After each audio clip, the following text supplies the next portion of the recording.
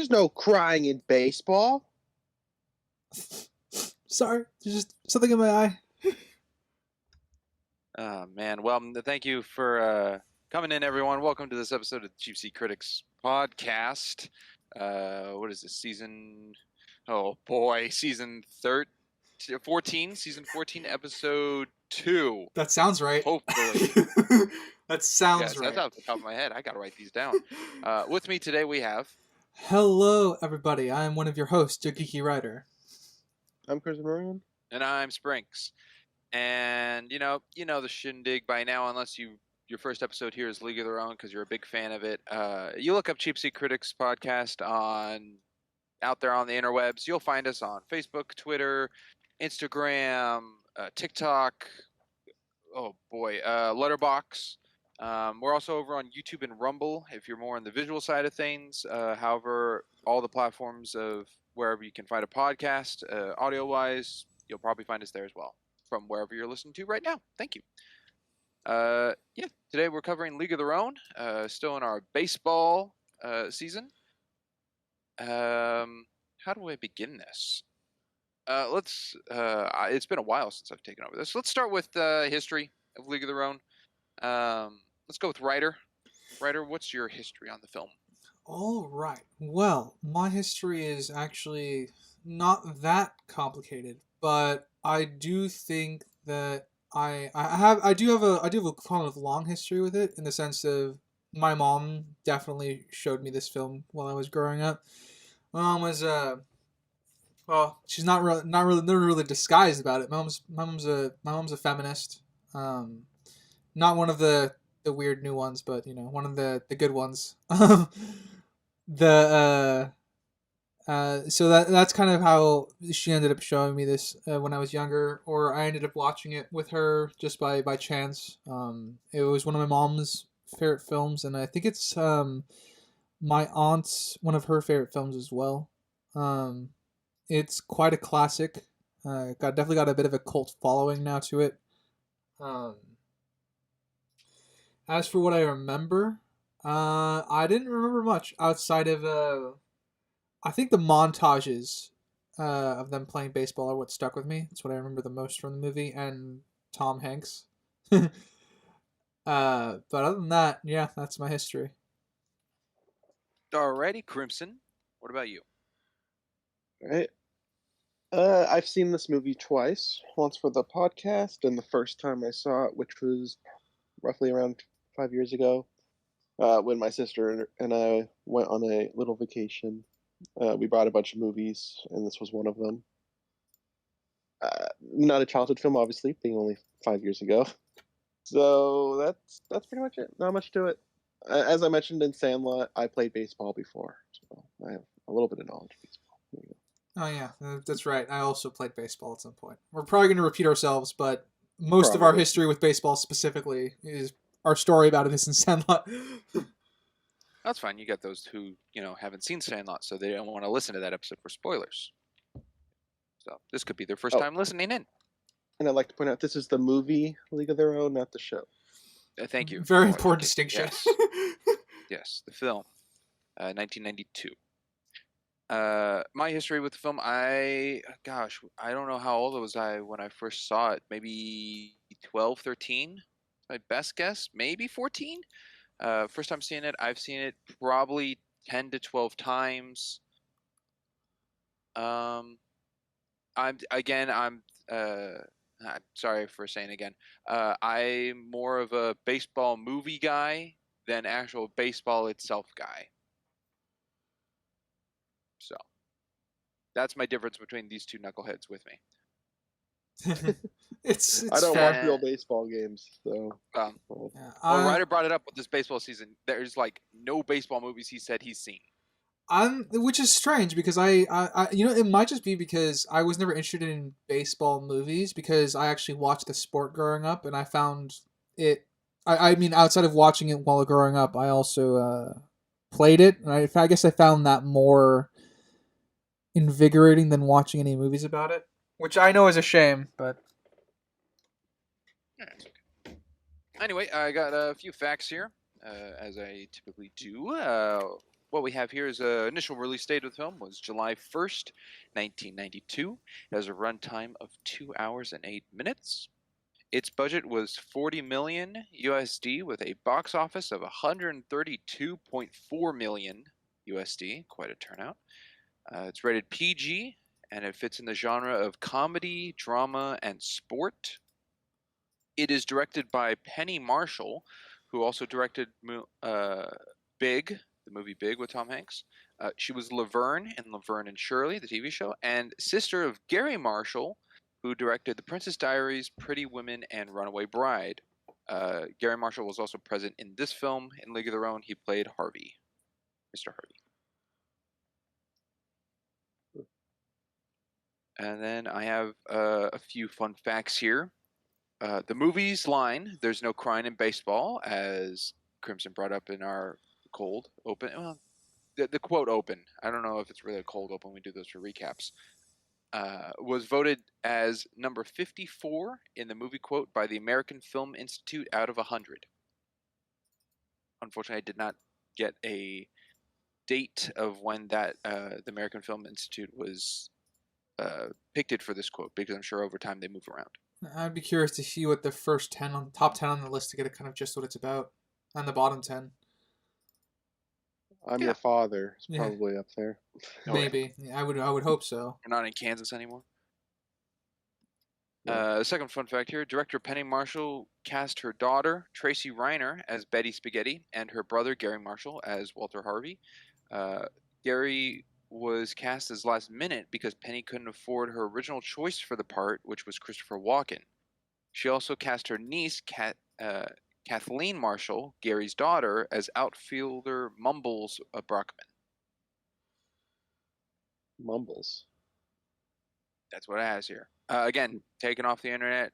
Take these facts with a grain of salt. Who knows how true or how false they are. My best guess is Christopher Walken couldn't really make the part because he was also doing, was it 93 or 92? Batman Returns. You would know more than I on that one. Yeah. That's the... Oh, yeah, he was the mayor, wasn't he? Yeah, he was... Well, he was... Was he the mayor? He was the owner of, like, the store that Selena Kyle worked in. Pushed her out a window. Yeah. I think he might also be the mayor. Yeah, I know, that's what I remember as well, as him pushing Selena Kyle out the window. But I can't tell if that came out the same year as this one or the year after. But anywho, next fact here, the strawberry, in quotes here, bruise that Renee Coleman received on her thigh while sliding into a base remained for over a year. Oh, wow. Which goes into point of the next one. Many of the injuries and bruises in the film were real injuries that the actresses received during filming. Even the one at the end with the replacement catcher. You mean when Kit walked off? No, the one that covered for when Dottie was gone. He was catcher for 6 days. Yeah. Okay. No, it would have been the same. Yeah. The characters at the Baseball Hall of Fame and seen playing in the credits roll are real original players from the league portrayed in the film. Okay, I figured it was something like that because it certainly wasn't the actor ones we got. No. Got two more here. Not even Tom Hanks knew when he was going to be done peeing. Penny Marshall was in a stall with a hose and a bucket making the noise. That's funny. Last one I have here. I do have another one that I'll bring up. Well, I'll bring up kind of later. But what I have here, during filming of the World Series games, stars took turns entertaining the unpaid extras. Tom Hanks did puppet shows over the dugout. Rosie O'Donnell did a stand-up comedy, and various actors pretended to be Madonna and sang her songs after the singer balked at performing for the fans. That's cool. I guess I have a question because I actually don't know this. Did the girls attend like a baseball camp or something like that? I don't know. I would guess so. The funny thing is, I would actually guess not. I mostly because my uncle, who watches a lot more baseball than I do, actually came into the film and sat down with me for about half an hour while I was taking notes, and he made a comment and said they have no idea what they're doing. And I looked at him and I said, the pitcher's doing a good job, and he's like, yeah, but the rest of them That's what don't I was gonna say. know. But the rest of them don't know what they look like that they're doing. So I think they were taught how they taught the pitchers how to at least look like they were pitching, and they taught the catcher to do their job, and they taught what they were supposed to look like when batting. But there's a lot of the way that they catch the ball and throw the ball, and they're usually quick cuts, especially during the montages. I actually don't think they went through a baseball camp, and that kind of, I think, damages the film at least a little bit. I would be surprised to find out if they did go that route. So that was just an experienced baseball watcher telling me what they thought. Yeah, that's something I do not know. I'll just say could be. Could be. Okay.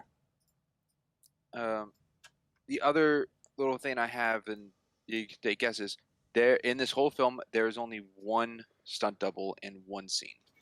Or actually in one shot. No, I didn't pick up on it. Was the shoulder charge at the plate? Nope. I don't know. When we get there, I'll tell you who it is, but just something to keep in mind. You think over the film, like, where's this one stunt double? How we'll be doing structure today is linear popcorn. Kind of start at the beginning. If we go over someone discussing a scene and someone wants to go back a little, they can. If they want to go a little forward, that's fine. And if we just don't cover a scene, we just don't cover a scene. If none of us had a point for it. And Redder, I cut you off. What were you saying? Yeah, I was actually gonna make a guess. Is it? I think it's one. I think is it May that has a stunt double. It is not. No. It isn't. Interesting. Okay. But we'll begin with the beginning of the film here. I'm actually going to take the first part, probably because of his popularity thing. I noticed that Tom Hanks got first credited name in the credits. Yeah, I think he's definitely bringing the stardom slash the stardom power to the film. Well, he was certainly the biggest actor in this. Probably. Yeah, I'd agree Of with the that. time, yeah. I don't know So- how much I mean, Gina I'd Davis stand has. still Did- now. did he get- I did he think get he's first the billing biggest out too? of these people. I wouldn't be surprised if he also got first billing. I think probably. I think that just goes in tandem with first name and credit. Isn't that usually considered with first billing? It's not a rule. It's not a rule, It but happens it's a lot. probably what happened. Because even all the posters and stuff for the film, Tom Hanks is usually like center. Isn't that the center of it? Yeah. Well, Kit's not even on the posters usually. It's Gina Davis, Tom Hanks, and Madonna. Yeah, that sounds right. Because then again, it's Madonna. Yep.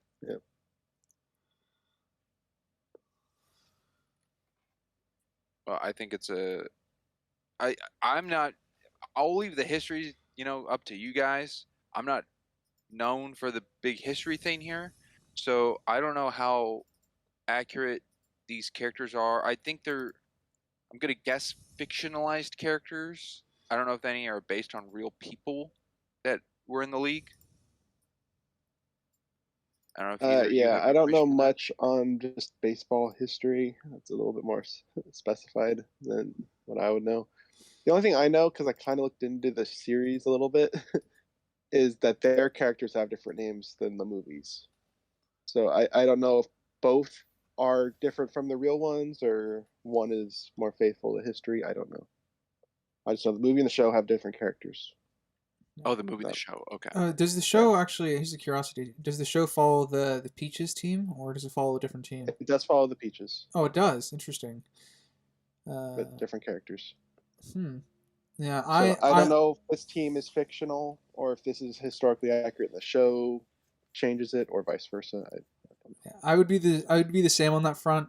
This is not my niche for history, unfortunately. Doesn't get right in your little World War II knowledge. Yeah, I knew of it peripherally because I mostly study the military history aspect. The home front stuff I know very little about, and this would fall under the home front stuff because you do, regardless of whether the history is fictionalized or not. I think they do a good job of at least making you feel like this is a part of history, um, with how they edit some of the future scenes. So I'll leave that to discuss as we get to them.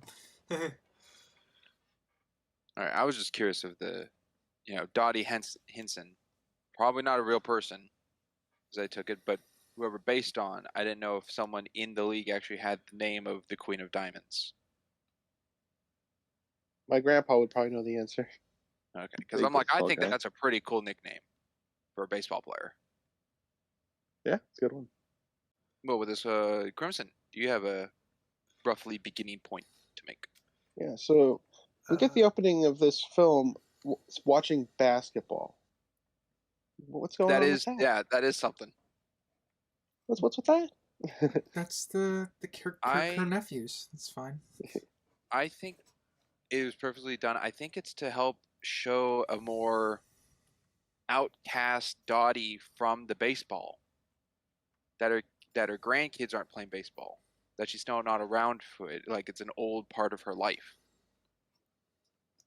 I think it's just to help more of that to keep her outcast. All right, For the I show. just looked it up. So, was someone really called the Queen of Diamonds from American Women Baseball? The first person to come up is Dottie Green, from American Professional Baseball catcher for the Rockford Peachers. So, at least she is based off of a real person.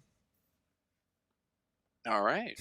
So it sounds like the show took liberties. We'll see on that one. Also, the basketball thing, that was a joking observation. I don't care. I figured, yeah. Hey, you put it on the floor and ice rinks. I opened I it for looked into it. discussion. Yeah. I looked into it. That's why what I brought it do. up. I blow things up. Proportionally. I did like her interaction with the kids, telling one to go easy on him and the other one to kill him. Yeah, And then he did kill him. Yeah, we never see them again. For all we know, he is dead. Yeah. Yeah, were they at the ceremony? I don't think so. No. Neither was her daughter, to be honest, but it was just Dottie. Shame on me. I took notes on the daughter character thinking she would come back. She did not, so I just didn't bother with my notes. Yeah. Ryder, with your notes, you got something to go to? Yeah, I actually like the transition when Dottie arrives at the old baseball field and sees the other older ladies already all playing and stuff like that and having their fun. I think we see Doris and May actually at the beginning running their the routes that they used to run, which is kind of another way to tie back the film if you've seen it already. That May and Doris are the ones that we see running around the bases and stuff. But I actually kind of like that it transitions from Dottie like overlooking the field to a World War II classical kind of film history flashback. Columbia Movie Scope News. Yeah. And it's it's talking about the owners of baseball talking about what they're going to do. So it's setting up the film, but it's also giving us the current state of the world. So I think it's a very efficient way to get us back to the time period when the league is going to be formed, but also getting across to the audience like where they are, what time period they're in, the characters we're going to be introduced to. So yeah, it does a lot. Good stuff. I quite liked it. Agree. Gotcha. I agree. Lots of good stuff. It's a bookend transition because it's only the one time where it's a fade to a different point, which also comes back later when it fades back to Dottie at the end of a transition. Everything else used of a transition is I don't know the actual term for it, but I really should have counted how many there are in the film, but it's a side slide transition. There's got to be like 8 or 9 of those. Mm-hmm. Yeah. There was another fade, wasn't there, when they cut to the bus? That was a fade transition. From the car to the bus at the beginning here? I don't Or think so. something nearer to the end? No, it was in the beginning. I know there's one that's not a. It's a transition, but it's not a fade effect. It's when they're on the train and it goes dark, and then it shows them coming out of the hallway onto the field. Oh, That's yeah. what I was thinking of that. Okay. So in the beginning here, we get Dottie reluctant to go to this thing, and at least I got the vibe that there was a patchy relationship between her and Kit and possibly the team at this point. And I feel like the whole ending kind of undermines this open scene to me. Because it was a happy ending between everybody. No one in the team resented her for leaving. They were all happy for her. Her and Kit hatched it out, hugged, were friendly, smiled at the buses. So this whole beginning part of her being reluctant to see them again, implying there's some problems when there really wasn't any at this point in her life, seemed incorrect.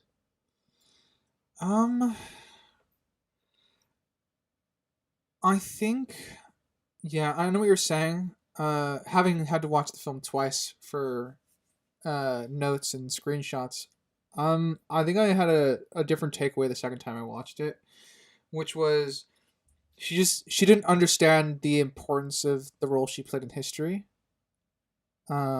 Which is kind of where I brought that reluctance. She's nervous because it's not that she's outed or from the team or anything. She's just feels like she left something unfinished, which is kind of what ties in with the end, because she knows she just wanted to go back and be a good wife for her husband and live a long life with him and stuff like that. So that was her priority, and that is her priority for majority of the film. But I take that opening act now with her kind of being reluctant to go at all and to go to the reunion and stuff more as her, like, she didn't fully understand the place the place she had in history, even if it was very small, and she feels like it's insignificant compared to everyone else's because everyone else's did stay for longer than the year that she was there. I'm in agreement with Ryder. I think it's within her character to be reluctant to go and nervous, and it feels like she's playing it off like it would be safer not to go.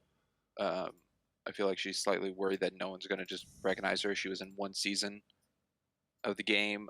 Something I find a little just saddening is, and it kind of cements it a little more at the end, is it's like as soon as Dottie left with her husband, she hasn't seen Kit ever again. No, I'm not gonna The go that daughter far. said, no, the daughter even said it in the beginning that she has seen Kit, Aunt Kit, as she called her. Yeah. So yeah, no, they were. She was never separated from Kit. They did see each other again, but obviously the tone of the film is that, hey, they're reuniting here because this both mattered to them. Yeah. So it can still, I can definitely see how you're reading that into the film, but that no, they actually have a line of dialogue against that. So they had seen each other quite regularly. And they've seen each other since, at least Kit. The rest of the team, she probably hasn't seen since Yeah. she left. Well, no, some of them she doesn't fully recognize. Yeah. Right up front, anyway. Yeah. I like that it shows that with her grandsons, Dottie is still looking over the younger sibling of the two. Yeah, because I think she knows what it's. I mean, she would have learned from Kit what it's like to walk around with a chip on their soldier, because Kit has a textbook Napoleon complex. Yeah. Kit had some issues in the beginning of this. Not gonna lie. Yeah. I actually, funny enough, well, this is going to kind of spoil this. I actually think Kit is my favorite character. Because she I'm has not more. surprised by that one. Yeah, she has more going on than I think Dottie does in the film. I agree with that. Yeah, she does have more going on. Now, Crimson, did you say she has issues, or did you say you have issues with the beginning of the film? No, Kit has issues. Kit, okay. I didn't have issues with Kit's issues. In general, anyways. Kind of If standard. I find any we cover, I'll bring them up. Yeah. I think all of Kit's actions made sense to Kit. Something I caught, and it could be played off as like it's an expression, or if it was a use of sarcasm, but Dottie's daughter says, "Come on, you'll miss your plane," but we never see anything of a plane. It's all a bus ride. Yeah, well, they live in Oregon, I assume, presumably at the end of the film, and they flew to the other side of the country. So, I don't think we need to see the plane, but it is going from the car to the bus that's arriving, I guess, is that an issue? It's not a big thing, but it's just something that's like... It could be a nitpick, it's okay. If it's an issue. Like, why couldn't that line just be changed to, "You'll miss your bus"? Well, presumably... Like, if they couldn't get footage of a plane. They could have gotten footage. The problem is not a constraint. They chose just not to film it. Yeah. And I don't think we need to see it either. Yeah. It's enough because we know it's there on the other side of the country. So, especially by the end of the film. So, I don't know if we needed to see the plane, but I'll happily admit that it's a bit of an odd transition, though I don't think it's necessarily I don't think it's more than a nitpick, if anything else. I think the plane, a shot of a plane would have probably made it stronger, but it wasn't necessarily needed. Yeah, it's a nitpick for me. It's just a weird use of dialogue for then something to be shown visually afterwards that didn't connect.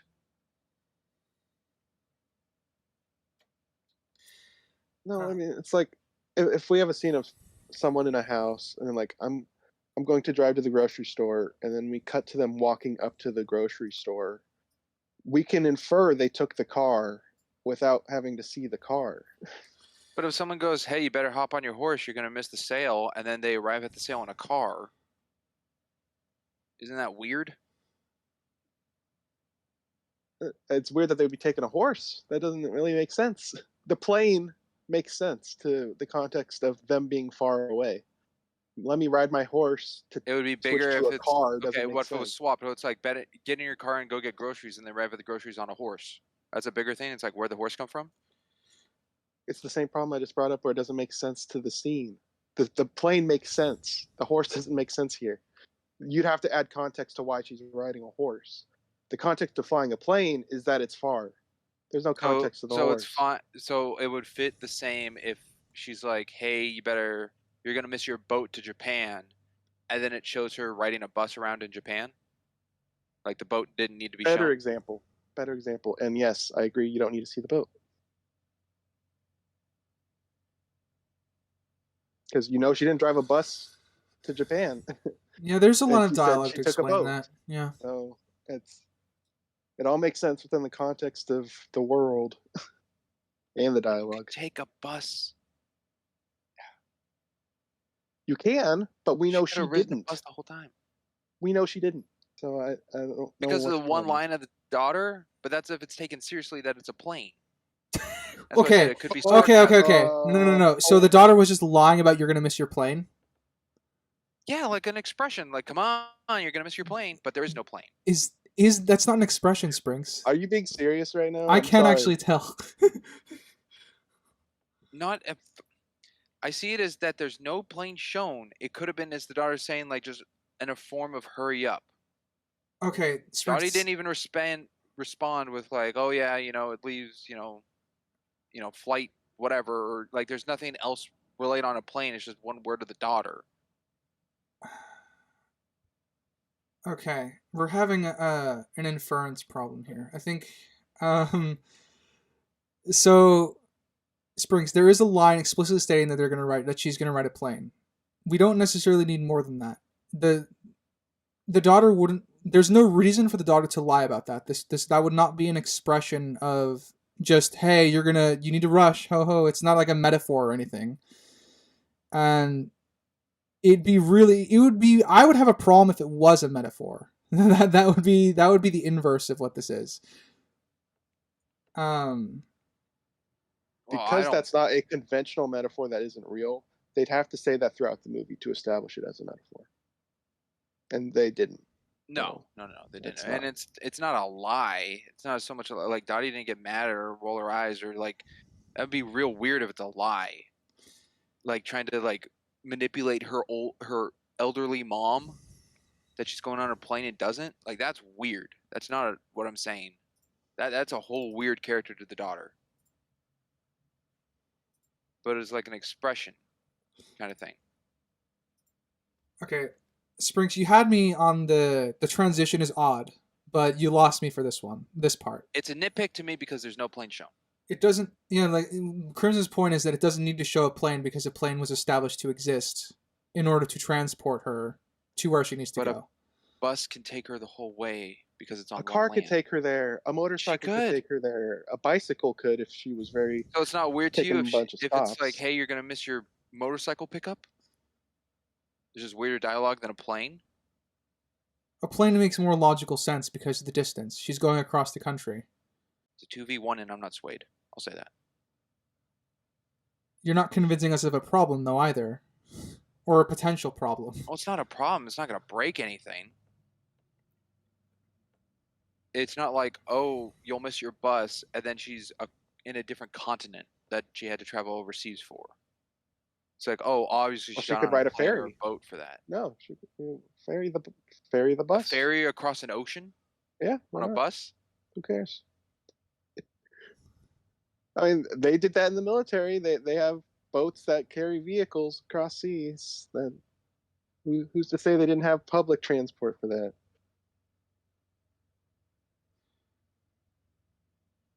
This is a topic I didn't realize we'd be spending so much ridiculous amount of time on. Welcome to the podcast, everybody. And this is let's see. I'm trying to get at the core of your issue. So I understand that the nitpick aspect in the sense that the transition is odd. I will agree with that. Nitpick to me is they could have said you're gonna miss your bus, and it would have shown all the buses, but that's a change of dialogue. Or you're gonna miss your plane and show one instance of a plane taking off or landing to then transition to a bus. They don't need to fix the dialogue for this. The dialogue implies enough that she flew. What I am agreeing is odd is that it cuts from a bus, that there is no. We don't necessarily need one, but there is no plane transition. I agree that's odd. The issue that I guess I'm taking is that there doesn't need to be a change that's so drastic. Like, you don't need to change the dialogue for it because the plane would just make more sense given the distance that she's going. Yes, she could have taken a bus across country, but that changes, like, I guess, the time difference as to how long it would take for her to get there. Wouldn't it be actually, question for you, would it be odd for you if they did the bus thing, they decide, she's like, you're gonna miss your bus, they take a bus, and then it's just the transition that she's there on the other side of the country where we saw nothing in between? Like, just exclude everything of a plane? Exclude everything of a plane, so the line of dialogue is changed to you're gonna miss your bus, right? But she's now across the country. We saw nothing of her going across the country. She's just there now on the other side of the country, already like at the baseball field, which is where it cuts to, with only plain dialogue inserted. Would that be? That's completely fine. Okay. You can cross country in a Greyhound bus. There's no also time of different. There's no time difference either. We don't know if it's the same day, a couple hours, could be a week. And they went across the country. There would be a time difference. There would be a day difference, especially if they took a bus. Oh, no, of course there would be, but there's nothing shown of like someone being like, Dottie, I thought you'd be here yesterday on the February 29th of this year. It's like, that's never explained. And there's no need for a time or a clock check or something in the background. Which you would need one if she took a bus. You don't need one if she took a plane. Because a plane happens within a day. We're at a standstill. I don't know where to move. I don't know how to get convinced on this. I don't think I'm convincing either one of you two. So it's a 2v1. All right. Okay. Ow. My fucking eyes twitching. That's the caffeine for you. Oh, I'm like, he strained himself on too much pointless nonsense. No. That would be the caffeine. And the lack of sleep in college. What did you guys think of the daughter? Did you like that she was pushy for Dottie? Yeah. Yes. As minimal as her role is, I like her role.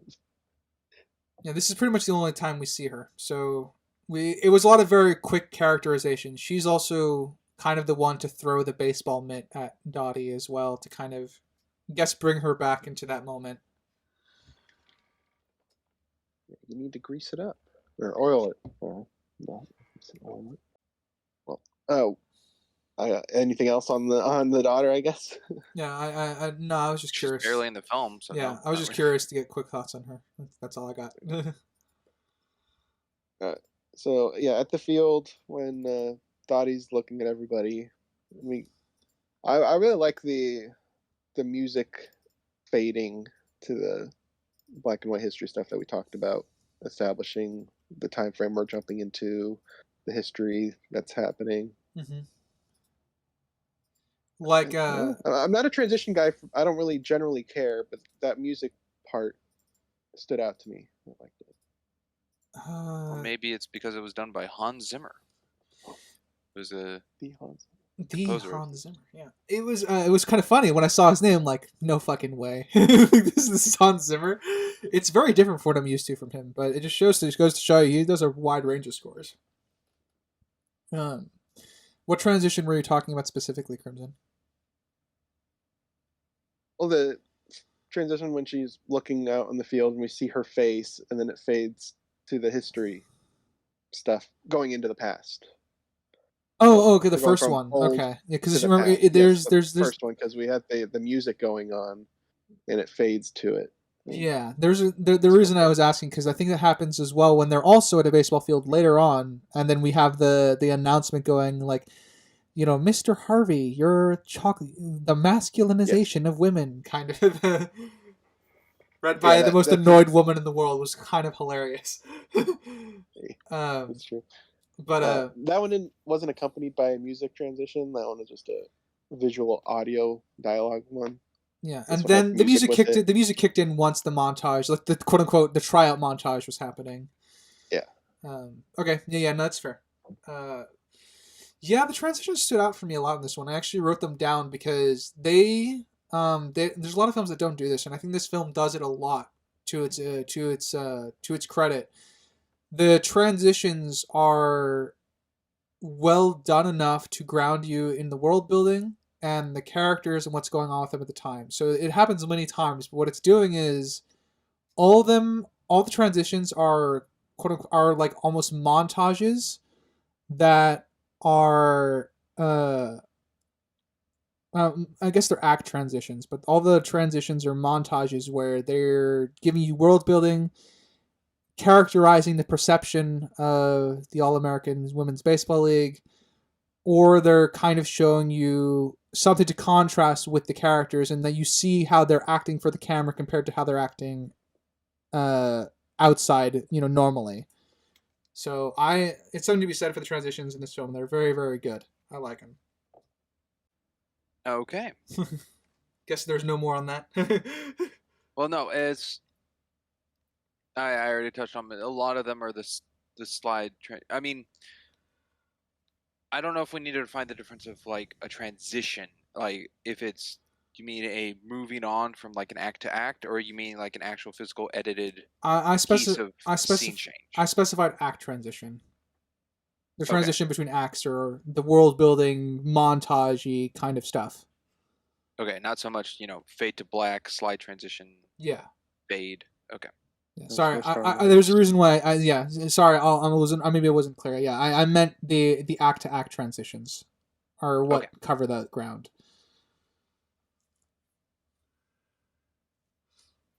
I guess being a foreign of the land, it's pronounced Willamette, not Willamette.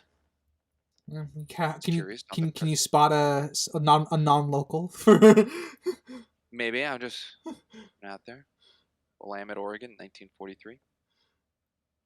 Maybe that's how they pronounced it back then. Willamette? Yeah. I hear people get made fun of pronouncing it Willamette. Well, nowadays, yeah, but who knows? Back then, in the that could have 40s? been. That's what I was saying. Way back in the 1940s. Oh boy. Sorry. Call back. Well, I'm I not like to really touch sorry, that. but I like to touch that kid's practicing with 2 bats in her hand to lessen the feel of one of them. She's up to bat. Oh, when she's kind of like, waiting by the dugout and she's kind of stretching. Yeah, she's swinging 2 bats for a heavier feel, so then when she goes up with 1, it would be probably swing easier. Feels lighter. It's not really what that kind of is.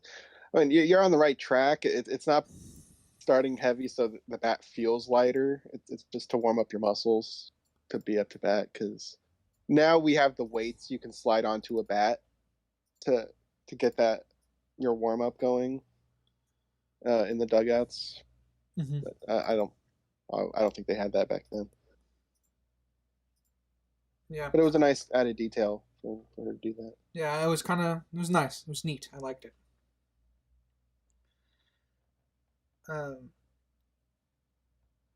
I quite like the scouter is being introduced in the crowd.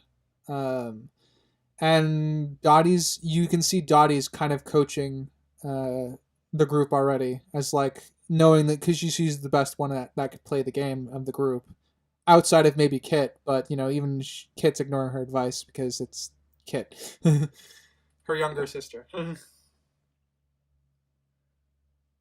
But it's I quite like it that she's very good at both reading the baseball field and she's also coaching Kit. It's a very, very quick thing, but it shows, like, I guess her knowledge as a character with regards to baseball, and also that she knows well enough to how to bait a pitcher into throwing a ball that she would like to hit as well.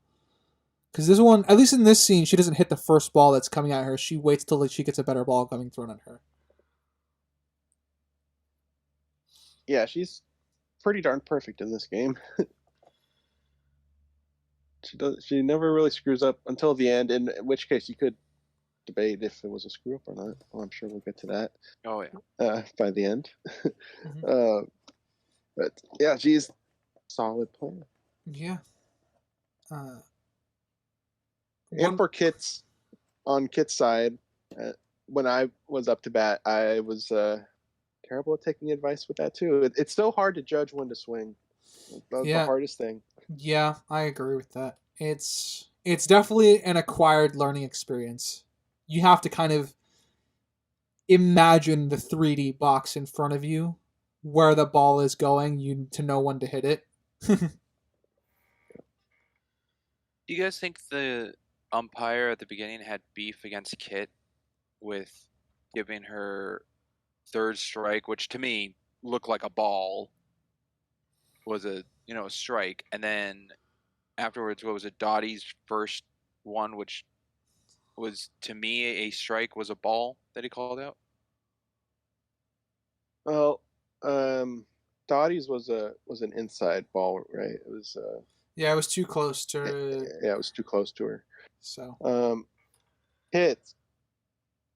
That one could be 50-50 because it was high, but it could have slooped down into the box because those high pitches can drop down into the box. God, especially if you have a pitcher who knows how to curve the ball. Oh, it's disgusting. Yeah. In a good way. From a side view, it can look like a ball, but from lining up with the pitcher, where a catcher and an umpire is, it could look different. Yeah, there's that one I agree is a bit more hard to tell. Yeah, that one's definitely 50-50. One of the things that whenever watching a modern baseball game, one of the things I like that they do now is they have the live trajectory of where that box is for it to be a ball / a strike. So, and it kind of has the ball isn't highlighted immediately as it's thrown, but like where the ball travels through that box that's kind of like drawn on the screen for whenever you're watching a modern baseball game, you can see where the ball passed through the box, and you can tell whether it's a strike or it's a a ball, which is actually really like nice. a video game. It's amazing how much technology has expanded to allow for that to happen, because with the Madden NFL games are very famous for all the celebrations that they do at the end zone. So one of the things they do have in the modern NFL now is they actually have the cameras in the end zone to capture the celebrations like close up and stuff like that, which is really cool. Because that wasn't a thing for until Madden really made that popular. Well, I'm it's a bit of a schmuck because I learned something about balls and strikes right now. Yep. I didn't know anything about this box situation. Oh, really? Yeah. Well, what do you think a ball was? The batter not swinging. Oh. Yeah. No, that changes the whole game, doesn't it? That would change a lot. The equivalent for that in funny enough, I have a story. The equivalent for that in football is not knowing what the 10-yard line means to get across. The line of scrimmage. Yeah. Well, the line of scrimmage is where the ball is starting, but you need to go 10 yards by the end of the fourth down, pretty much, or you turn the ball over. It's kind of what the equivalent to that is. But yeah, no, the box is if a ball is thrown to the box, even with the very, very edge of it, that would still be called a strike. So even if they didn't swing at a bad ball, but it's still in the box, they would call that as a strike on you. Okay. It takes a good player to decide when not to swing. Well, I guess that changes up the scene of the film for me a bit. I honestly thought I think so. Kit didn't swing her bat and got a strike, yet Dottie definitely swung her bat and got a ball. And I thought it was favoritism. Well, Dottie didn't swing. Dottie didn't swing at the first one. Yeah, a half swing doesn't count as a swing. It's a canceled. Yeah. You have to follow through with your swing for it to be called a strike. So even if they threw a ball outside the box and you did a full swing at it, they would call it a strike. That's kind of what happens to Kit all the time, because she's aiming for balls, the high fast ones, which wouldn't necessarily be a strike, but she likes to try and swing at them. And let's say Dottie does the half and the ball actually hits the bat. That is a fair ball, even if she wasn't intending to hit it. That's a fair ball. Yeah, they would. And you can bunt it, which we see a bunt later in the game as well, which is a different type of hit. Yep. Yeah. It's usually a two-handed bat scenario. Well, I guess while we're on the subject, do you have any other questions about the ball game, sir? that this would be the time, yeah. I don't know. I guess they'll come up when they come up. I didn't really have a question about that one. I just learned about it. Then again, my baseball knowledge could also come from Wii Sports baseball. In that game, if I didn't swing, I would get a ball. That doesn't seem right. Okay. I don't remember Wii Sports enough. Yeah, neither do I, so I can't comment. I don't know. That seems wrong. But yeah. So yeah, I don't think it's favoritism. It's just Kit being like, she's a bad at judging the ball that's coming at her, and she also, like I said, she walks around with that chip on her shoulder, so she just wants to prove herself constantly, which is why she swings at the bad balls and why, she misread the last ball that was a strike. That is true. She doesn't play to every area. She's a pitcher. Yeah. Well, in baseball team, everyone's a hitter and an outfielder, so you're doing both. But obviously, she's a much better pitcher than she is batter. That was me. I was a terrible batter, but I could be out on the field pretty well. Let's see. Do we have anything else in this scene? I'm trying to think. Well, do you have anything else in the scene? Actually, I don't. I think it's a very efficient scene. It already we get the sense of who Kit is, and already we get the sense of who Dottie is. Dottie was naturally good at the game, and then Kit obviously just is kind of feels under her sister's thumb, even if that's not necessarily true. She just kind of feels in her shadow constantly. Um, and the scouter is there enjoying the show more or less because he's there to scout for the All American Women's Baseball League. Do you think because Ernie the scouter doesn't have anyone with him at this point, that do you think he's been to multiple before, like started in Washington and to come down and no one's come with him, or he hasn't chosen anyone? Or do you think Dottie and Kit are the first people he's looked at? Hard to say. It's They kind of don't hard have to anything say. that says it, because what we know of him is he's pretty strict with who he chooses. He saw an amazing player with Marla, but got a look at her and said no. So he could have seen other players and just didn't think they were attractive enough to be on the team, even if they were good enough to be on the team. Yeah. We also don't know if Or this they is could his. have been the first. I don't know. Yeah, we also don't know if this is the first group of girls that he's bringing back to the tryouts and stuff like that. That's true. This just happens to be the group of girls that would travel with him to the tryouts. So yeah, there is. Oh, it's open to interpretation. It could be his first one, but it also could. It might not be his last one either. He could leave and after giving his wife a pickle tickle, go out and get some more girls for the tryouts. Though obviously we don't necessarily need to see that. We just know that's his job. Yeah. Up to a point. Well, yes, but up to a point. I mean, once the league starts. Once the tryouts yeah. Obviously, once the league starts and started. the tryouts are over, we obviously wouldn't need to do that anymore. Ow. Stop hurting yourself. Sprinks, you brought up in Dog Soldiers that there was a fly sound effect, but no fly. And there was one in this as well. Oh, that's true. true. What, Crimson? I didn't catch it in this one. Yeah. It was during Kid at Bat. Okay. I didn't put a timestamp. Well, if I paid a little more attention or went back to it, I would classify it as a bothersome sound effect. Right. But the Dog Soldier, I mean, this movie to me, I think, has a higher budget than Dog Soldiers.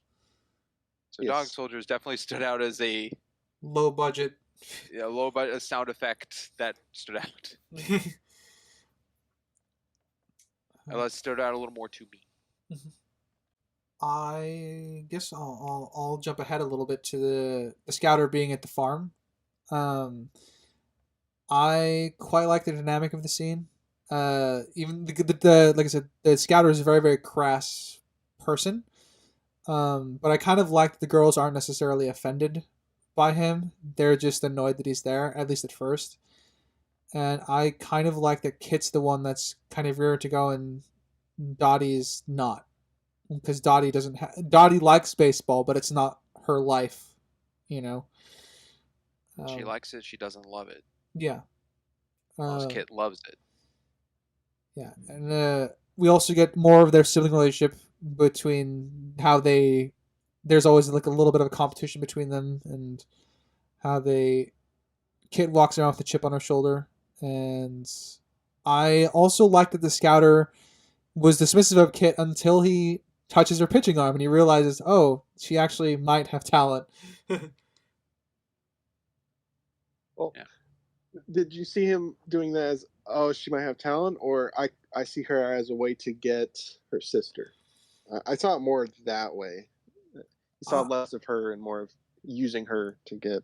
Oh yeah, obviously he cares more about Dottie, but I think he was writing her off completely up until he did that. I think it's both. Oh yeah, it's definitely both. Because after that he goes, "You're a pitcher, huh?" Because now that he's touched her arm, he actually can tell a little bit. Because that's how, at least what he claims to be as an established character trait is he knows the goods when he sees them. So now that he has a feeling of what she does and knows that she's a pitcher, I think it's definitely both. Yeah, because at the game, well, then again, well, we viewed it as a game. We didn't know how many innings he sat in on and watched. We don't know if he viewed Well, actually, my best guess is he never viewed Kit pitching. Yeah, they explicitly say Kit wasn't pitching that day because she pitched the day before. Oh, okay. Yeah, Dottie said that. Yeah, so yeah, that's why he doesn't know Kit is a pitcher. Didn't see that. If Kit had pitched that day, then he might have tried to recruit her. That is true. Do either of you? It's not a bothersome thing. It's just interesting, and I guess it's just because they're not important. The thing that Dottie and Kit's parents are shown once. No, they're not really relevant to the story, so I guess I They don't. don't fight them to go do baseball or have a whole conversation about it, or it's just one scene of the mom saying, "Be quiet, your dad's listening to the radio." Yeah, I don't think I have an issue with that. They're not really relevant to the story. You could use them. They just chose not to. I mean, they already play baseball, so them going to play baseball somewhere else, I don't. Yeah, I agree. You could have that talk, but I don't think it's required for the story that they laid out here. But it's not going to bring up like who's going to do the chores, who's going to look over the farm while they're gone. No, the dad probably would.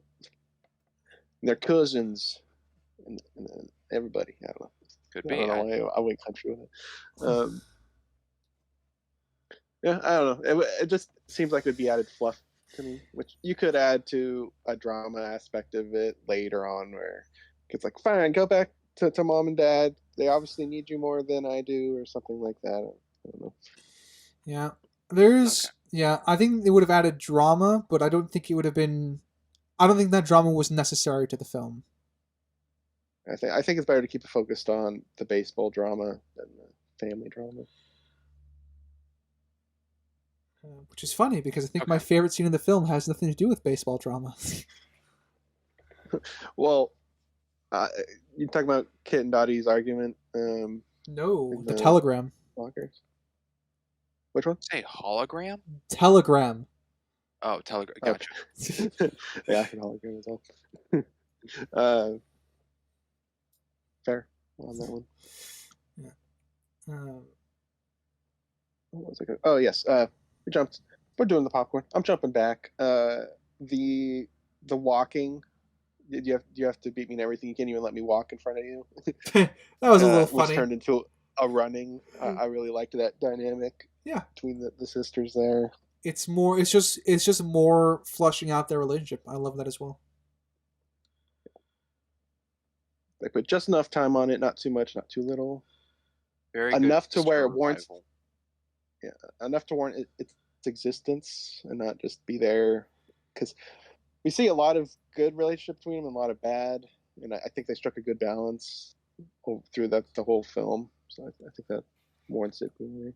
Yeah, it's showing that they have, like, having a sibling is not all roses and fun stuff every single time, which is I think striking the balance between tension and what it makes it feel very real, balancing the tension of like their relationship with the little competitions and the chip on Kit's shoulder and the older sister being better at everything, but also that they have mostly a healthy relationship.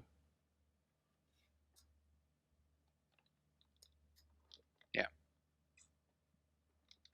Well, if Crimson's going to jump around, I'll jump around. I'll go forward. Marla hitting every single ball thrown at her. Yeah, she did. And going lefty as well. Which is cool. It's very small, but I like that they showed that, if you're ambidextrous at baseball, it actually does give you an advantage. Yeah, and it's plenty of experience shown and skill for Dottie and Kit just dropping their bags. It's like just because she's not the greatest looking, that she's way better hitter than. She's deserving of being on the team. Yeah, we know Ernie never saw Kit pitch, which was explained, but we also don't know how many times he saw Dottie up to bat. true. Yeah, we don't know how long he was there. Yeah. And Dottie's first ball was a miss, even though I kind of see it as that she was sizing up the pitcher to see where the next one would be for her to hit it. Yeah. So Marla, to me, demonstrated as a better hitter than either Kit or Dottie, but because of her looks, Ernie didn't go with her. Which, as you said, could explain a lot with previous people girls he's looked for before Dottie and Kit, if he did, because he had no one to drop their bags at that time or fight against him. Yeah, and also, I not to discount Marla's dad, she actually does give a good emotional appeal to him, to the scouter. Whether that it's in character for the scouter to accept it is something to be debated, I suppose. But I think his biggest fear was leaving her behind. The girls are going to stay too. Yeah. So, Springs, your statement of her being a better batter than Dottie, I don't agree. Because just because Dottie didn't swing doesn't make her a worse batter. I would argue it's a better batter. The ones that know when not to swing. So I would say she's better than Kit, because we've seen Kit bat and she's not flawless. we also have to remember that sorry. It's just, again, we not know. Sorry, yeah, we don't know what is shown on. We only see what's shown on camera, and not how much. Like, if that last part that we saw of the game in Willamette was the 9th inning, so Ernie's been there the whole time to see Dottie up to bat multiple times throughout that game, and then that was actually played as a real game. Whereas with Marla, it's all inside test. It doesn't, at least to me, it looked all practice. It didn't look like a real game was happening indoors because it was raining outside. So that's definitely reasoned differently, both with Marla kind of had just like a batting cage-ish, just testing her hits, whereas Dottie was actually looking and observing everything of the pitcher and when to swing. And so... Yeah, well, it's kind of implied that her dad was also just trying to show her at her best, because he was also the one, presumably those were his students or something, wherever that were pitching to her. So true, but Marla's the only girl present. Yeah, you can still ask, the local team at the school to help. So I'm not too surprised that's what he chose to do.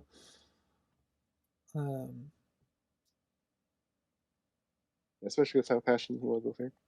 Yeah, so he's just trying. I think it's a mix of both.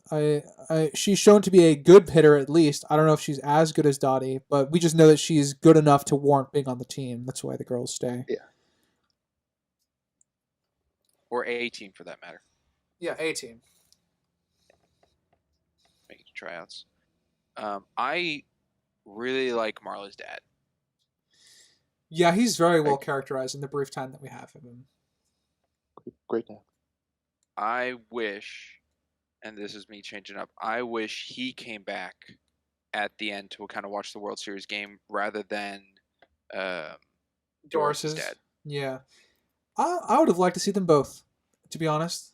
Though I think Marla's, it would have been more probably emotionally impactful to see him, I think. Yeah. Yeah. Because Doris's dad is just being there as kind of a token. But it would be cool to have like other families there to show up for them and support them. But I agree, I would have loved to see Marta's dad return at the end, just because they have the most emotional goodbye.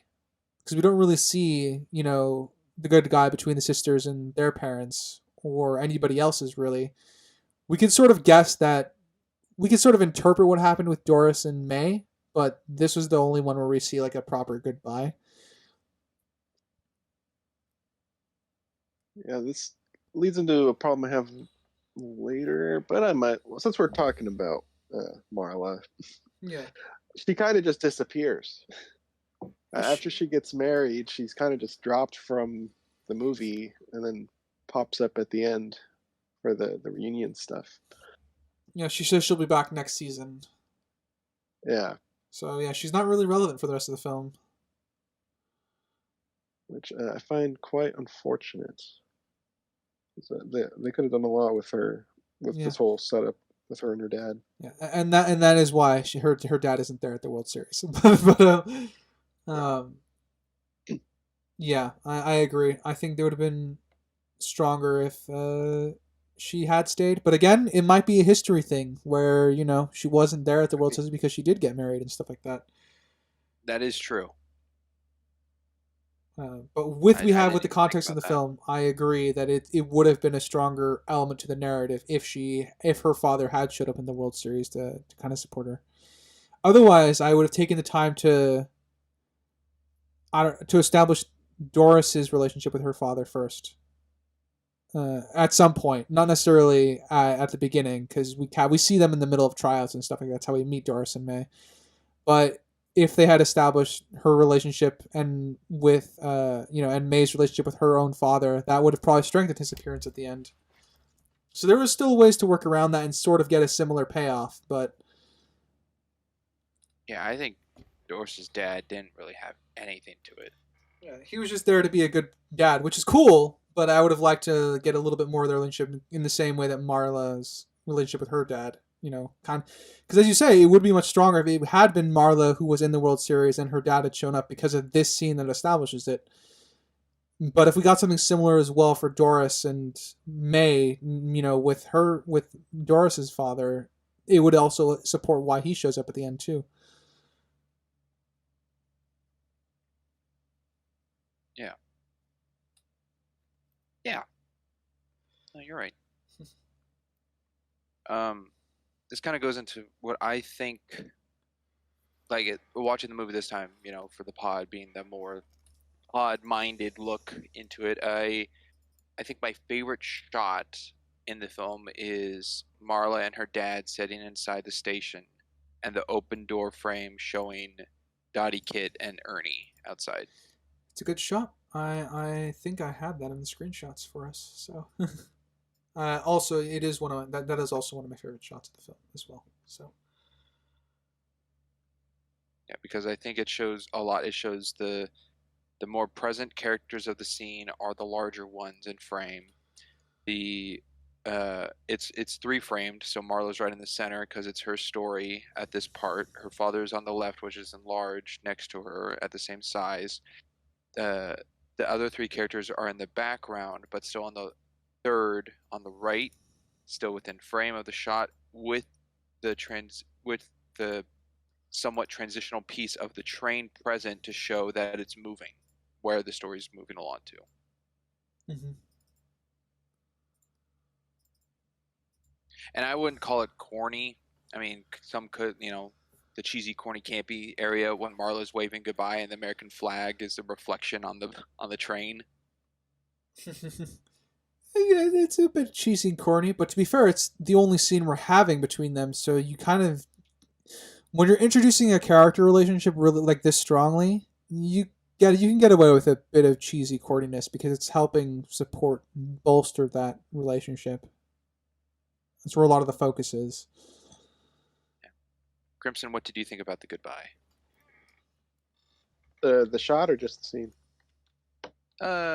Both. Okay. Either or. This shot was well orchestrated. It didn't really stand out to me as being anything special, but I can acknowledge the merits of it being planned out. So it was a well done shot. I like you guys really like the dad. I think every scene he was in was really good. So I think the goodbye was solid. Can't really add much more than that. Gosh, I wish we had more of them. Me too. It's like the thing we had with Turning Red, with that dad. Yeah. I wish we had more of them. It's true. His name, was it Lynn? Was the dad? I don't recall. It's been a long time. Yeah. I like the scouter in that scene. See how this works is the train moves, not the station. And that has a different joke in my head now, is because I was brought back to Top Secret, kind of the spy parody movie we watched Sprinks. Oh, the Val Kilmer one. Yeah. Where the station was the one that moved, not the train. It was a funny gag. And it reminded me of that, even though it's obviously this is a much more serious version. Oh yeah.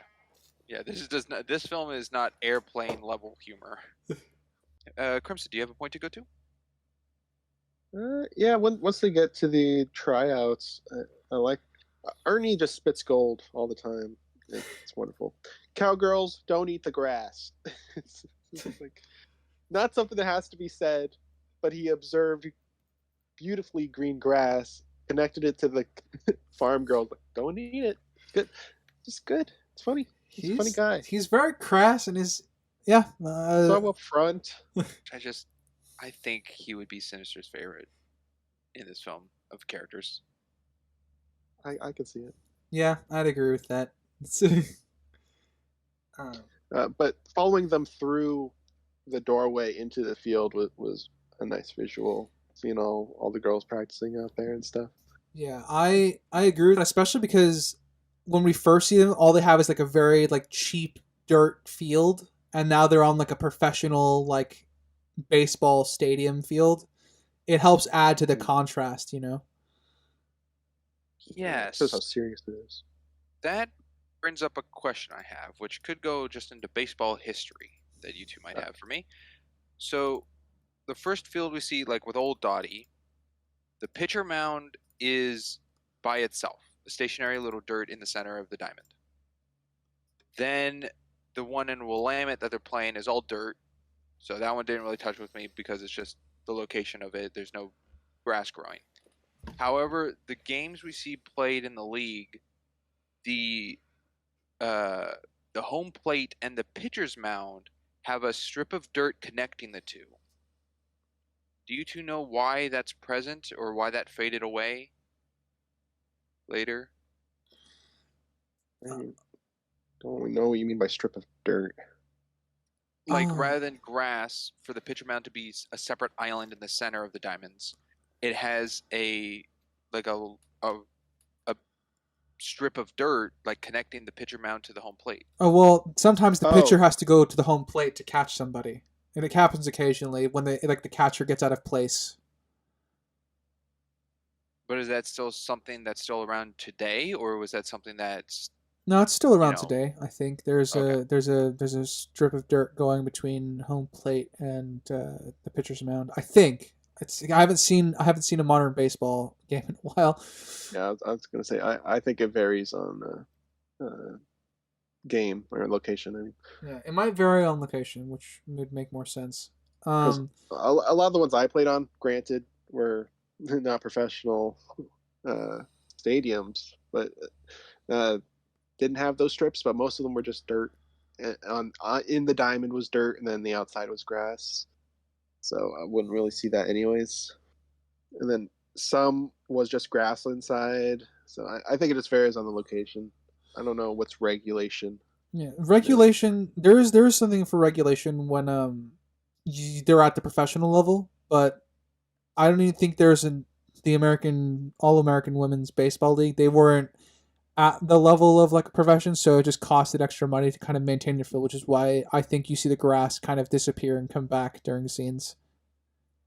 It's just kind of more of an instigation that they're not necessarily making enough money to want to go to the super professional level. Up until the end, anyway. Okay. I just didn't know. Yeah. Because I don't know. Yeah, I didn't know if it was a professional thing, if it was an overtime thing because Dottie's older and it's not present in that field. All this talk is making me want to watch real baseball again. I'll have to talk to my uncle. Oh boy. Good. We're not even halfway through this season of the pod, and baseball's on the focal point. Did you promise the cows you'd write?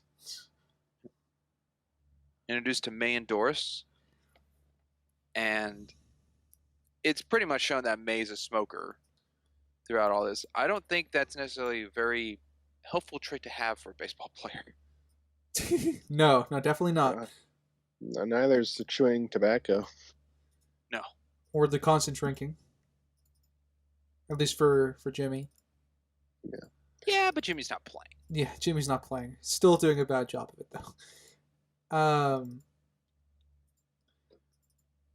Yeah, I agree, but kind of what we learned about May's history, I think it makes sense that she is a smoker. And as she says, she's not allowed to smoke while she's working for the league. And we don't see her smoke while she's a part of the team. True. She still goes out to have So fun, serious. though. But she does. Oh yeah, she's very loose. She's very loose. She goes out to have fun, but again, she is probably one of my favorite scenes in the film as well. Because we get an insight as to what her character's like when Lowenstein comes to say that they're not making enough money and she might be shut down. She actually kind of gets breaks down a little bit with that because she's doing this to leave her old life behind. So I view her not smoking as she's going to do whatever it takes to leave that part of her life behind. But obviously not willing to sacrifice the fun entirely. But smoking would be harder to hide, I think, than sneaking out. Because smoking has a lingering smell. That's true. Yeah. A lot of perfume. Also, on the person is easier to get if you have cigarettes on you than, were you at this location? Yeah. Especially in the 40s. I mean, there's no video evidence or around. Yeah, there's no pockets for her cigarettes in their uniforms either. That's true. I think Dottie catching the ball barehanded is very badass. They definitely make it badass. It definitely adds to the scene. It's like, okay, some of them are going home. Yeah, that's cool. She played it off pretty well because that can hurt. Yes, yeah. it can, especially if you're throwing like full strength, which she does. She was actually throwing it. Yeah, she was actually. She also dead stops it in her palm. She doesn't, go with the ball to like slow down its pace. Yeah, no, it's definitely it establishes her dominance to not be picked on. Excuse me, how did you do that? How'd you do that? Her reaction. Yeah, Doris and May are actually really great. I like them because they're introduced as potentially like bully characters, but they actually slide into more fun comedic relief and actually have depth to them. So it was nice. You get their relationship almost instantly upon meeting them. Like Doris is trying to practice a trick with her bat. They're bantering and bickering, and then it shows that they have a lot of history with each other, which they do. And yeah, good stuff. I really like Doris and May. So. And then, to me, the tryouts of just like practicing running and sliding and batting, pitching, all that, that's just like the jazzy swing baseball music, which I think was apparent in Sandlot that we covered. I don't know if that's just like a staple of a baseball movie to have that present somewhere. The masculinization of women in our society. What will our boys come home to? Yeah, I think the jazzy music is good, especially because it's also being tied to the propaganda being spewed. The era. Yeah, it's very much an era specific thing, and I definitely like it. It's one of those things that grounds you again into one of those act transitions where we're getting the framing of how the public is viewing this. We're getting the world building, and we're getting character development from all of them. We see that Kit's a good pitcher, like she's impressing people. We see Dottie's impressing people. It's good stuff. Good stuff. I love it. We get one throw from Dottie where someone catches it and it hurts their hand, and I was like, "That's you caught it improperly. It shouldn't hurt when you have a glove." Not only did she catch it improperly, she caught it super low to the ground, so was already losing its power. Yeah, it's a little awkward. So, it's sort of those things where her reaction is kind of supposed to make a point, but doesn't quite line up baseball very well. I found that actually lazy on the film's parts because we already saw Dottie as exceptional, and I don't think they needed that scene of like, wow, she has a lot of power behind her arm, because the person who caught it shows that they're not good. Even though she's on the team, she is supposed to be good. She's supposed to catch the ball in the net, not in her palm, because then that's how you'd get hurt. Yeah. So The I one who would caught have the liked it ball if is they on the didn't do team. that. Yeah, this was during the. I What? might have jumped ahead a little bit. Yeah. Was this during the montage? Yeah, the this is during- catch, or was Yeah, this? This is later? during the montage. Umpires throwing the ball back. No, but she was one of the peaches later. I think the one that caught it. I said umpire. It's not umpire. Catcher. Yeah. Uh, I think yeah, I think it's yeah, I'm losing my words. I think it's okay. I understand what if I were to edit the scene to make it better, I think I would have had Dottie throw 3 rapid balls, you know, that she has to, you know, has to catch each one. Then I would probably have her like, you know, wiping sweat off her brow like, "Wow, that was impressive," you know. If they wanted to do that moment instead of doing the hand hurts thing. yeah, and they did the hand hurts twice in this, and I think the second one's way worse. But I don't know. It just seems like something they didn't need to have because we already know Dottie's good, and it just shows the incompetence of the catcher in the scene. Well, not incompetence, but Yeah, I know. it doesn't show them as skilled as they're leading them to be. Yeah, which is the best in the world. Best of the best of the best, sir. With honors. That's not a baseball movie. No. Could have been just me. Okay. And I can't recall. It's probably touched me in my feels before watching it before. But Shirley Baker looking for her name and she can't read is just such a sweet Ooh. scene to me. It's very touching Yeah, with how small and short it is. it's a nice. It for me that was the whole. They really did come from all walks of life kind of moment, you know. Yeah, and I think it's one of the parts that's like the movie's uplifting, it's working, it's happy, people made it, and the practicing's going well and all that, and it gets to that like slight tone that something might be off or a saddening part, which I think really helps with what you talked about, Ryder, of the telegram. It doesn't feel like it came out of nowhere, Yeah, which changes the initial tone of the film because an instance like that has already happened before. yeah. For There's example, a with the Shirley Baker part. yeah. There's a very. It's a mostly lighthearted film. For the in terms of tone that the movie's going for, but I do think it balances the tone well enough that when it decides to be quiet and serious, it highlights those scenes even more. Like it makes those scenes more powerful.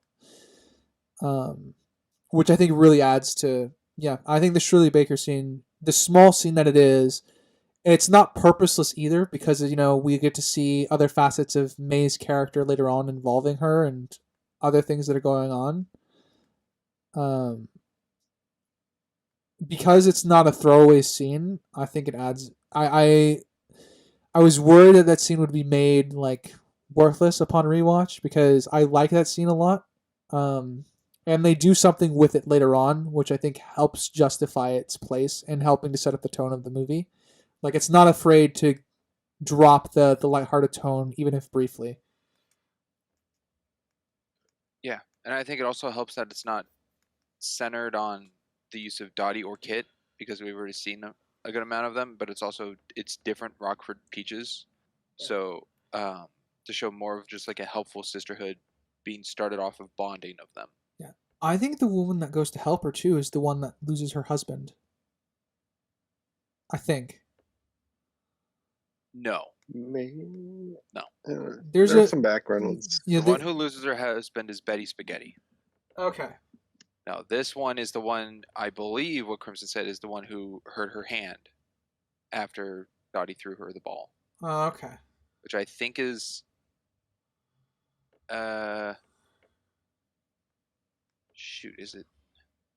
I gotta check. I thought it was a Cusack who played that.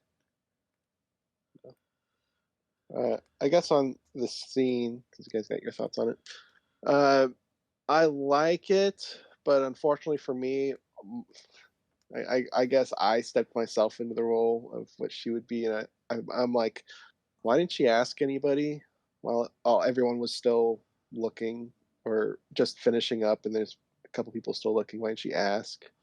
And there's an element where she could be ashamed of herself and stuff like that, and I can acknowledge that, but it did take me out of it when I went into that mindset of why didn't she even ask anybody?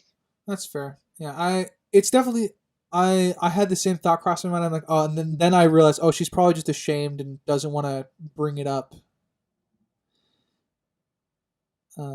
Because she doesn't even talk when the other girl asks her nicely, like, "Can you read?" She just kind of shakes her head and is trying not to cry more. Mm.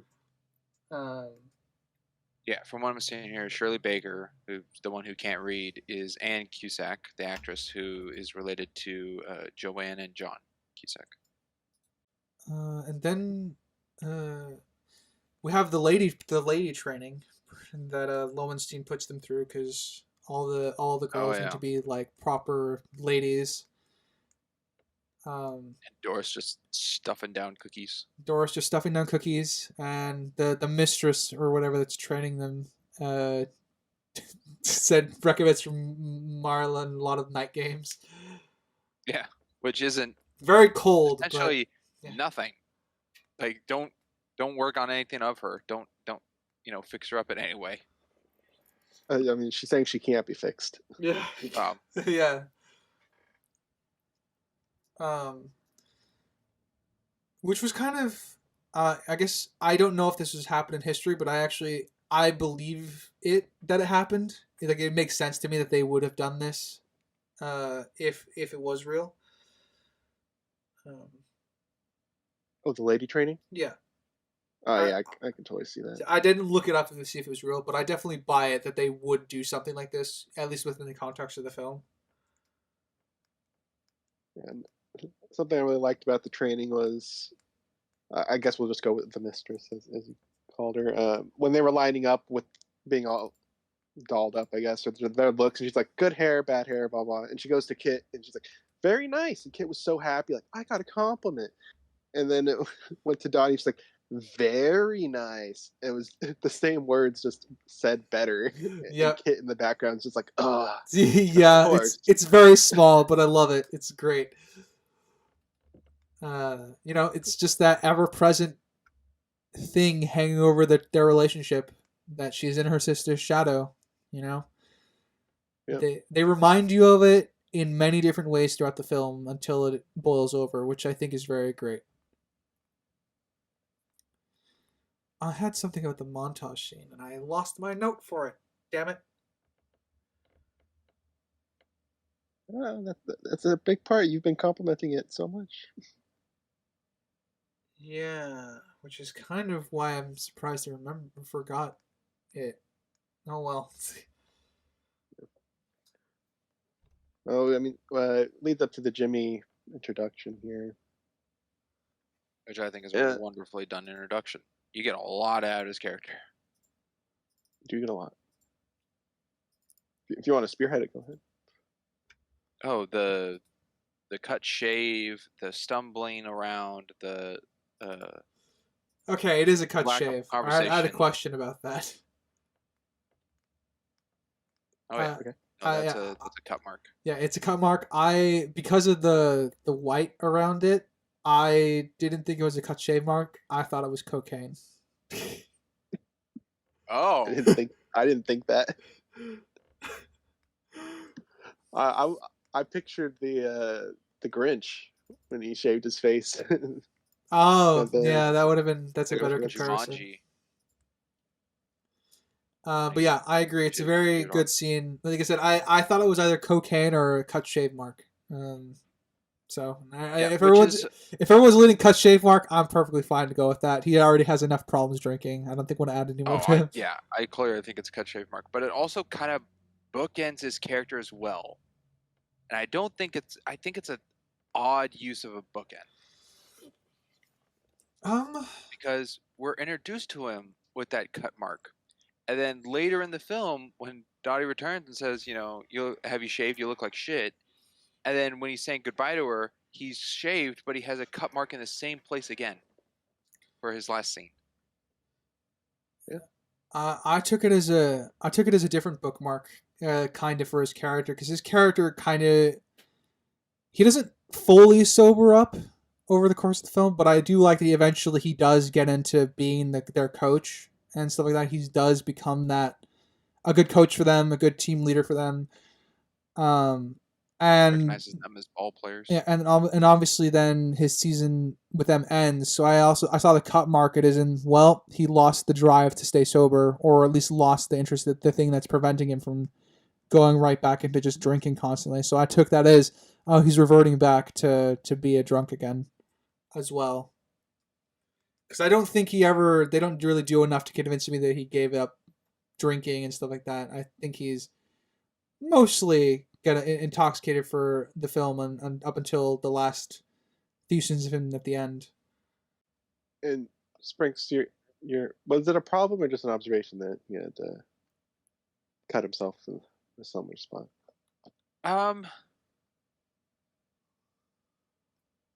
That's a good question.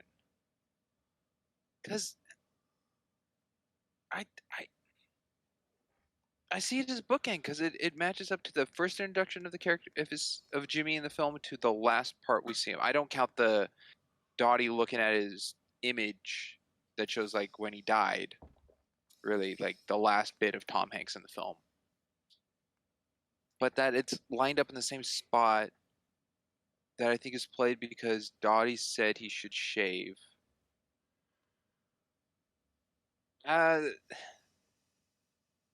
It's fine, but it's very weak to me. Well, he could have a papule on his face, which it's a raised piece of skin essentially, and maybe that's something he always ends up cutting when he shaves.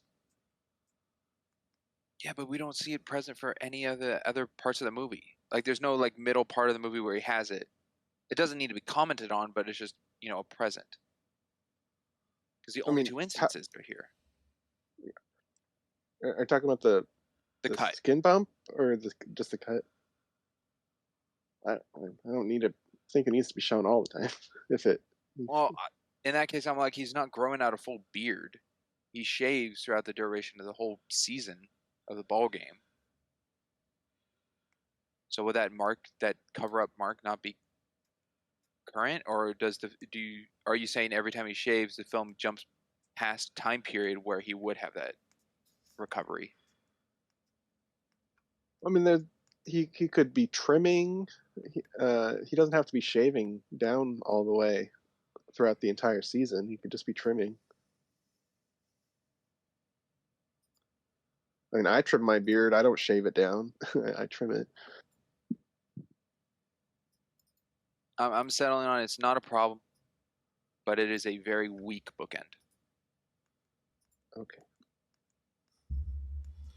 Fair enough. When I said his introduction, I was talking with the candy bar guy whose name I'm blanking on. Harvey. Yeah, not his drunken intro at the locker room. Yeah, I assume so. I actually remember what my point was for the baseball training montage. I like that all the girls hate the idea that they're getting skirts. Like, they can't slide in that, and that bugs them.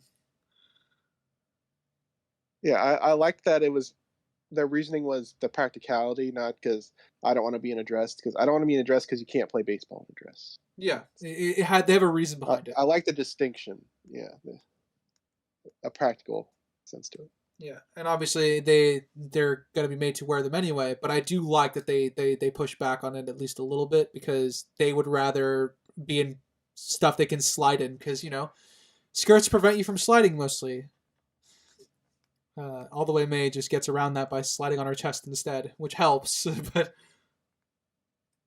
still imagine hurts. Oh, yeah. Another little detail of cinematography I'll point out is our introduction to Jimmy is with a handheld to give the world a little uneasiness and not a steadiness to it. Yep, I agree. Which is for him is very fitting, because he's probably even here still a little bit drunk. Oh, absolutely. He says, Mr. Harvey goes, "Did you give up?" And yeah, can't afford it. I didn't sense that he was drunk in that part. Did you both think that? If not drunk, he's very, very hungover. In my notes, I thought he was high. Yeah, I don't. Until he Well, you explicitly said mentions the cocaine. drinking. I don't. I don't think they did anything with the exposure, but the way he's introduced, where it's overlooking kind of the field towards the sky, I think the sun casts an upped exposure to the lens, which kind of helps Jimmy when he comes out. Like maybe the sun's too bright for him when we first see him. Yeah, you could definitely see him struggling to adjust a bit. Okay. So if not drunk, he is really, really hungover. Oh yeah, he's stumbling all over the place. Not clumsily like falling over, but he's not. And even with a injured knee, he's not steady. Yeah. Which one thing I did like is they kept the knee cartilage thing pretty consistent throughout the film. Like he didn't drop it for any reason. There's just good consistency on the part of the actor and the director. I agree. Oh, I mean, it's Tom Hanks. Yeah, it's just this is Tom Hanks we're talking about. He's professional.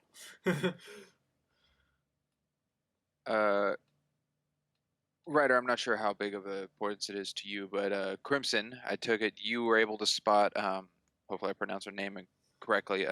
Tia Leone. Yes. Eric.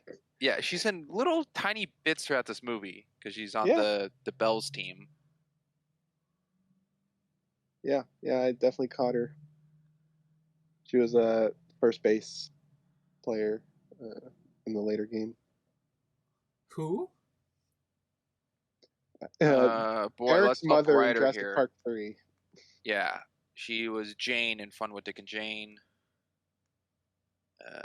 Yeah, Jurassic Park 3 was the one I recognized, and no, I still don't remember her, which is what I think about that film anyway. So, oh, she's the mom that screams all the time. Small amounts in this movie. Yeah, I forgot a lot of Jurassic Park 2 and 3. I remember more of 2 than I do 3. Oh, that's sad. That is sad. Yeah, see, 2 was really bad enough that it stayed with me, and then 3 was like, nah, it just didn't stay at all. Which is, I guess, I don't know, maybe a worse thing to say about it, but I don't know. Man, that sucks. I could say something controversial, but this is not the place to say that. For a hot take. You love Dominion. That would be a very hot take. No, we covered that. No. Well, you've seen it again, and it just your opinion 180. No. Yeah, I especially love the part where Alan threw the baseball in the air, hit it, and a T-Rex chased after it. It was really great. Yes. Yeah, playing fetch. Good stuff. I counted it for the time, much like May did, of 34:34 to 35:24 is 50 seconds of pissing. For what? You timed as pissing. Got it. I heard kissing and I was so confused. Like I don't remember that. He's taking a wee. Yeah. Got very Austin Powers level for me. It was funny. But it's crass humor. Yeah, it's very crass humor. Didn't like. Oh, it was fine. Even the girls were having a laugh at it. So. I liked the girls' reaction more than the actual bit. Yeah, I'm in agreement with that. I think the character reactions were more interesting to me than the crass humor. Now I want to time Get Smart's pee joke. We gotta time the Austin Powers one, this one, and then Get Smart. He was hot. Radioactive hot. That's funny. One thing they established the importance of the Jimmy baseball card just for it to get ripped up. So good setup and payoff. It was very quick. And I like that everyone looks to Dottie. Well, Dottie kind of volunteers herself unintentionally, but everyone's okay once she's starts creating the lineup. Yeah. Everyone recognized the alpha. Yeah, pretty much. Which is good. Dottie's being recognized for her skill at baseball. Even if, it's not her thing, she's good enough at it to give everyone a lineup. And is Dottie the tallest one on their team? He's pretty tall. She is beaches? pretty tall. I don't know if she... Yeah, I'd be comfortable saying she's the tallest. Based off of the image, just the image where she's like standing in the center of the group and... Yeah, she's in the back line. Because if that's true, if she is the tallest, do you think that plays in a little thing of like they all look up to her? No. See, that's very careful because oh god, all right, I'm gonna reference the Holy Grail as I always do. That really shitty movie, Zack Snyder's DC movies. One of the notes that he gives is the reason they cast Ben Affleck to be Batman is because he's taller than Henry Cavill, because they wanted Superman to look up to Batman. And to be honest, that read of the film is very shit. Having seen them, so I'm very careful when I hear stuff like that now. I can see it working better in this. It's definitely certainly more functional because all the girls reference her as the best baseball player the best all around baseball player on their team, even when in the future when we come back to them all being old. So that read has a better place into this, but I'm going to be honest, I'm still shying away from that. Okay. No, I mean, it's when obviously I hear stuff... not. Go ahead, Crimson. Oh, okay. Sorry. When I hear stuff like that, I think inverse. So if we're going with it's to read that they look up to her, then I would say, well, we have to read that she looks down on them, which is not something in her character. She doesn't look down on these people. Oh, that's an interesting way to read it. Yeah. So I would say no, because you'd have to take every aspect of it into account. Yeah, that's an interesting way to measure it. Shit, you made the Batman one better. God damn it, Crimson. You're welcome. Nicely done. Unintentionally. Yeah, I'm like, there's obviously, this is not Lord of the Rings level of forced perspective of making Dottie look taller than everyone else, but it's also, I don't know if it was played into like the casting choice of Gina Davis to be taller. I'm gonna go with no. But I mean, there is something to be said that you can be. She was cast to be taller than everybody and everyone, so it has the frame of everybody looking up to her. Yeah, I think the main thing for her to be taller is to just be taller than Kit. Yeah, that's probably more like that older sister. That's probably where it came from. Yeah. But the whole team was just a thing I touched on.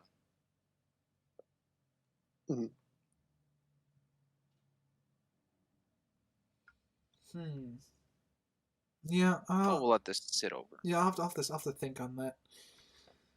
I like your inverse thing, Crimson, but you know, it makes other films potentially better that I hate, so I have to think about it. I like your inverse rule, but I don't know if I can apply it. All right, let's see. Shoot, where was that? Yeah, the whole painting stuff. Go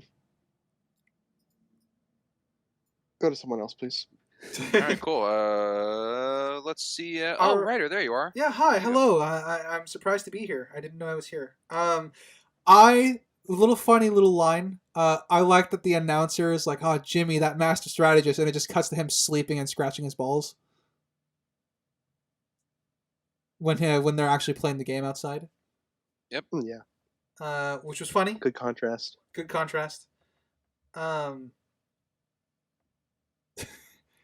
Yeah, it was funny, and I don't think I have anything more other than Dottie does a good job running the team, and we also see how crass Jim. We get to see how more crass Jimmy is during the game as well. Like when he goes out first and waves his hat around, he's like, "Ah, you sick motherfuckers," while he's smiling and waving his hat. Well, yeah, if he said that, I'm sure this movie would not be PG. Yeah, but I'm paraphrasing. I know what him. you mean. Yeah.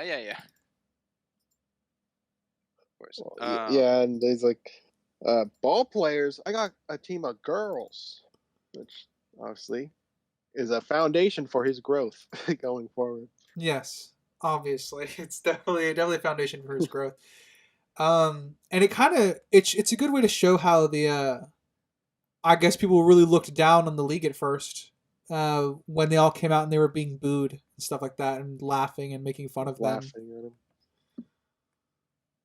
Just as also I like the fact that when someone stood up on like the top of the dugout, they fucking whacked him with a ball. It was really nice. It was in character. Oh yeah, it slipped. That's balls do. I found it humorous of the Diamond Gal coverage for the news of the Marla propaganda being really far away.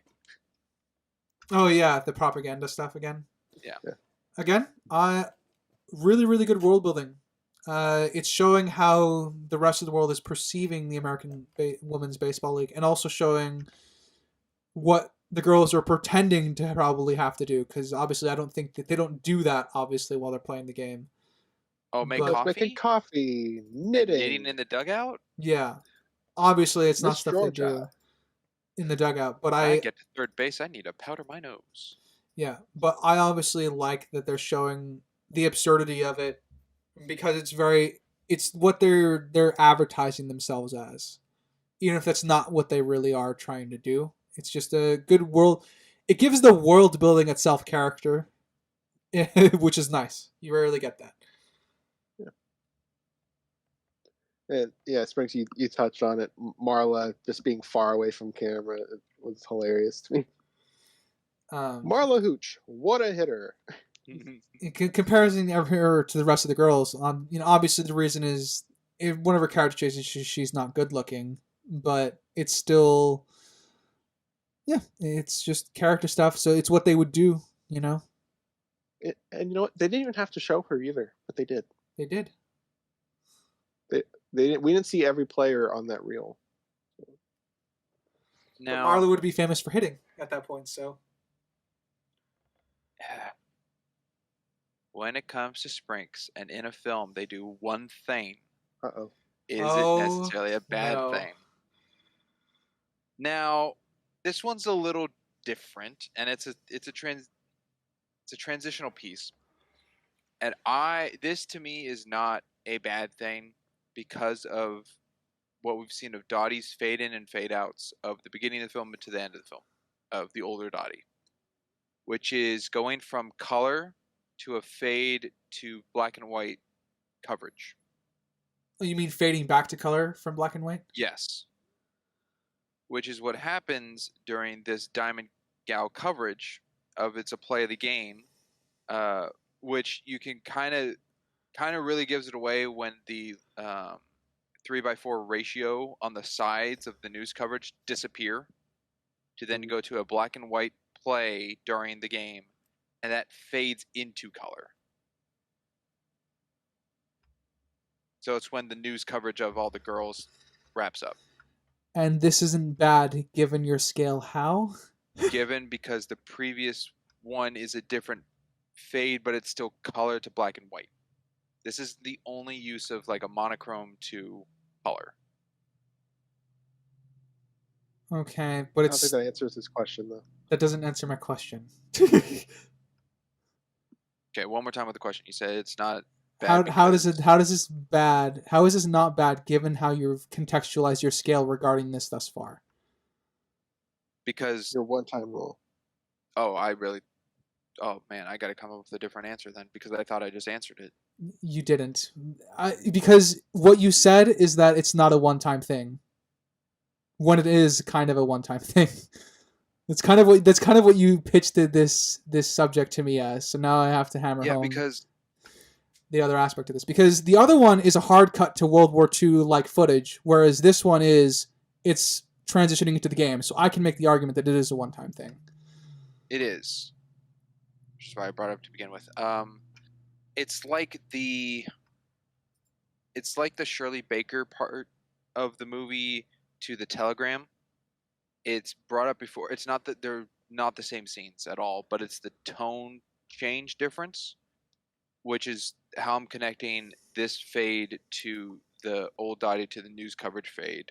because it's a colorized difference, even though the Dottie one is a complete scene change of going back in time to show the world building of what happened during World War II of the time to then, introduced to the film.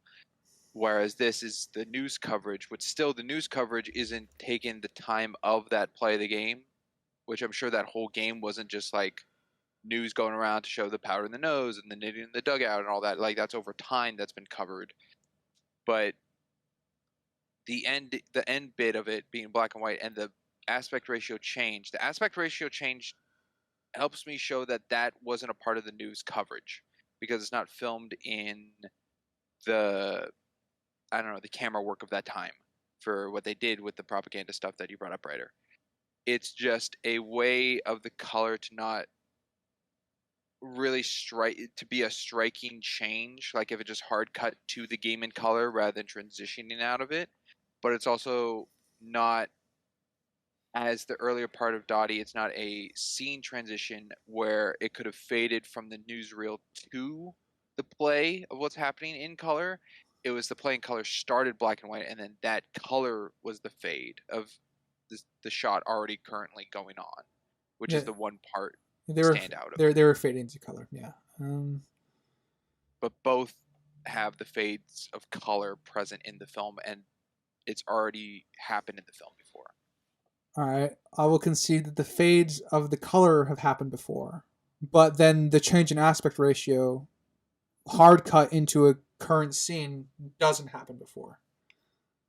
It does when the news ended in the first part.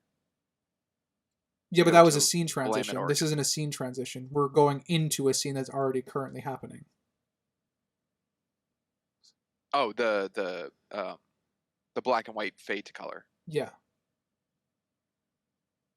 Again, it's the main thing why I even bring it up in the first place, because it's a difference. But I think there's enough given beforehand that it's not such a standout, bothersome part. I feel like I need to write all this down as notes. All right. This is kind of related, but not really because you brought it up. So I have a question for you.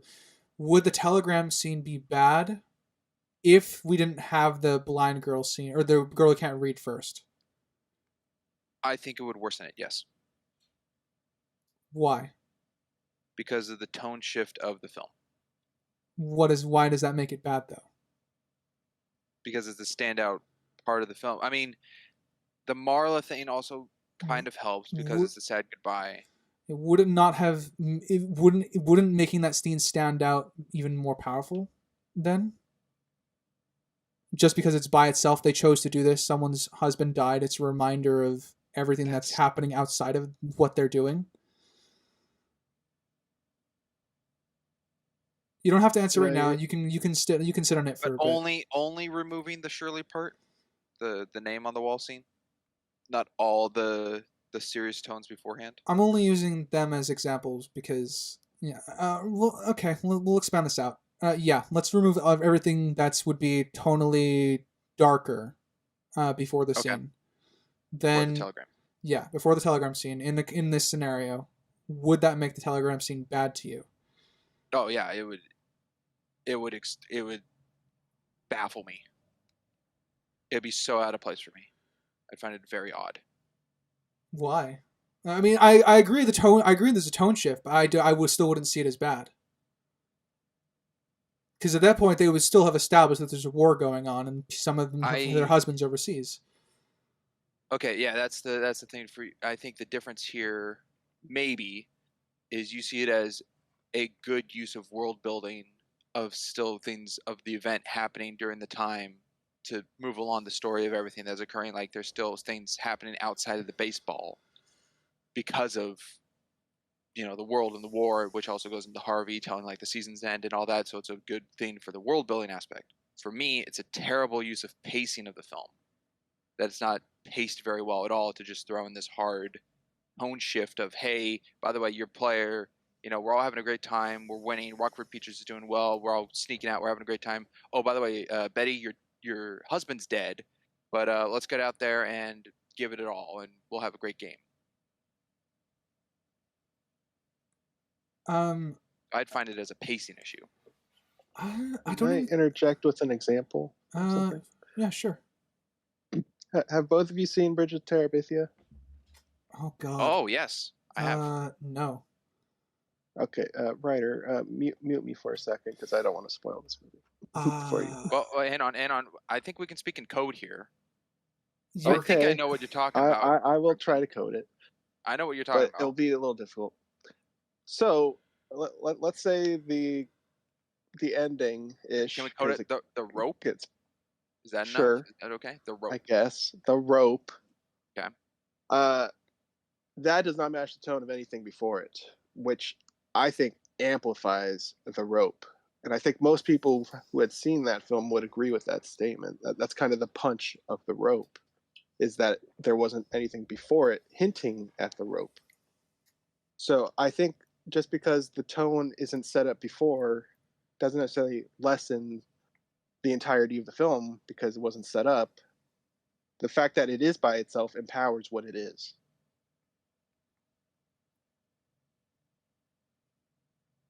Oh, you really got me in the dugout here. That is a perfect example. Yes, it is. You guys were talking a lot, and I was like, "What's a great example? What a good." That's a great example. Yeah. You're right, because nothing before it goes with it. That's what gives it the punch. Yeah. Got to think about it, Springs. I do, because first off, I threw a huge rock I in haven't his seen pond there. I haven't seen Bridge to Terabithia in a while, but I don't know if I would consider that a pacing issue. Off my head, I don't think it is. Looking it up, Bridge to Terabithia. I'm not looking up the movie. I'm looking up the. I just want to see the wallpaper for it because I want to see if I've seen it before. Josh Hutcherson, one of his early roles. Zoe Deschanel. Okay, Bridge to Terabithia. No, that's a film I actually haven't seen. Okay, just wanted to confirm. You'd like it, I think. You know, you can sit on it, Springs, if you don't no, want to. I think I have to eat my own words. I don't. It's troublesome for me to just like admit what's already in League of Their Own of like the serious parts and the drama aspects that have been in it, and just completely removing it all for the comedy and lightheartedness to then go to the telegram scene. I think the difference in those two, which is why I think still a great example. Bridge to Terabithia, that one scene of the rope keeps that to the end of the film. The telegram scene doesn't keep that feel to the end of the film. It's a one scene situation. Like the telegram isn't something that's affecting the World Series game. It's not affecting Dottie. It's not affecting Jimmy Dugan. It doesn't affect when they all gather at the museum at the end. I think that's the closest difference I can get, which is still, I will admit, I'm eating my own words a bit because it's a good example to make between the two. Mind you, I'm running a hypothetical here, not an actual. Yeah, I think if the telegram continued as a point for the duration of the film afterwards, it would be a lot stronger than a one scene occurrence for a world building thing. Oh, okay. In this example, I'll go to carry through with my hypothetical. If everything in the film plays out afterwards, is not the scene with her husband Bob still continuing with the telegram scene's emotions? I was about to bring that up. I think that was the main point of the telegram, was to get Dottie's reactions with Bob. To the next part of her crying in her room, yes. Well, no, the whole thing is why it drives why she would go home. Yeah. To stay with him. Yeah. And even when she decides to come back, he comes with her. They're not willing to part. Gosh, that's I'm on a I think you've swayed me. I'll say that. I'm like a 60% your side of this. I still think it would be a problematic pacing thing, but not to the point as I originally thought. All right, I'll accept that. Where were we in the movie? The black and white fade. Oh yeah, black and white fade. They were going through the montage and stuff. we kind of skipped over Lowenstein sitting in for going to talk to Jimmy. Oh, we didn't skip that. I didn't have any notes. Yeah, I don't. I guess we can. I don't really. I was bringing it up because I think it's important just to note that it happened because his mindset right now is just more money to drink. That's pretty much his mindset. So when Lowenstein's like, if we paid you more money, could you at least pretend to be a good manager? And then he's like, oh, I can certainly use the money.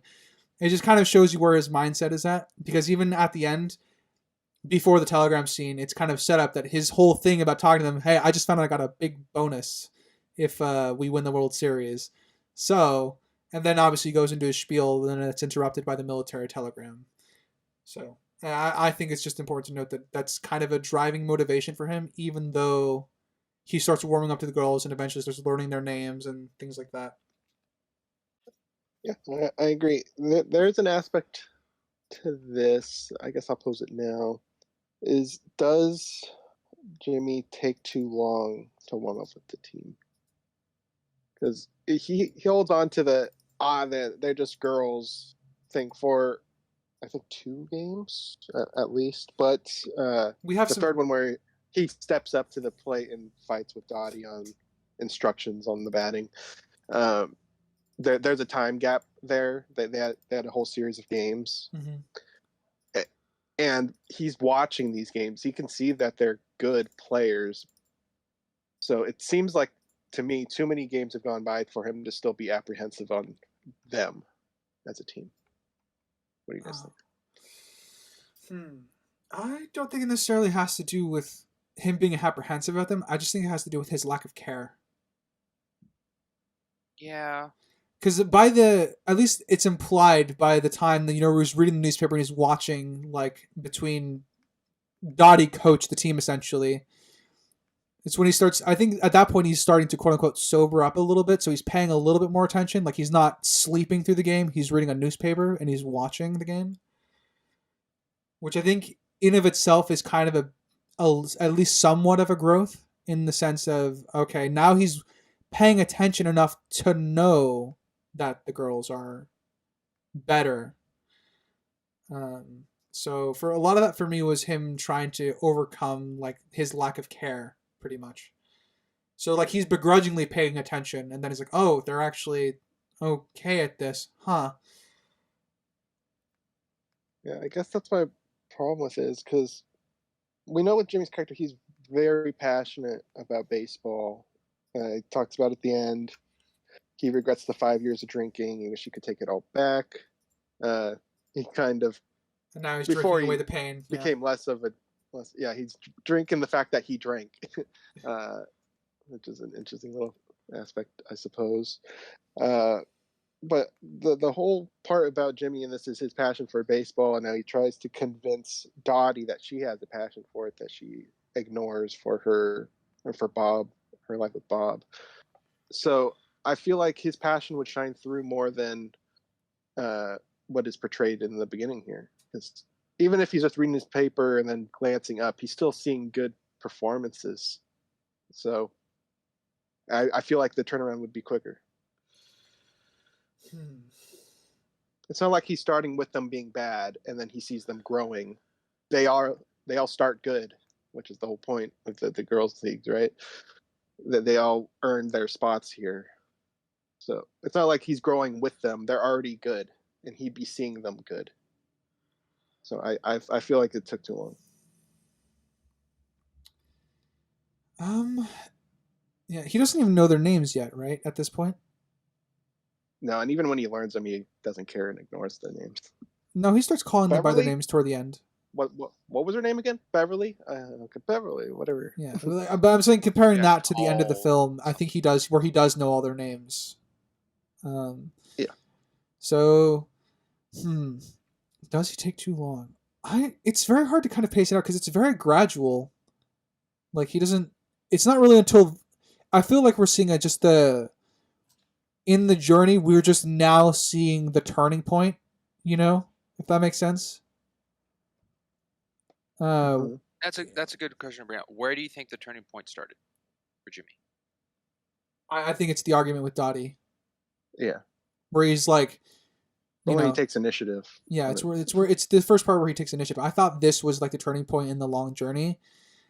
I wish I had actually. Hold on, I could look it up. How long is a baseball season? Because presumably, my guess would be at least a couple weeks slash maybe a month has passed beforehand. Well, why he's doing that springs with your thoughts. I think it's a good amount of time normally. I think it's fine because it's not an immediate like rise. Like he's watching them play ball, but there's no like care to it until a certain point's met, and then it's a gradual incline. It didn't start as soon as uh gosh, who's the guy Learnthal, whatever, come down and talk to Jimmy and like, we'll pay you more. It didn't start there of Lowenstein, like, oh, yeah. Lowenstein, thank you. Starting there of like, okay, I'll do better. I don't think that started the upcline for him. Yeah, because right after that scene we have the bus scene with the brattiest kid in the world. Yeah. And obviously we see what Jimmy's reaction that he's just sleeping on it, and then immediately just kisses the woman who's trying to wake him up, and he's clearly out of it. His first reaction is to drink more. So I guess my question is, why doesn't he care? Because I see passion in baseball. So what is his reasoning for not caring in the beginning here, and for what I consider to be too long? 6 months. By the way, baseball season lasts 6 months. I have no idea where we are in the season. I just wanted to kind of get a grasp of that and assume that this is like a month or two into the season. So,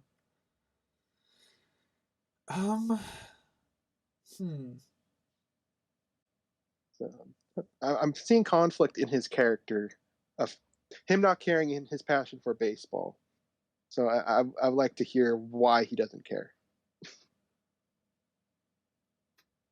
I mean, I think the biggest reason that you could probably pull out of the film is that he's sexist in the sense that girls can't play baseball. That's what he hits at Lowenstein with when they're arguing in the dugout. And he still has that attitude about him even when he gets kicked out because he's yelling at Madonna. Anything else, or would that be pretty much it? Does he need anything else? I feel like their performances would outshine the fact that they're women with him, because obviously they do. So I feel like the fact that he gets past that fact tells me he could have done it earlier because he cares about the performances more. Yeah, but would he see a performance done by someone when he was like when he was a ball player and seem like I've seen that better? I've already seen that before, rather than like being like, oh, you learned how to do it. We don't really know. He doesn't compare them to his teammates, so we wouldn't know his headspace. I know, but like I'm just trying to think his headspace. Does he see it more like plagiarism, or does he see it more like a learning? As he says, he doesn't see them as baseballers at the beginning. But Crimson's issue, right, I'm guessing, is the time it takes for him to realize that, oh, they're actually trying to do something here. Yeah. Because I think if they were getting better, I could see it more. Like, okay, they're not good, but they're getting better. But they're already good at the gate. They don't really get better as a team in this movie. They do just as well throughout the entire movie. They don't change performance-wise.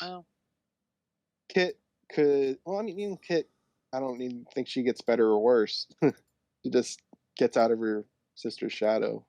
Does Evelyn get a little worse?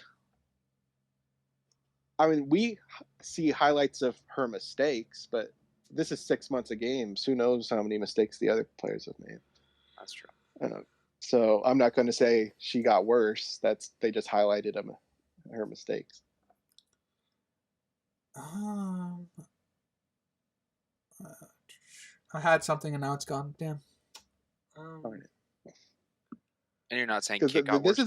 This is a big crutch for me when it comes to Jimmy, because it seems like a big contradiction to me. What was your question you just asked? You don't think Kit gets worse? That's why she's being traded out for pitching. No, No, well, she was that's just just being exhausted. tired. That's what you do. You Yeah. rotate your pitchers. That's why in baseball you typically have 4 pitchers that you rotate through. Yeah. You want your She strongest didn't get pitcher. worse. You want your strongest pitcher throwing like in Yeah. the early innings and stuff like that. But you're supposed to rotate out your pitchers. Yeah, but she was too stubborn to do it. Okay. It just seemed in that instance with Kit that it hasn't happened at all the whole season. That Yeah, it's once possible it pitcher was hasn't, chosen, they stayed. I don't know if she's had these long, grueling travels and games with professionals. That would be different than her home games. I don't think she performed worse. It just she has more tacked onto her over time.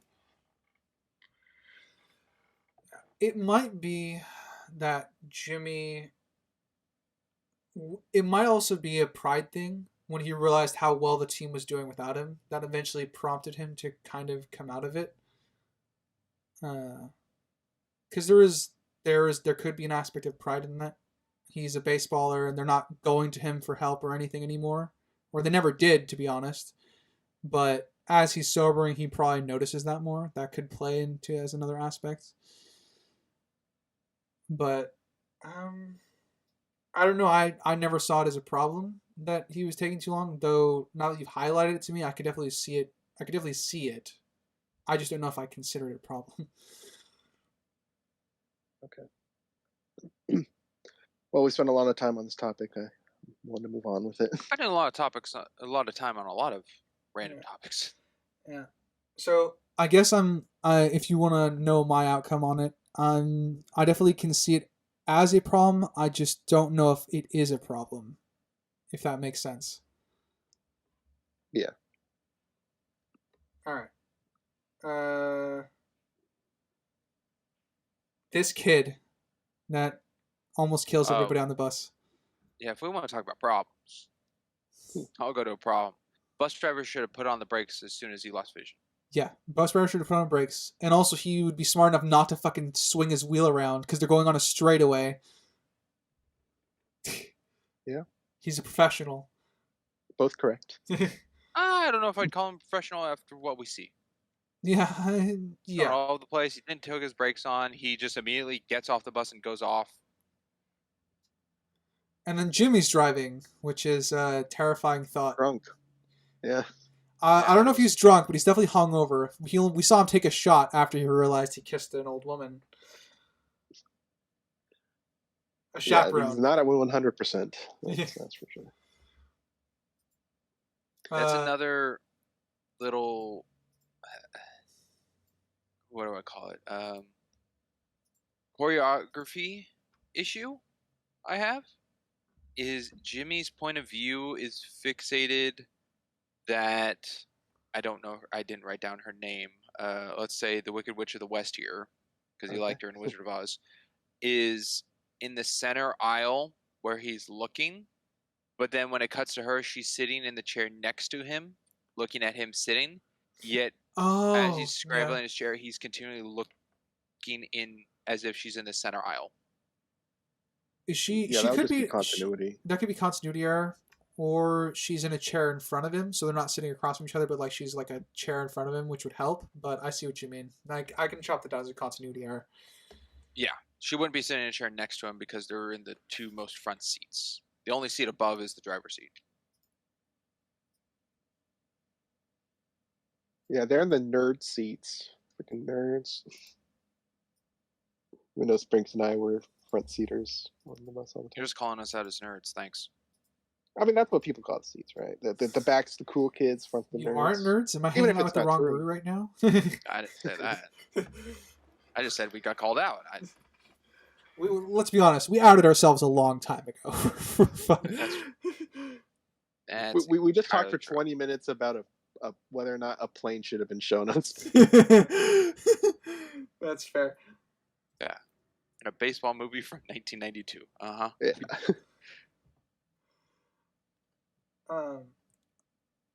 I guess I have a pacing question, so I'm gonna jump ahead a little bit. Mm-hmm. As much as I love May's character, did the dancing go on for too long? good question. I would usually say yes, but not in this instance, and I can't give you a reason why.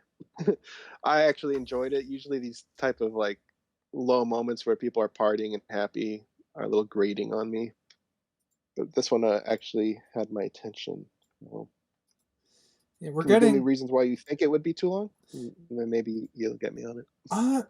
I'm not. I was asking because I had my instincts were telling me it was too long, but I don't see any reason for it to be perceived that way.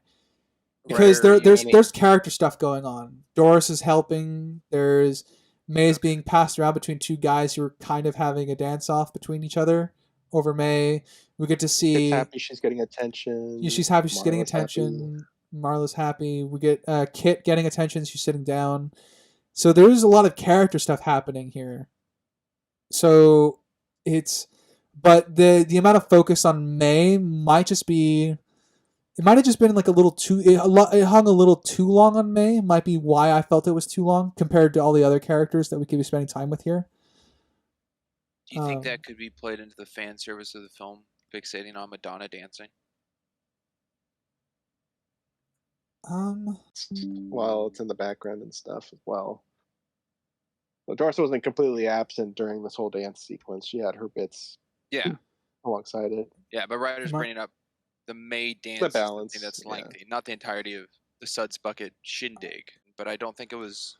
What Ryder's saying is just on May herself, not the whole thing in its entirety, like from the sneaking out to Marla at the end.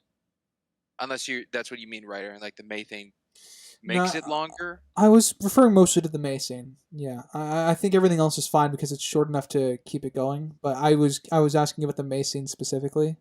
Okay. And we are getting little bits of character here and there, but I was just curious if that was a little too long because my instincts told me it was, but I don't see any logical reason, I guess, behind those instincts.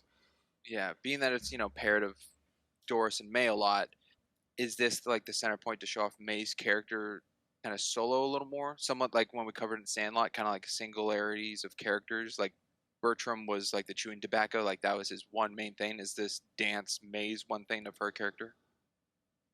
It could, but even if it was, it wouldn't need to be this long either.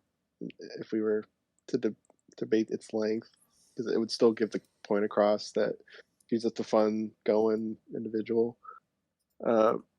Ryder, I think I'll give you funny enough, the same answer you gave me with the Jimmy thing, where I can see it, but I'm not sure if it's a problem. yeah. So, I would usually agree with that of scenes being too long, but I don't know if this is one. Yeah, I don't know if it's a problem either, which is why I asked to see if anyone had any stronger opinions on it. Because I like May. I don't really have. No, I think it's fine in length, and I see it as May didn't really care between the two guys. Like, there's no actual preference. It's her just toying with two guys. Yeah, she's just getting the attention that she wants. The only problem I had with this scene that I wrote down, anyways, was how well choreographed it was. It was a really good dance. I liked it, but everyone was able to dance to it. Like all the guys were like, this seemed planned, even though obviously it wasn't spur of the moment. They just met. It works for May because she was a dancer. We hear that's one of the things I do like about the scene is Doris talks about how she was the dancer, I was the bouncer. Yeah, but the random bar guys know these pretty complicated dances, not your traditional swing moves. Which is a sign that they either do this a lot or it's just lucky. Which I wouldn't really have an issue with that, to be honest. I was more like I said, if I had an issue, it would have been the length of the scene, because there are people who just can do that like out of the blue. I've seen them. It's not really. Yeah.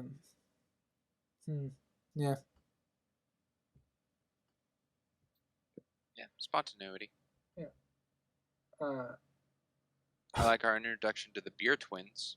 That's how I wrote them in my notes. The beer twins. Yeah, glasses, beer. They both have a thing for Doris. The fanboys. Yeah. Are they in the scene at the bar? Yeah. Huh. All That's right. where we're introduced to them. I didn't No, notice them. weren't they introduced earlier in the stadium?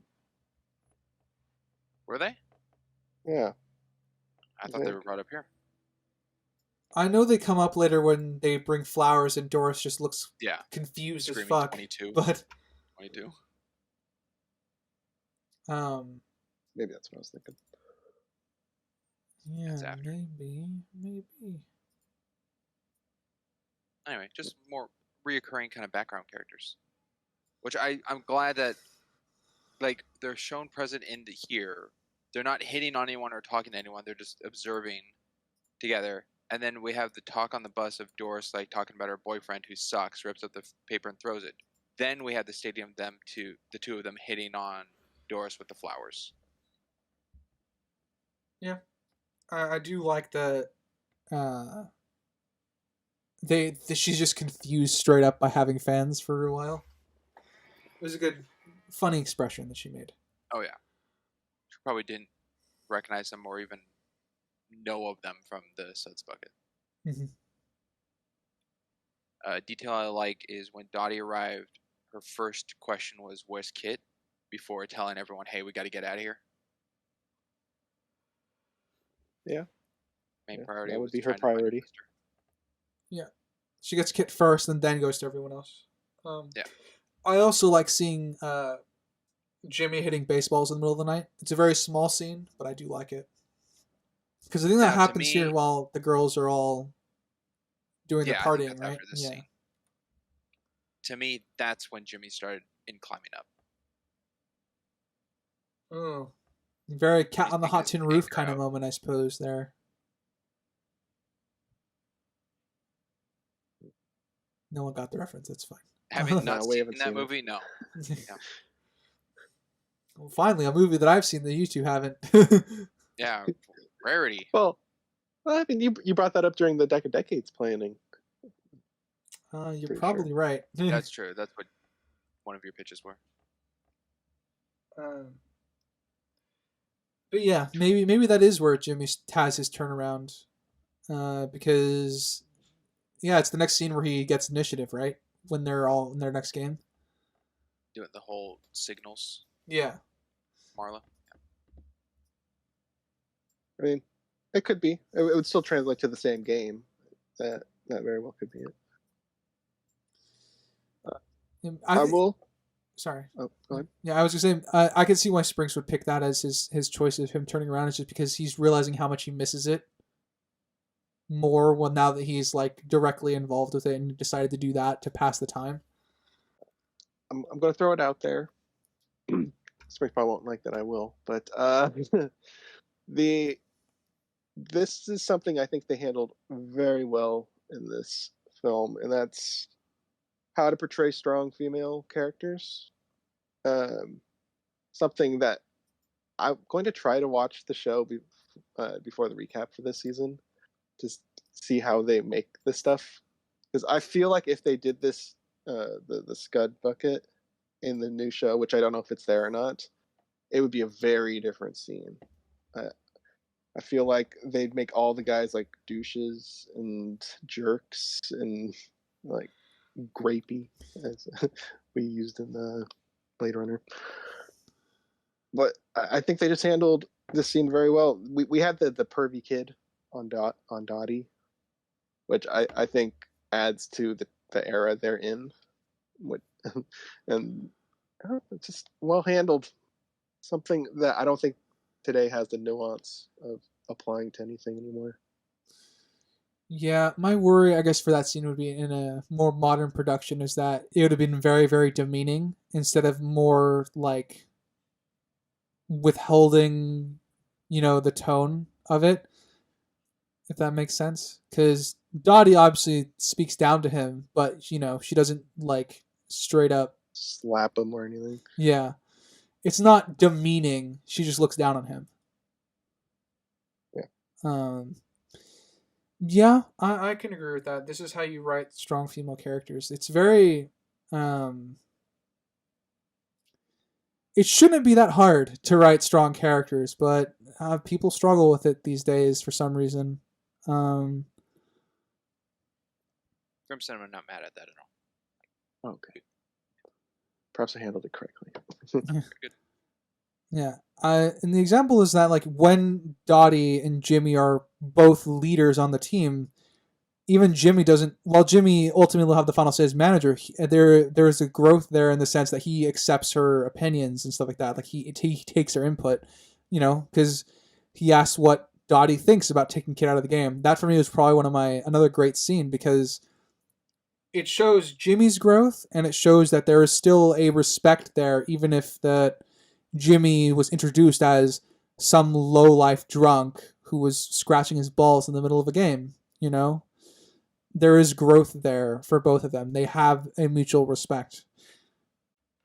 Just going right. The question I have of Marla's up there singing, and they ask or Dottie asks what you do, and they said we gave her a dress. Did they bring an extra dress with them? They could have just rented one, but where? Is that what they said? We gave her a dress and alcohol. Gave her a dress and a lot of alcohol. A lot of alcohol. Give her a dress. But maybe they had other spare dresses in the back because that is a stage, right, where the band's performing. So they also have they might have wardrobe back there. They're also in a big inn/hotel, so it's clear that they've been there a while. So that's their regular place that they stay. Yeah, well, that's the regular place that they stay when they're playing quote unquote home games, right? So the Scud Bucket's a different location than where they're staying. I mean, Dottie has to get a ride to be driven. Yeah. So if I had to explain it, there was wardrobe in the back, and they just took one of them. But I don't know. It could potentially be a little nitpick there. Hey, it's no. I didn't hear the dress bit, so. Because they could have seen her as a social outcast, or they wanted her to loosen up, and that they planned going to this place, so maybe they did just get her a dress for it. We don't get dialogue. Was it? She was in that dress when they left. Just Dottie in the dress before they left, Marla. or knowing that they were going there, they could have brought the dress because they wanted her to loosen up. Don't really know the mindsets. We don't have dialogue pushing any of this, so I don't know. Yeah, we just know what their characters are. We have a very loose character with May, who could try to get a quiet, introvert Marla out partying and loosen up, so she could have brought the dress. I don't know. We don't get anything on it. It's stronger than the beards of Oh Brother. It is stronger than that. Yeah, there's more groundwork for this. Yeah, I would have liked a line of dialogue for it. It might have helped, but we can infer that since one of them brought a spare dress with them on this trip at worst. Well, yeah. Okay. It's just a lot of questions. Like, it would have to fit her body, so it's someone else's dress that they brought. Unless it's Marla's dress that someone took out of her wardrobe to bring for an instance like this and was planning it. And then someone didn't plan on it and brought one of their own dresses for a backup. Did they say they gave her a dress or they put her in a dress? Because I would read those two statements differently. Ooh, question. Because if they put her in a dress, I can assume that Marla just brought it and just never had the chance to use it, and her dad was the one that packed it. Or they packed it together and stuff like that. However, if they say gave her a dress, that implies something entirely different, that they went out and got her one. That's how I read those two. That was how I would read those two very differently. I can't remember definitively which one. I can hear both in my head. Yeah, exactly. If it's put her in a dress, I don't have any issues with it at all. That just means that she had packed one and they just never found an occasion for her to put her on, and they're the ones that just kind of peer pressured her into finally putting on her dress and coming with them. Because put her in a dress means something entirely different in context than giving her a dress. So yeah, if it's giving her a dress, that would change my view of the scene. I would probably have a smaller nitpick for it. If it's put her in a dress, I wouldn't have an issue at all. Isn't language funny like that? The line is, "We just gave her a dress." All right, and then I can chop down as a small nitpick. Not necessarily breaking anything. It's not necessarily something major wrong. We can infer a lot of things, but it's an unknown. Yeah, it's an unknown.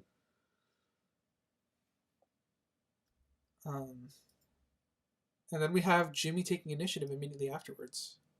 If anyone has anything to say on that, otherwise I'm gonna go off on it a little bit. I think Hans Zimmer played with that scene very well, of having two separate themes of Dottie and Jimmy play, and then overlap into like a mess of an orchestra. Yeah, which is them trying to, both convey a different signal to Marla. Yeah. Poor Marla. Poor Marla, confused as fuck. But I do like that, when Jimmy essentially benches Dottie's idea, Dottie's like, then act like a manager. So, there's a cutting back and forth there that I appreciate, that doesn't necessarily demean them, but it is integral to how they view each other at this point.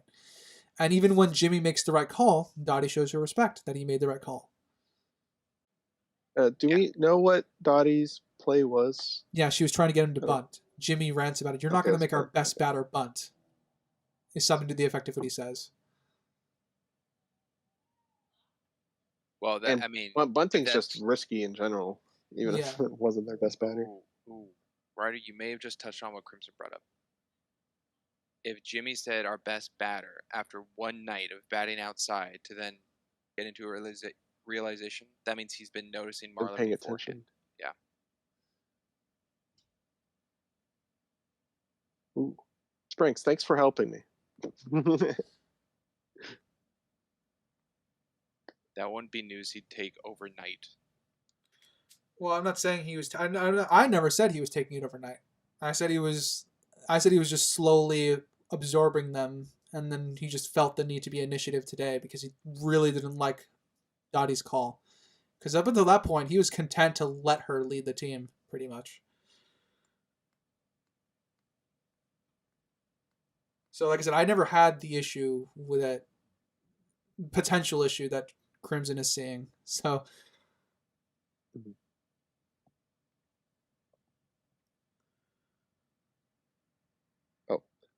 Look, side tangent. Ryder, did you bunt a lot or bunt at all, really? I bunted occasionally. I have a very, very clear memory of a bunt. I was there practicing full swings. I heard the coach lean over to the pitcher and say, "All right, he's going to swing really hard, so you have to do this, this, and this." And I'm like, "Well, I'm changing what I'm doing then. I'm going to bunt." That's what I did. Like I heard because they yeah, the coach was pointing at me. He's like, "Okay, he's going to swing really hard. Get ready," and stuff like that. He was prepping the pitcher, and I'm like, "Well, I'm going to throw a wrench in your prepping the pitcher plans here, coach." And I bunted instead. So I did bunt, but I had a very clear reason to bunt. I heard their strategy meeting and decided not to do that. Yeah, I did a bunt once where I got to second base off a bunt. I got to third base off of my bunt. They were really not ready. Like when he was talking to the pitcher, he was walking off the field. He made hand gestures for the outfielders to back up. Yeah, because bunting generally it's a free base pretty much. You get it first generally with a bunt if you make it. Yeah. Rarely do you get a second or third base out of it. Yeah, I got to second base. I got to second or third. I don't remember where I ended up, but the bunt got me pretty far. It didn't get me all the way, but it was fun. Was learning from an early age to take tactical advice and then change what I'm doing. Sprinks, how was your first bunt? I mean, I'm not a big cake guy, but it was fine. Good. Nice. Yeah, it's a good cake. Anyway, Shirley's. I like that Shirley is being taught how to read Yeah, from May. yeah. Uh, Even if it's materials. yeah, even if the Very material May. is questionable, I actually do like the fact that May is going as so far as to teach her how to read. May is probably my favorite side character because That's why she's on the poster. because she's got a lot going for her in terms of her like what's revolving around her character. So we have this scene, which is setting up the need that she wants to read, and then we have the scene later on, I think, with Lowenstein telling them, that they might have to shut down because the tractor show is in town, and that's getting more attention than the women's baseball league.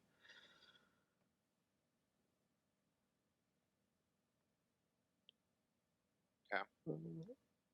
Oh, I've got to jump backwards here. All right. Again, I know I'm really drawing this out. The confessional booth with the priest where he drops the Bible twice. Yeah. That I think is the only scene in the movie I feel like could get dropped, like the Bibles. I agree. I don't It's know. just meant for I don't know funny. what that added. It was just that little bit. Yeah, exactly. That was it. It seemed so random and just thrown in there. It didn't connect to anything other than they go to church throughout the film. But we don't need it to set that up because the next one they go to could be the setup for the next one. Yeah, it's a little weird because they go to church and then obviously there's a time where Jimmy comes to get them out of the church because it's ball time or it's game time. But you know what? I agree. I think that would strengthen the other instances by removing that one. Comically, for that matter. Because this one's still a comedic scene, but it's just of May and girls gossiping about May. Yeah, and then the church is done. Like that's it. It's just her in the confessional booth, and then that's it. But the other instances, they're all at the pew praying, and Jimmy comes in, and I think that's a little funnier in strength if that's the first instance of church that they all went to church to pray for the game, or to represent that they're praying for the game to be, a winning game for them, rather than just an instance of them all going to church to begin with. I think the context would change. Funny enough, removing this scene and making the next one stronger, that would make it the only scene of them in a church. Going back to our other conversation, Springs. Yeah, there's only 2. I thought they went 3. There's only 2 instances where we're at the church. There's a praying scene later on when they're in the locker room, but there's only 2 instances of them at church.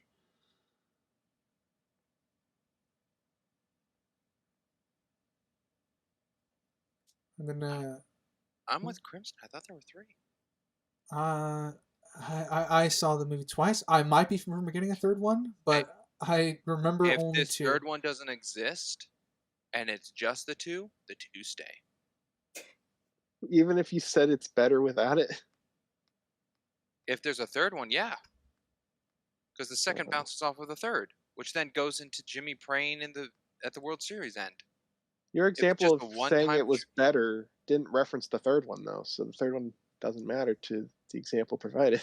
No, the third one is a present for this one to not stand out on his own as a bad thing of church, because the only instance of praying then, well, it would be a location thing. The only instance would be Jimmy saying, hey, he already knows we have a game, let's move on, it won't do anything, to then him praying at the end, which is a big turn on Jimmy's part, would be the play of a Jimmy character situation and nothing to do with the team of the 2 instances.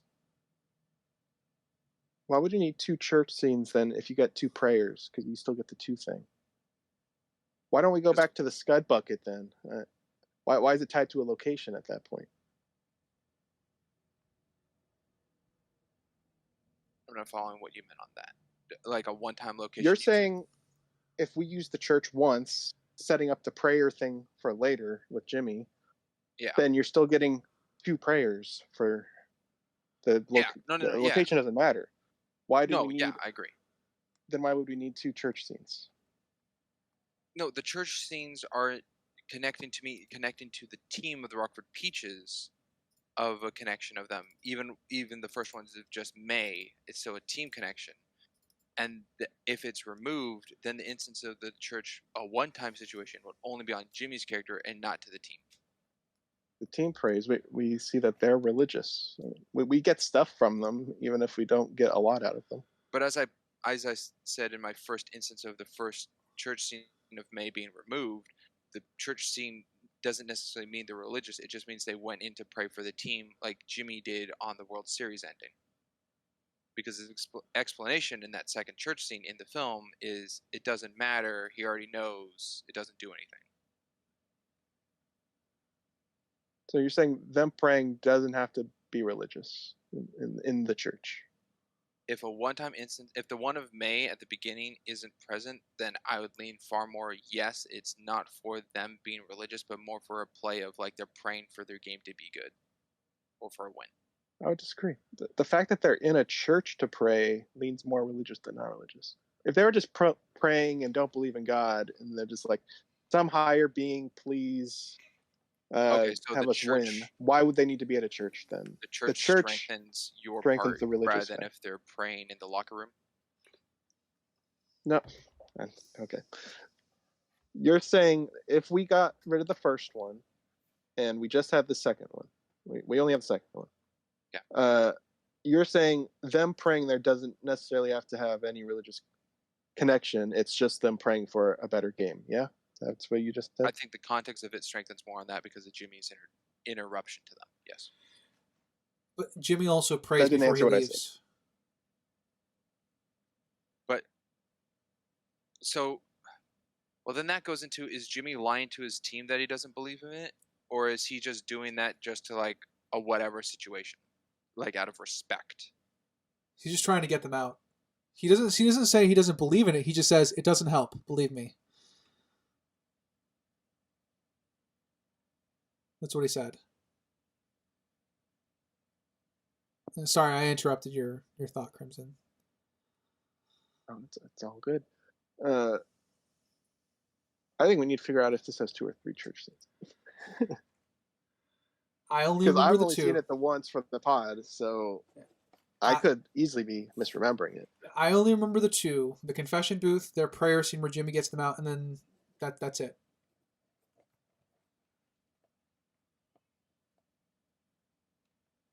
I guess going back to why the reoccurring part that's double is the prayer. Why do we need a double of the church? We don't. You said if the church is by itself, then it's a problem because it's by itself. Why? It's okay. It's a difference in the context of what they would both portray. The double of the church in the film, for me, is portray of the Rockford Peaches as a group together. If the first one's removed, then to me the context is only for first comedic effect of Jimmy interrupting them to get out, which would be for a game, and then Jimmy's prayer of all of them at the end, which is only to Jimmy's character and not the Peaches. So I think it changes from the whole group to just Jimmy. The present that the film has both, like all 3 of those instances in it, I think plays to both sides. Because the 2 church scenes at the beginning are for the Peaches, and then the second and the prayer of Jimmy connect to each other as well.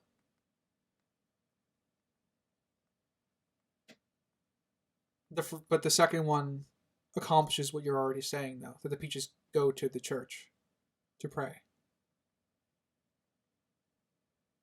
But the context, they're going to a church to pray, yes.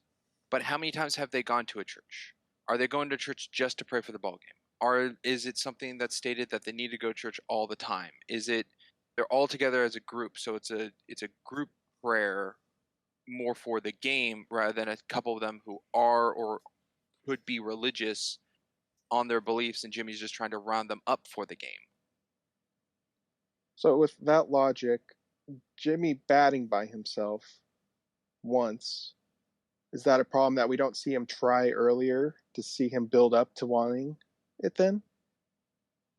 We don't know how many times he's done that. First, 20th? Who knows? Do we need a second Jimmy batting scene? The batting at night scene? Yeah. No. No, we don't. Why? Because he can't play. It's not for. It's just a way to get out rage. It's a way to anger, which he uses in like yelling at players, ignoring them. It's just another feed onto that, or like muttering under his breath, waving his hat around. Just another the example. church was just there for them to pray.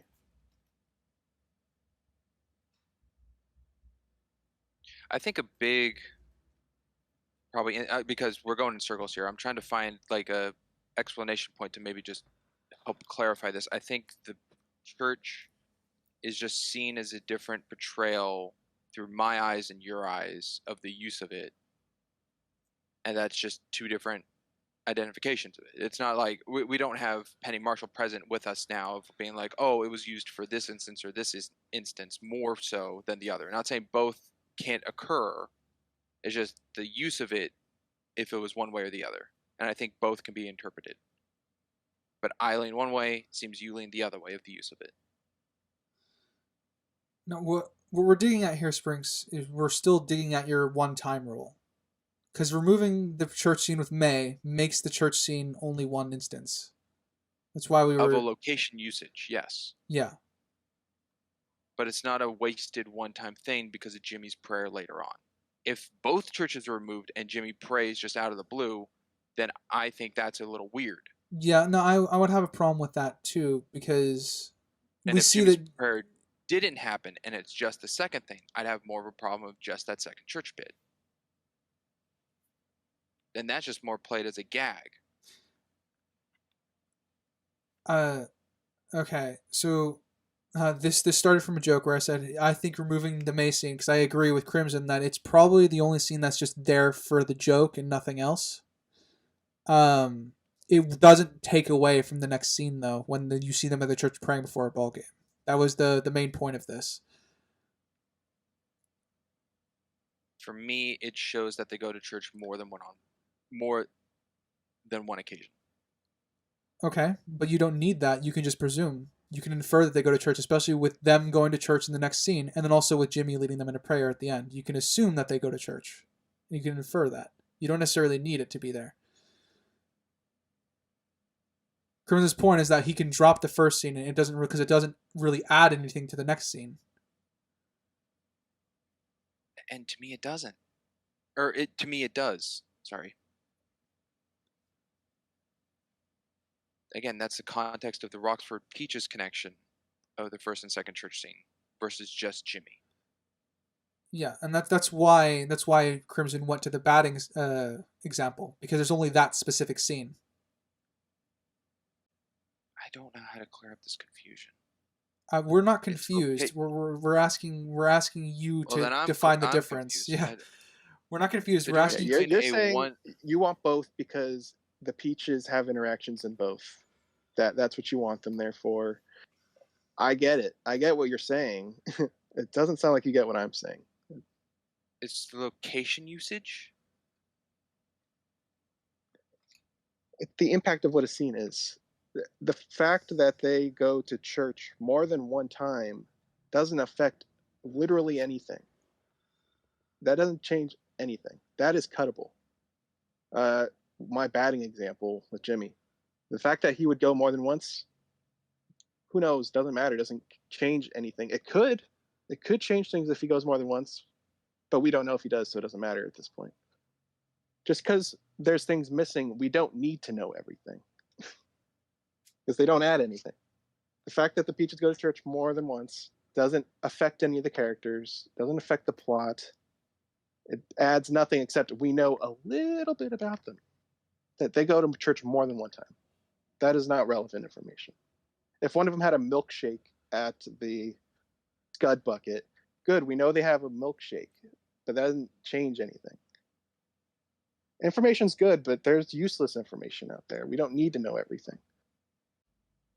Which is why a lot of stuff gets cut on the cutting room floor when editing movies.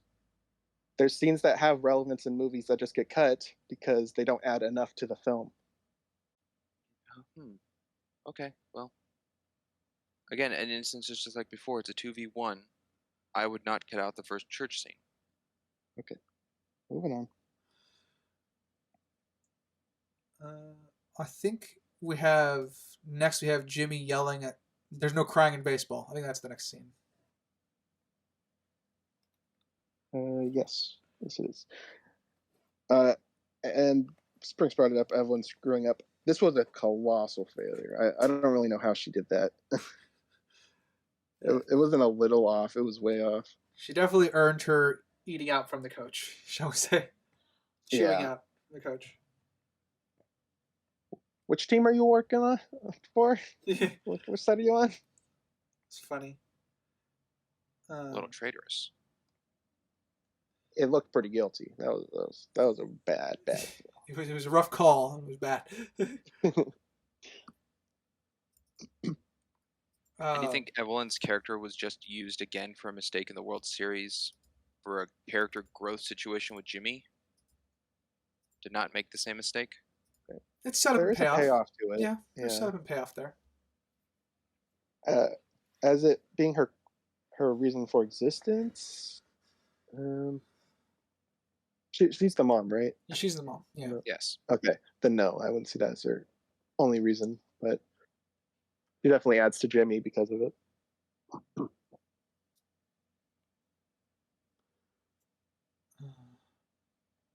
Now the kid, does the kid matter? But that ties to the historical connection. I don't know if the kid's part of the actual events or not. Maybe is all I have to say about that, considering the ending of this film. Yeah, his addition at the end, I think, warrants his existence overall.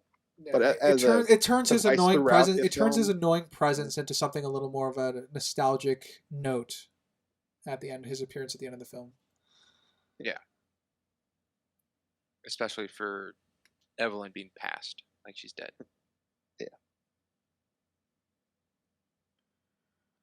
Gives an outlook on her character through the eyes of someone, or the news through someone else. It's not just brought up of another team member, like, oh yeah, Dottie Evelyn passed a while ago.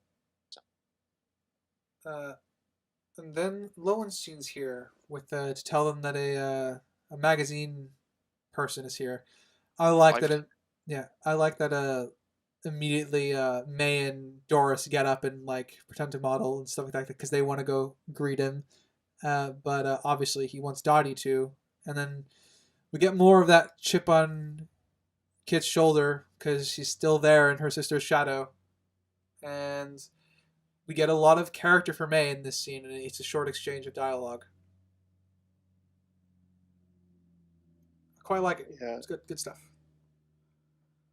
Yeah, it's good for May. Kind of good for Kit. I mean, it's good for Kit in general. Not for her though. That was pretty oblivious for him to say what he said about Kit when she's like, "Say anything about me?" Yeah, about how you're pretty much. The Scatterheart didn't even want you at first, but your sister wouldn't leave without you. Sort of. We only have you because you're sister. So.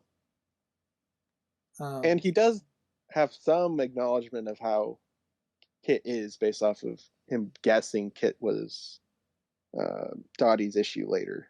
Yeah. On his second guess, but still figured it out. Yeah. One of the things about Lowenstein's character that I do like is he has very clear priorities, and it's to keep the league open and thriving. So like everything else is secondary to that, or he doesn't notice things that are beyond that particular problem. Yeah. It's a very good scene. So I think it was good characterization for all the interactions of this scene. And I think that's what inspires Dottie to do the very showy catch, and then that's what triggers their other attempts to get noticed and stuff like that. The whole the next montage. Yeah, the whole doing splits in a skirt on dirt. Oh? Probably not comfortable. No, it is not. No, it's not. That's why they had a stunt double to do it. Oh, that's the stunt double. That's fair. The one part of doing the splits from behind is a stunt double. Being in the splits on the ground, that's still Gina Davis. Yeah, I was going to say the newspaper photo has her face on it. Okay. The action of the split was a double. Yeah. Okay. Well, it was well disguised. Looked like you're from behind. That's true. And also pretty smart of her to do the move as well. Yeah, I got a picture. I like how you could see the actress working it out in her brain, like, oh, this is an opportunity to make something of this. Yeah, very, very good on the acting job. Like she, you can read the inner monologue. This is the way you're pointing out, Crimson. It's great. I have a baseball question because it's brought up in the montage. I forget which member does it of the Rockford Peaches, but catches the ball in her hat. Is that a valid? That is a legal move for an out. Yeah. You can do that. Yeah, it's not recommended you do that, but no, sorry, that is legal. Okay. You can catch it in your non-mitt hand as well. You don't need to grab it in your mitt. Now, I don't know. The mitt is just there to make it easier, but yeah, I don't know what the extent of the ruling is though. Like if you cross your arms and it lands on your arms, does that count as a catch? I don't know. I don't know what the extent of that is, but I know a hat and your bare hand count as catching it. What about a mouth? Can you like catch a pot fly in your mouth? I would count it if I was an umpire, because I'm sure they're going to need some new teeth after that. Yeah, a lot of these balls are going over 80 miles an hour, so.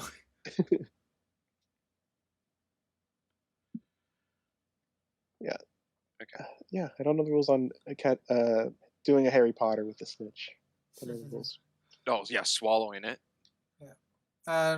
What do you guys think of the montage of them trying to get the attention that they need to stay open? I liked it because again, it's character stuff. It's the transition stuff that I really like between acts. World building and character stuff just permeates them.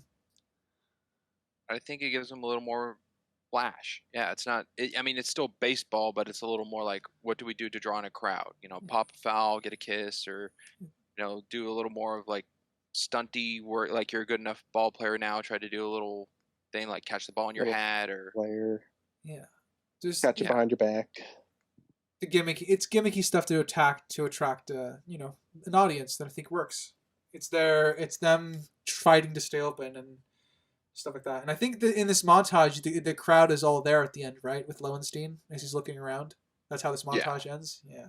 They're putting on a show. Yeah.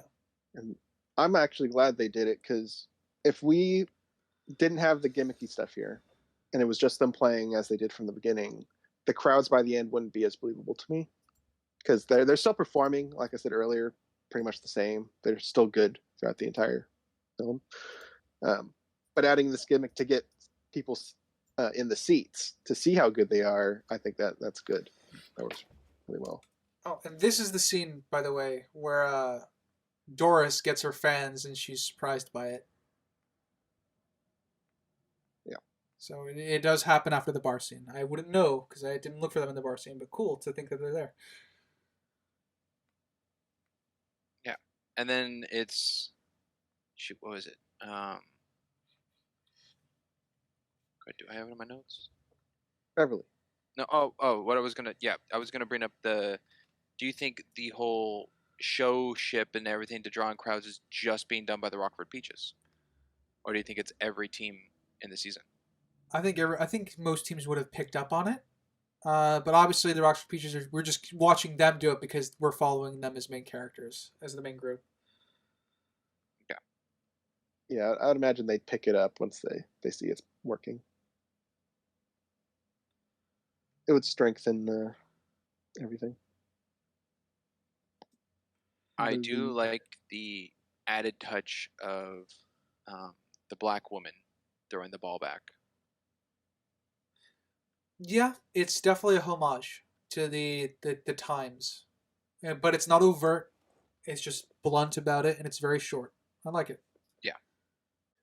I mentioned earlier how there were 2 points where a catch hurt with a mitt, and this was the second one. The one I said was more egregious because it was a lob throw. There was power, but it wasn't a straight like chuck. It was not a very strong throw. So it wouldn't have been that damaging if it did hit the palm, and even if it did, she shouldn't have hit the palm because they are established players now. So you can't say they're getting better. They're good at this point. She knows how to catch a ball. And the fact she ripped off her glove because it hurt that much seemed quite exaggerated to me. Yeah, I think that would be the only downside to the scene as well. Though I think obviously the intention is it's showing that they have potential to be baseball players too. I like it more for obviously I like the scene more for the homage to what history was like at the time. There's still that degrees of segregation going on. But I can see what you're saying. I think that is a bit of an issue with the scene. Okay. Yeah, I'm in agreement. It shouldn't have hurt her hand. I like in the montage Jimmy's actually being a good manager. He's helping out with the kid. I like when he's holding the kid sideways, like trying to get him to spit something out in his mouth. I thought that was kind of funny. And it's clearly the lineup. Yeah, hit the lineup paper. Yeah, and I like that he's also at this point knows the team, everyone's name on the team. So it's showing that Jimmy is still like he's grown now to at least be a decent coach for the team. Yeah, all their character dynamics at this point are well established. They are a unit. We have the good skid marks on the side of the girl's hip, which you brought up, Sprinks, was real. Yes, the strawberry bruise, as it's called. That explains why it looks so good. Yeah. I wrote my notes. That looks like a good bruise. Yeah, it looks. It was really a real good. bruise, so that makes that better. Then. Yep. Dedication. I'll give it that. Marla got married. Marla got married. Her dad's back for a very small amount. That's true. I like on one of the signs that they show Jimmy respecting Dottie is giving her some chewing tobacco to spit out. Yeah. It's like real ball players do it all the time. It, right? Yeah, she accepted it and she did a bit of it. But we don't really see her do it again. Yeah. And then another smaller thing. I guess this would be after the montage. Now that I don't know. I don't have anything more for the montage. Does anyone else have anything? No. It's very quick. Bunch of character stuff. We're moving through time again. We know how they're attracting a crowd now because they're doing more gimmicky stuff. I like that May is painting Kit's nails for good luck with boys, as she says, because Kit is still probably a little frustrated of living under her sister's thumb. It's a very consistent character trait. She's like, I don't care, my sister might get mad at me for this. Yeah. I guess there was one little thing I'll touch on. When Dottie catches the ball behind her back, the angle of the foul would have not come in at such a directional angle from the pop fly. Yeah, my best guess is it bounced off the fence or something and rolled down. But you're right in that it would not be at that angle. Okay. Like my best guess is someone threw it off screen. Right that's probably what actually happened when filming. Is someone threw it off screen for that. But in reading in world, that obviously didn't happen. Yeah, it should have been more straight down rather than angled. Yeah, because they definitely can bounce off the fencing. But you're right. So a little nitpick. Something I'll jump to a little further. I think Harvey brings it up that he quotes Roosevelt saying men's baseball won't be shut down. Is that an actual line Roosevelt said, or is that made up? Those are not the speeches and stuff that I've read from Roosevelt. I'm more of a Lend-Lease reader, if you catch my drift. Okay.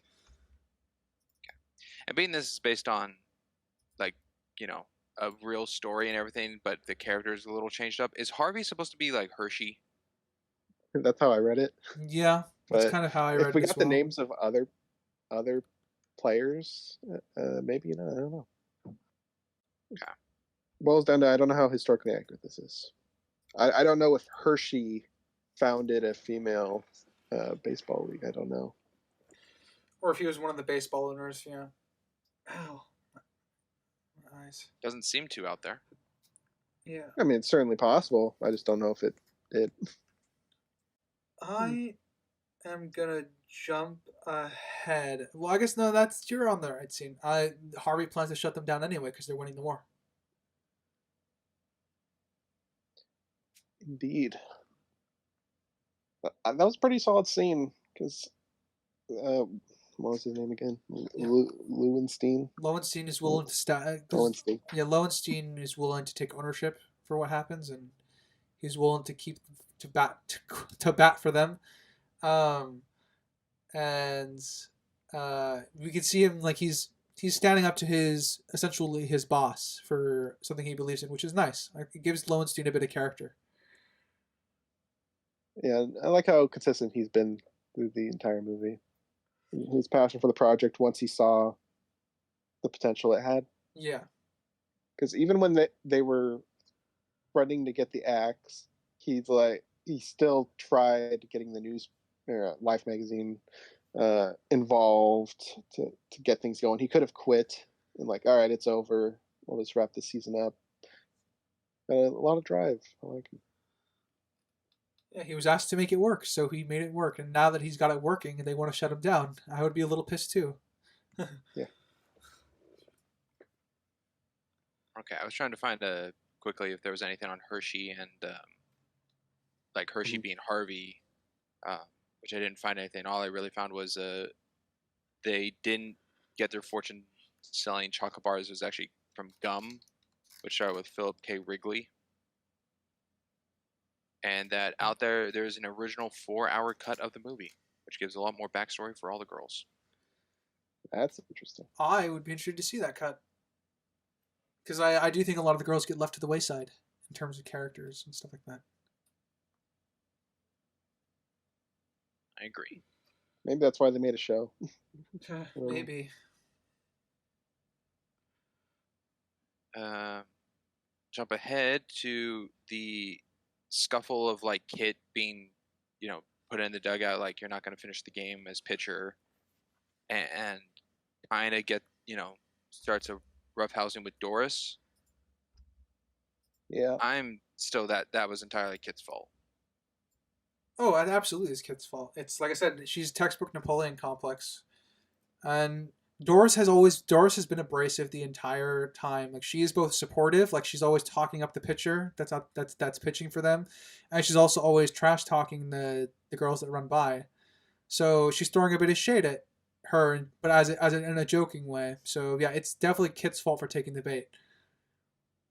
Yeah. Do you think it's played off as a foreshadowing sense that Doris throws water at Kit? Is in like Rebirth?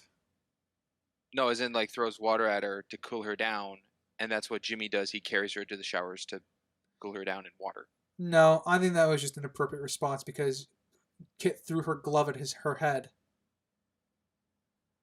I would respond with something like, if you threw something violently at my head and I had water on me, I'm probably gonna splash you with it. Okay. How do I word this to? Okay. Well, okay. I know what you mean. It's foreshadowing specifically for Jimmy's scene later on, right? Well, you took it as an in character of a writing approach of experience. I meant in the terms of the film made chosen, like to give Rosie O'Donnell a cup of water for that scene. I don't think you would need to foreshadow the shower cool off scene. Especially since it's followed right next. Yeah. Like it's not a later down the line thing. Yeah, I don't even think you need to call that. I don't think you would just call it foreshadowing. It's just something that Jimmy would do when it escalated instead of de-escalated. All right. And Crimson, what do you think? No, I don't see foreshadowing with the water. it's just something they probably thought with the myth. They're like, okay, what could Doris retaliate with that she could be holding? And a drink makes sense. So without actually doing physical harm. So I think that would be the route they go with for that. I was surprised you guys were so easily on Doris's side. I had a problem with Doris here. Oh yeah, Doris is Even though she's pretty jokey throughout the entire film with every character, this seemed more of the bully side than the jokey side. I didn't say I was on her side. I just said it's within character for her. I fully understand Kit's anger and response here. She's very riled up and stuff like that. I saw it as going up as fair because Kit threw one at Doris, so Doris threw one back, and they were on even ground. Not that. The Doris's insult in the beginning that caused the fight, I guess. Oh, caused the throw. Oh, like the whole not even big enough to finish your own games now, kid? Huh? Yeah, that seemed pretty dumb on Doris's part. Not that she's like super smart or anything, but she could read that Kit was super mad, and she knows at this point, being months knowing her, how easily agitated she can be. I mean, even May told Doris, told her off a little bit with it. It seemed being an instigator. Yeah, it seemed more like a writing tool than something that would actually happen in that scenario. All the girls pretty much encourage each other throughout the entire film. So. I see it as I see it as a writing tool, but I see it as in character, so that's why I didn't really take an issue with it.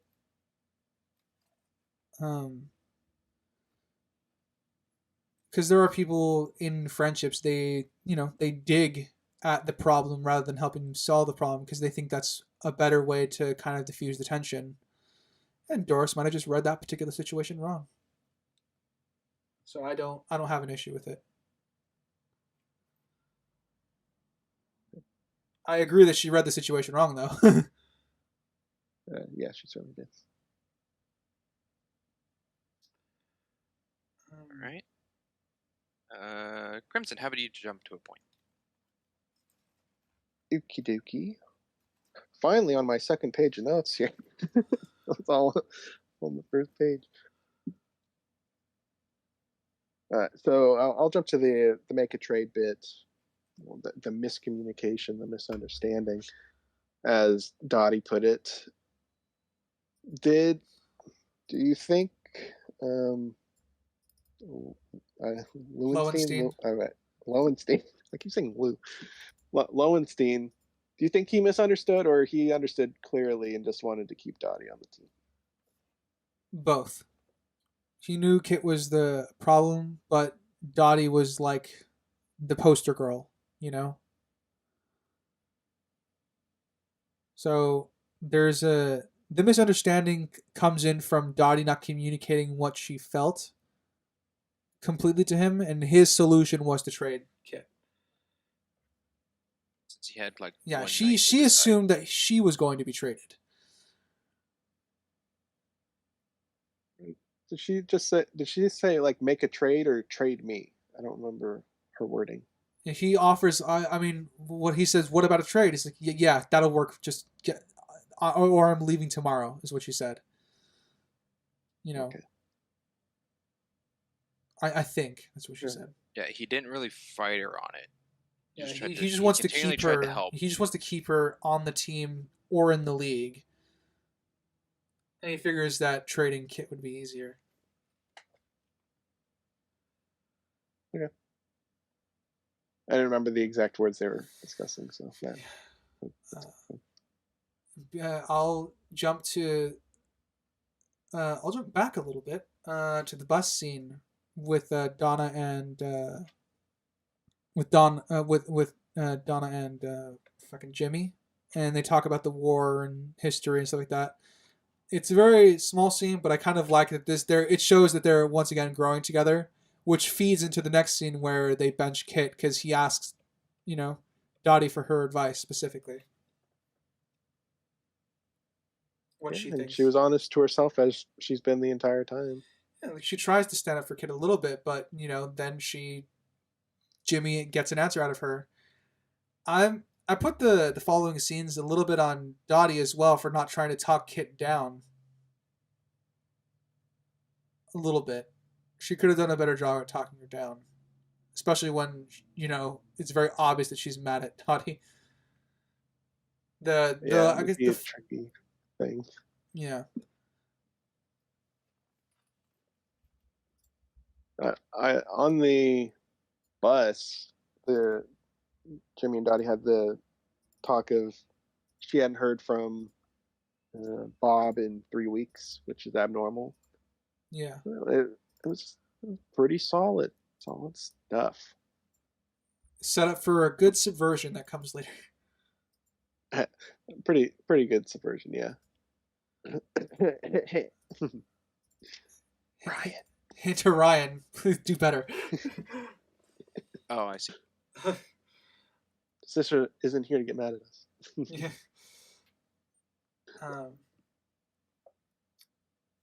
I like the add-on of when Kit is looking for Dottie, she catches the ball barehanded, but it's not out of like a skill level; it's out of anger.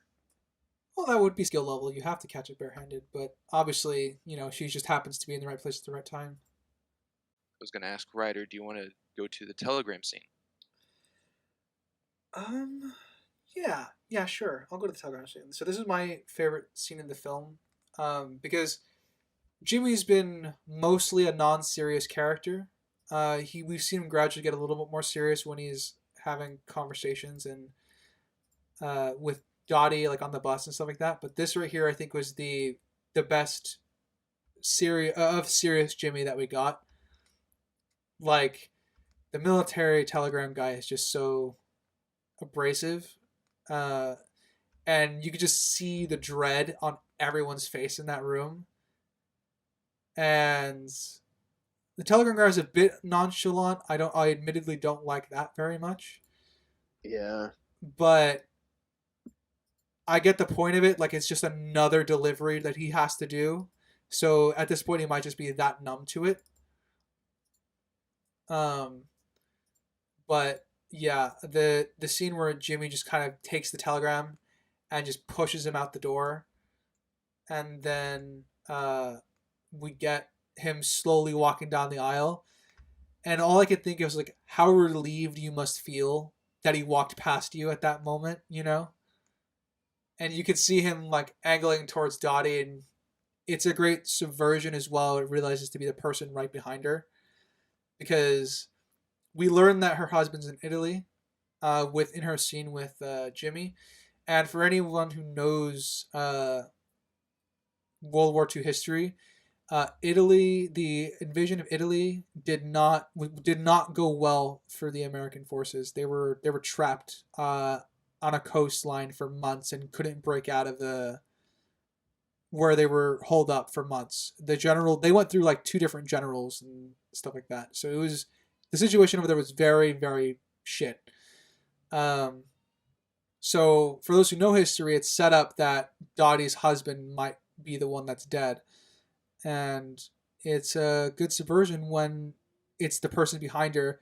But you can still tell like the scene really, really affected her, because for a minute, like, she's actually preparing herself to be told that her husband died once Jimmy's like getting closer to her, and that pays off into the next scene, because when she's crying by herself on the bed before Bob walks in, because that still affected her. Like, she had to mentally prepare herself to be told that her husband is dead just in that minute. So there's a lot that happens in this scene, because you go from a real high. They're practicing like their music, they're getting dressed, they're having fun with it.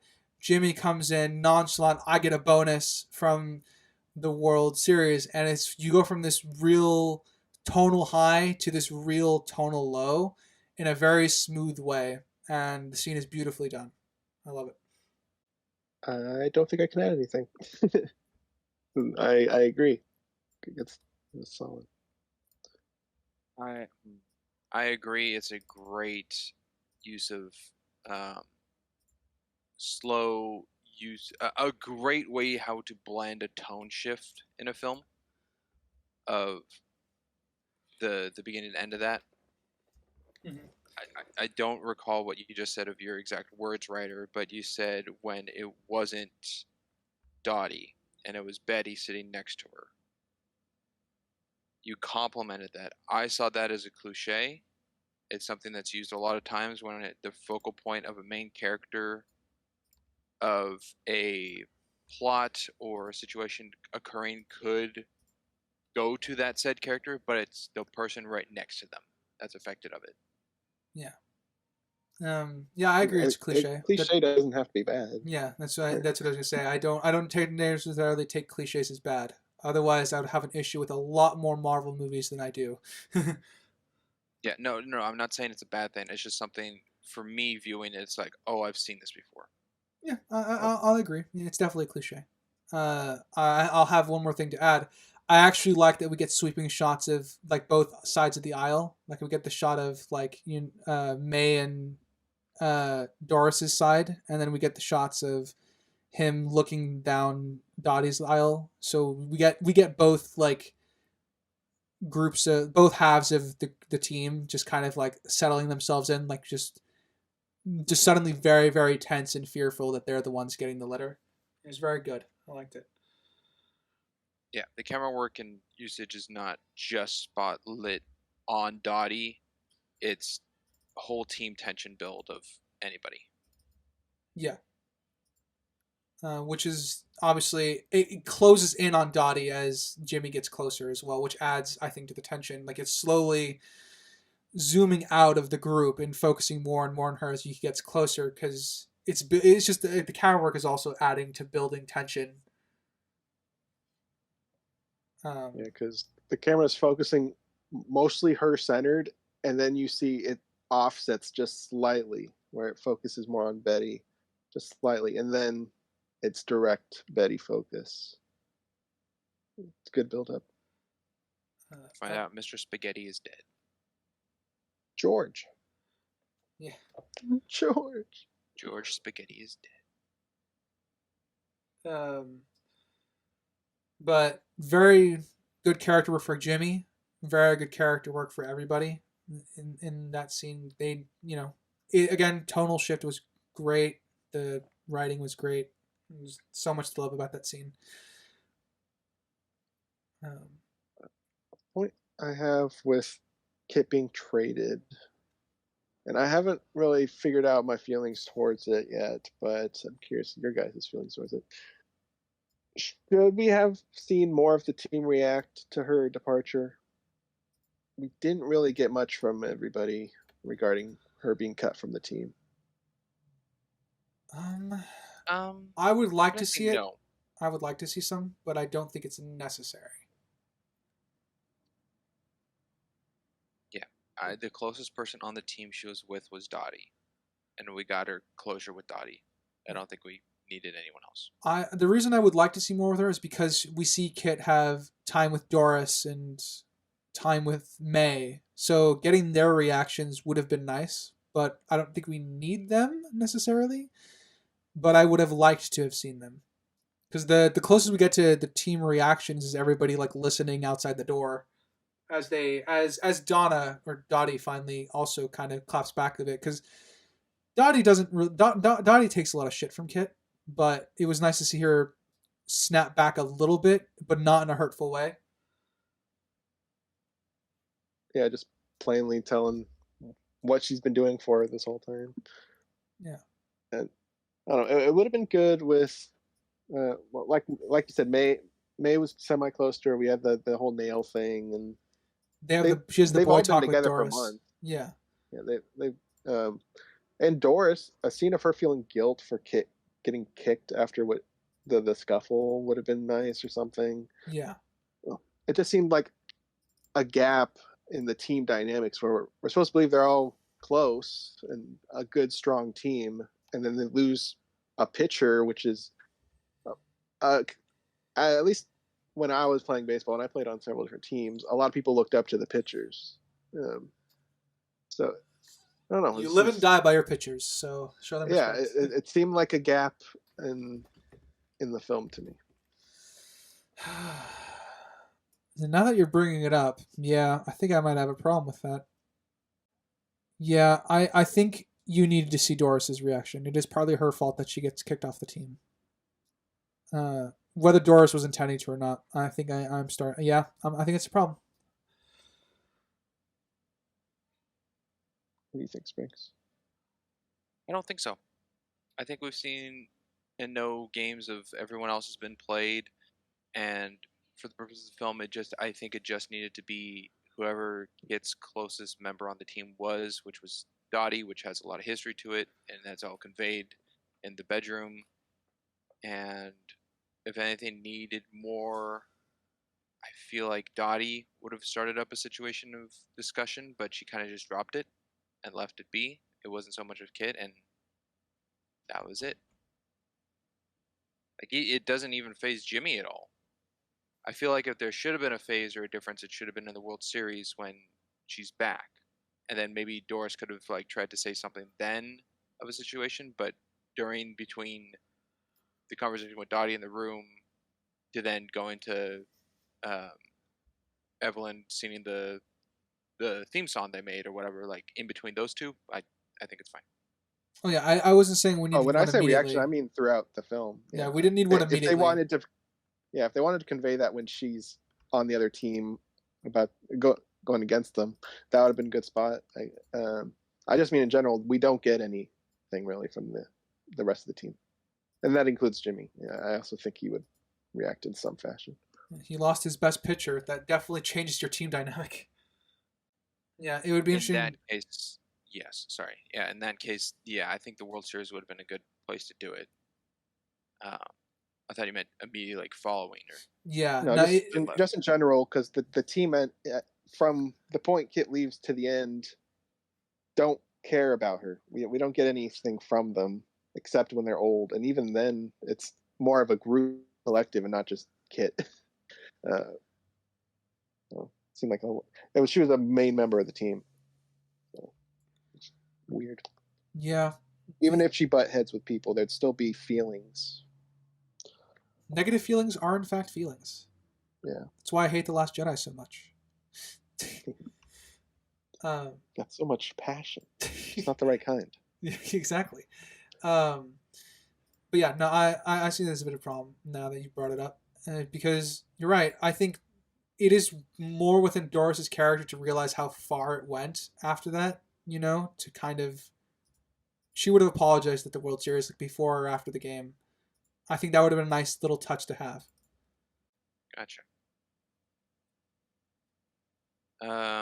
Something I caught, which I guess I'll go forward in life now with this. If you try to quote Matthew McConaughey with all right, but you do it a couple more times, you turn into Jimmy Dugan. That's funny and probably true. I didn't count how many times he said it, but could have been 9 or 10 times. Sounds about right. I didn't count that. I can see that about there.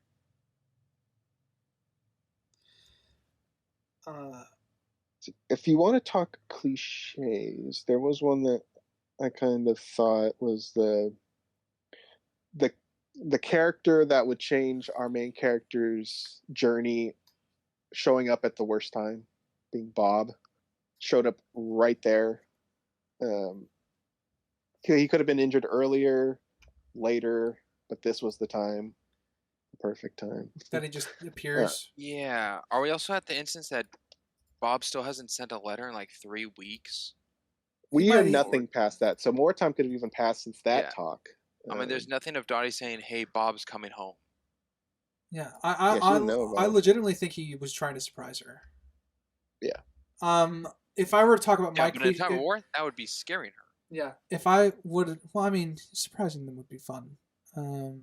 But I think if I were to pick on the cliche of the scene, I think it might be too close to the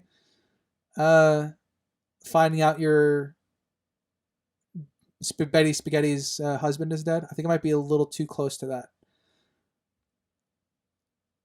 because it's like right afterwards. Like that is the is scene my right favorite. afterwards. And I like the subversion. It takes you from your one of your lowest points in the movies to one of your higher points in the movie. But I think it needed to just be allowed to breathe a little bit more. So I like the feelings that it pulled me through, but I think there's an objective problem. Yeah. Yeah. I'm gonna go with a pacing issue on that. Way too fast. Yeah. Especially because, I mean, like I said, I would have preferred that scene to be allowed to breathe, but she is more or less her reason for wanting to leave. Like, not, she doesn't care about facing Kit in the playoffs. At least, as far as it's portrayed to us, I do have an issue with her just appearing there on the field. Yeah. Get to that one. That is a Ryan subversion. Don't do that.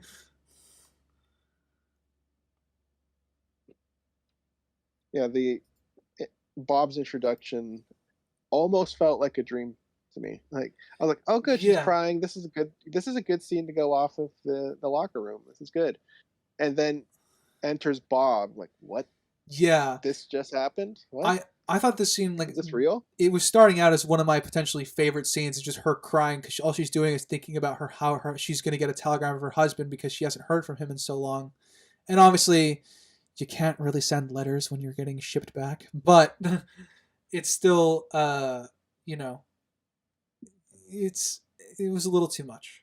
It's too much tonal juxtaposition. There is an art to taking a character from their lowest point to their highest point. I don't think they quite nailed the head here. Because I think the tone is a little bit muddled. How does everyone feel about Bob as a character? Over the whole film, not just this The scene. President of the United States, Lone Star? Lone Star. Yeah. The Schwartz. Yeah. Only one person very would give small me the role. raspberry jam. Lone Star. I think definitely it's good to have him present rather than just a bunch of letters. And, Dottie being like, he's here, he's in Oregon, I'm going home. I'll read ahead to my conclusion notes to tell you exactly what I think of Bob. Bob is a good husband and a war hero. This one's easy. Serves his role well. I think he shows what kind of person he is, willing to come back with his wife to see the World Series game with the Bells and Peaches. And that's pretty much all you get. Other than that, he's like just a really loving and caring husband. I don't think he needs to be any more than that. He's definitely an archetype more than a character, but he's a one-note guy. Yeah, he's one note, but he serves his purpose. The only character that you can probably read into him is the fact that he's willing to come back with his wife because she felt that this was important to do later on, and the fact that he's cheering her on in the World Series. That's the only note of the character that you really needed from him, because obviously Dottie's the focus. Crimson, he served his purpose and his country. Yeah. Yeah.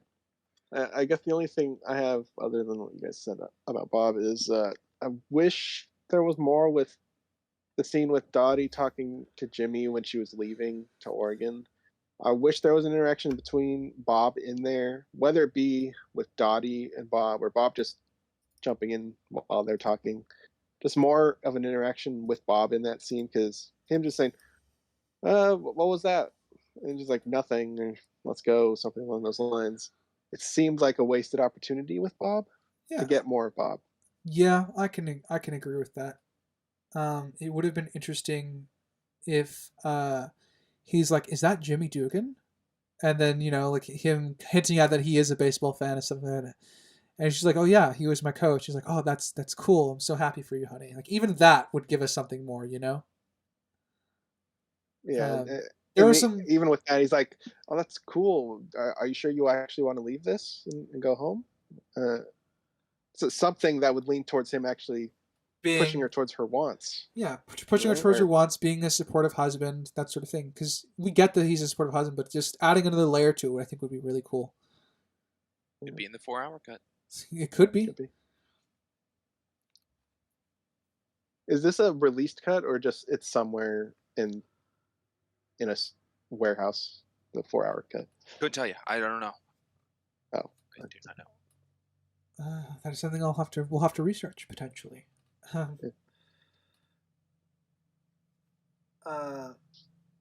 I quite like Jimmy's last words to her about how, of course, it's hard. It's supposed to be hard because if it wasn't hard, everyone would do it. That sort of thing. Yeah. And the hard is what makes it great, I think, is what I wrote down in my notes. Very good bits of monologue. And we get. I wish I got more of Dottie in this scene because she's very, very like reserved. Yeah, she didn't say goodbye to anybody that we saw. Yeah, it's very. She's just It's up just, and leaving. It's this is kind of where my problems with Dottie start forming. From here to the end, I don't know whether like I don't know what she wants anymore. You know, it's very unclear. Like she wants to go home, but then she just appears back at the game. And unfortunately, I don't think the actress did a good job conveying to me her wants beyond that, because you could still get an actor to portray the characters in her monologue, even if it's not being reflected in the actual dialogue for the script. From this point on, I was very confused about Dottie's motivations as a character.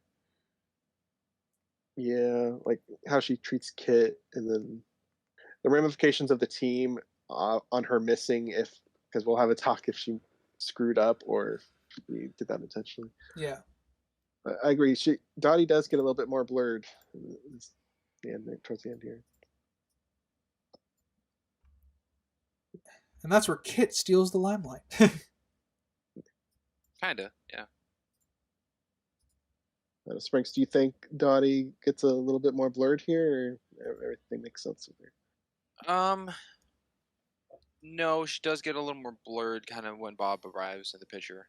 Because again, she likes baseball. She never really shows that she loves it, and she beats herself down, it sounds like, anytime it's brought up, of like she doesn't think of herself as a great baseball player. Mm-hmm. Which is kind of, but like, you know, it goes to show like they drove halfway across the country and then immediately decided to come back, which is because Yellowstone's very far. Yeah. Yeah. And almost Oregon. Yeah. Like what, one state over? Maybe two, assuming they're at the edge of it. It's one of those things where she was willing to then take all that time coming back. So clearly she felt something for it, but I never got that from the character. Like this was hard to leave, you know?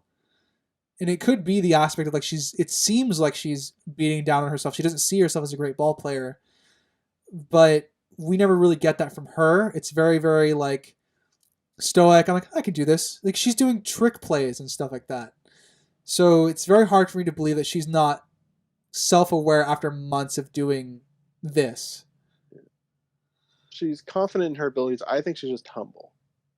Yeah, I don't think she thinks she's not a good player. I think she's just humble about how good she is. Yeah, I would probably, that's probably what I would attest to it being, is more of her being humble than her not knowing how good she is.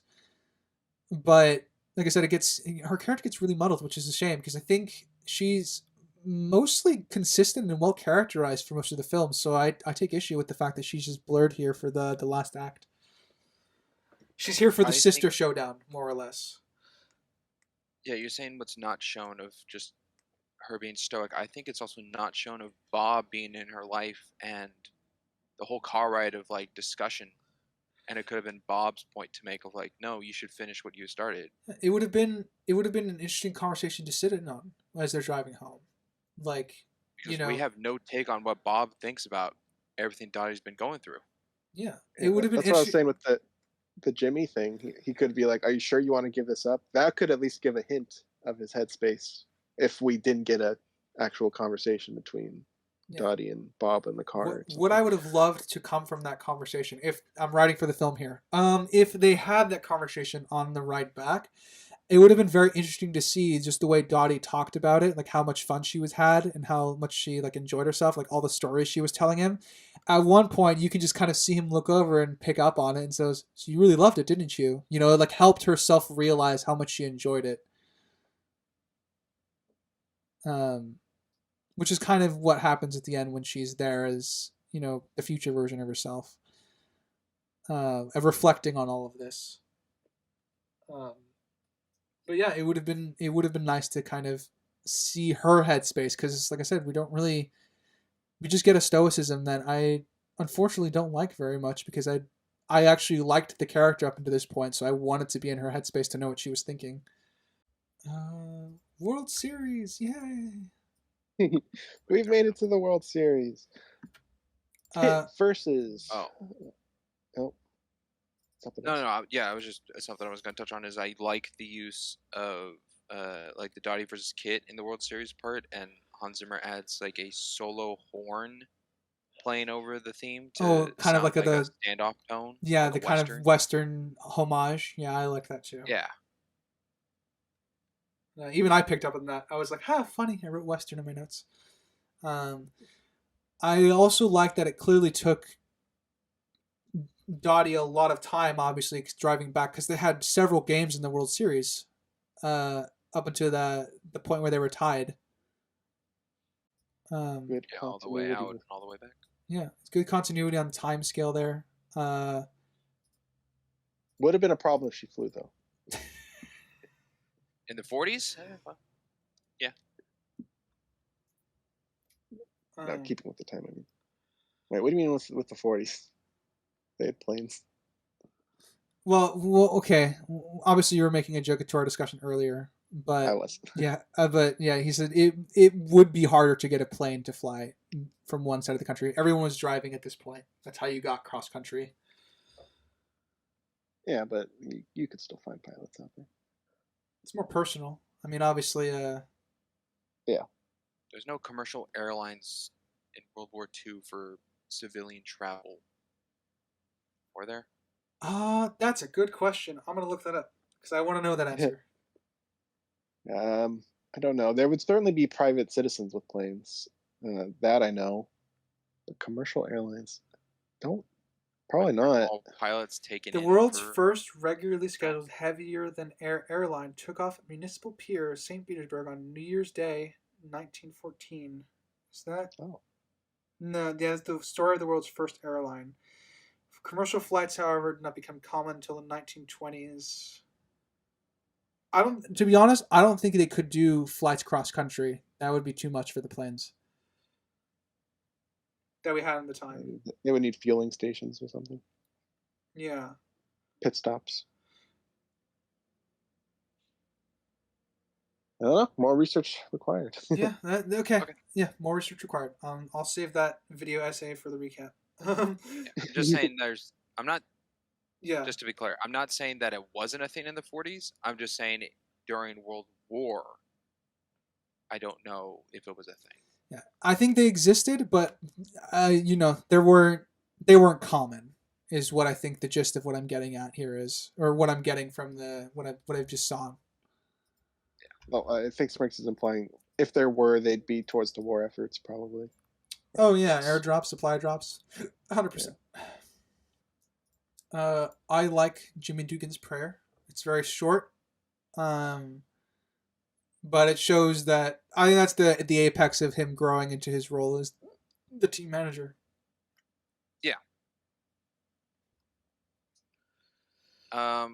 Question about like the national anthem for a ball game. Do the teams on either side have to be equal number of people? No. It's just how many players you have on your team. Yeah, I know. Okay. I know why you're picking at this, but no, they just did that so it looked even. Okay. Because obviously you're talking about the bell that's lined up with the peaches, right? Yes. Why is that? Why? Yeah, they just decided to keep the lines even. That's what they did. Okay. There was no other reason other than the pure aesthetic of just having even lines. Okay. It's possible. It just stood out to me and I didn't know. Yeah.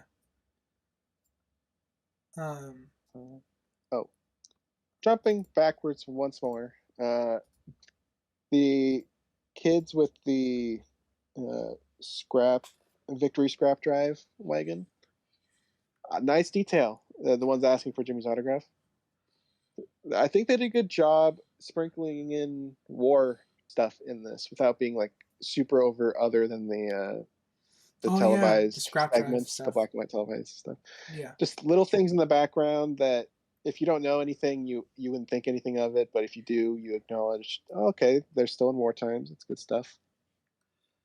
Yeah, and then we Because also get they did have scrap drives to get metal to help the war efforts. yeah, and then we had a line from Harvey later on as well, talking about, hey, we're not going to need him anymore. We're winning the war. Yeah. So it pulls you in, gives you your state of the world kind of situation.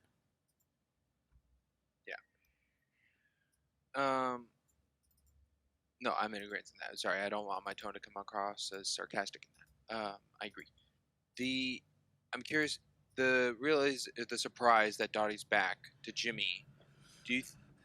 I don't think that's only played to Jimmy. I mean, in the film and screening we see visually, it's the surprise to Jimmy, but Dottie's return.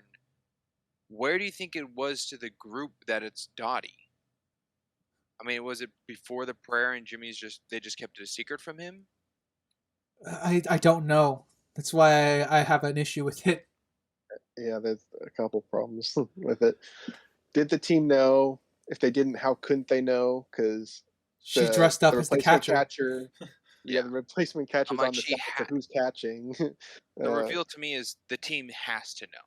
Because when she feels it to Jimmy, people, they don't storm her. They don't like, oh, Dottie's back. Ah. Oh, yeah. Yeah, it's clear that the team knows, but it's not clear to us when she joined in. Yeah. And there's also the potential issue, because I don't know the answer. Hoping Ryder does, but I probably not. Oh. Are you allowed just to bring in a random player that wasn't on the roster to participate in a game? Not for professional league, no. That stuff is. Yeah, I had a feeling the answer would be no. I mean, but then again, I'm basing my knowledge off of modern baseball, so I have no idea what it was like back then. Because she still will be registered as a part of the team, but obviously, she came back to finish the season. Game, yeah, she wouldn't be in the lineup or anything. Yeah, because I don't know. It would seem like a strategy then for sports to just bring in random players that your opponent couldn't study up on beforehand. I mean, people do bring in other players, but it's usually like broadcasted as news. Yeah. So if the teams don't do their homework, you can surprise them, but didn't know the answer. Yeah. I guess that's a history check. Yes, another one. Yeah. The reveal is fun. I like that she's there. And like I said, I still have objective issues with it. Yeah. And then Crimson, I think you touched on it earlier. Did you want to bring up Evelyn's mistake in the World Series? Yeah, I guess so. And gave the Bells a run. Well, wasn't it 2 runs?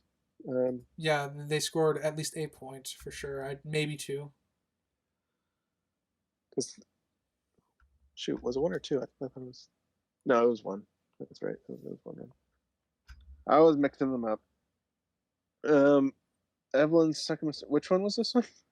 This is the one where Jimmy reels himself in. Like, he doesn't snap at her. But he's making the hand motion. What was her screw up? She threw a ball, I think to second or home rather than Doris on third for an out. Throwing to the wrong person. Okay. That one is a more acceptable mistake to me than her first one, her first throw. Because anecdotal for me, sometimes it can be hard to figure out where to throw the ball when you have players already on the bases. Yeah, which one do you prioritize? And that's why you look to your coach. I guess she didn't. I don't know. Yeah, it's a stressful thing. There's a level of like where it has to become instinct. Typically, you prioritize the base that's closer to home. Yeah. but it's a strategy thing. So it's It depends on, are two out already and you're just going for a third one, so which one would be the easiest out? Is there one on third close to home? Prioritizing that. A lot of thinking involved, so I think it's an acceptable mistake on that one. yeah, and that's why Jimmy's again he's reeling himself in. He's like, you gotta practice that off season. And then she's That like, was the even best acting in this movie. it really was like you could see that she's like trying to brace herself to be snapped at, and then she smiles and she got positive feedback. It's like, I better not cry. I better not cry. Oh, he's not. He's not ridiculing me. Oh, He just gave me feedback. Oh, this is my. I can live with this. It was really great. It was such a great scene between the two. It's very small, but it's awesome. I'll jump to a scene that I think was also a very good scene of Dottie and Kit after the game, kind of saying their farewells, like Dottie's leaving, and they're hugging, and Dottie says, "I love you," and Kit's response is, "Really?" yeah. Like that's a bit painful hearing. Like Kit couldn't fully believe it, or didn't fully know it. Yeah. Yeah, after everything Dottie's done for her. Yeah. Like you couldn't tell, kid? Couldn't see it. Seriously? Yeah. While we're on Kit though, my gosh, her acting in this final playoff bit. Seeing the emotional, physical Distraught. performance in her face. Oh my god, it's such a this right here is I think what elevated Kit to me as my favorite character in terms of both being the most well-rounded character, and I'll save all my notes for the end, I hope. But man, Kit goes through the ringer of emotions during this, because her sister's beating her again, and not just as a byproduct, but literally. yeah. Yeah, it's more of a literal sense now that they're on opposite teams. So it's watching her like almost break down in the dugout and having her sister watch her like from the sidelines as she's going up to play catcher. You definitely get a sense of how much it hurts her to be under her sister's shadow. Yeah, that was a part that made me not like Dottie. I liked she looked over, and then once it comes to bat, she's like, "Go high." I'm like, man, you're going for the throat. You didn't have to go up to the pitcher and suggest anything. You wanted her out. Even after seeing her torn to pieces in the dugout and stuff, I don't know. It seemed not like Dottie to me. Like I said, she got muddled. I can definitely see the aspect of it, like she's forcing Kit to grow up, which could definitely be an aspect as to why she's going for the throat. But it's cold blooded, and it's I don't know. I can't say. I don't know if it's out of character, but like I said, her character just becomes so muddled with because I don't know what her motivation is right now. Is she here just to? Dottie hit the pitched ball directly at Kit to like hit her. It's true. She's good enough to somewhat aim, so you could take that into account too. I don't know. Dottie just seems so petty here, and she doesn't seem like the type of character to be that way to me. I don't know. Yeah, maybe it's because I'm not reading pettiness into it. That might be an aspect of it. Because again, this comes down to the fact that like I don't know what Dottie was thinking. That goes back to her motivation. Like I don't know why she's here. Is she here to just finish the game, the series, or is she here just to break Kit? Which kind of ties into the explanation of the ending of the game of Dottie dropping the ball. Oh yeah. Yeah, that goes into what that debate that's definitely coming up soon.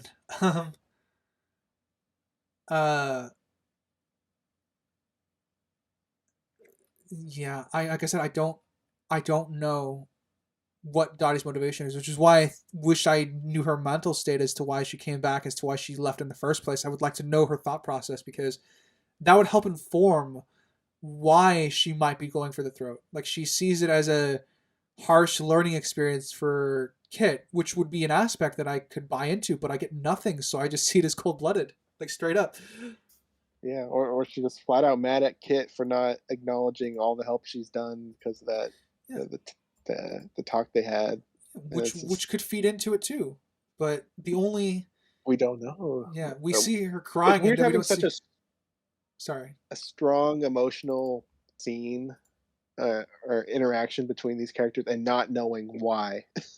It's such a weird thing because usually it's a well-established reason to have these problems.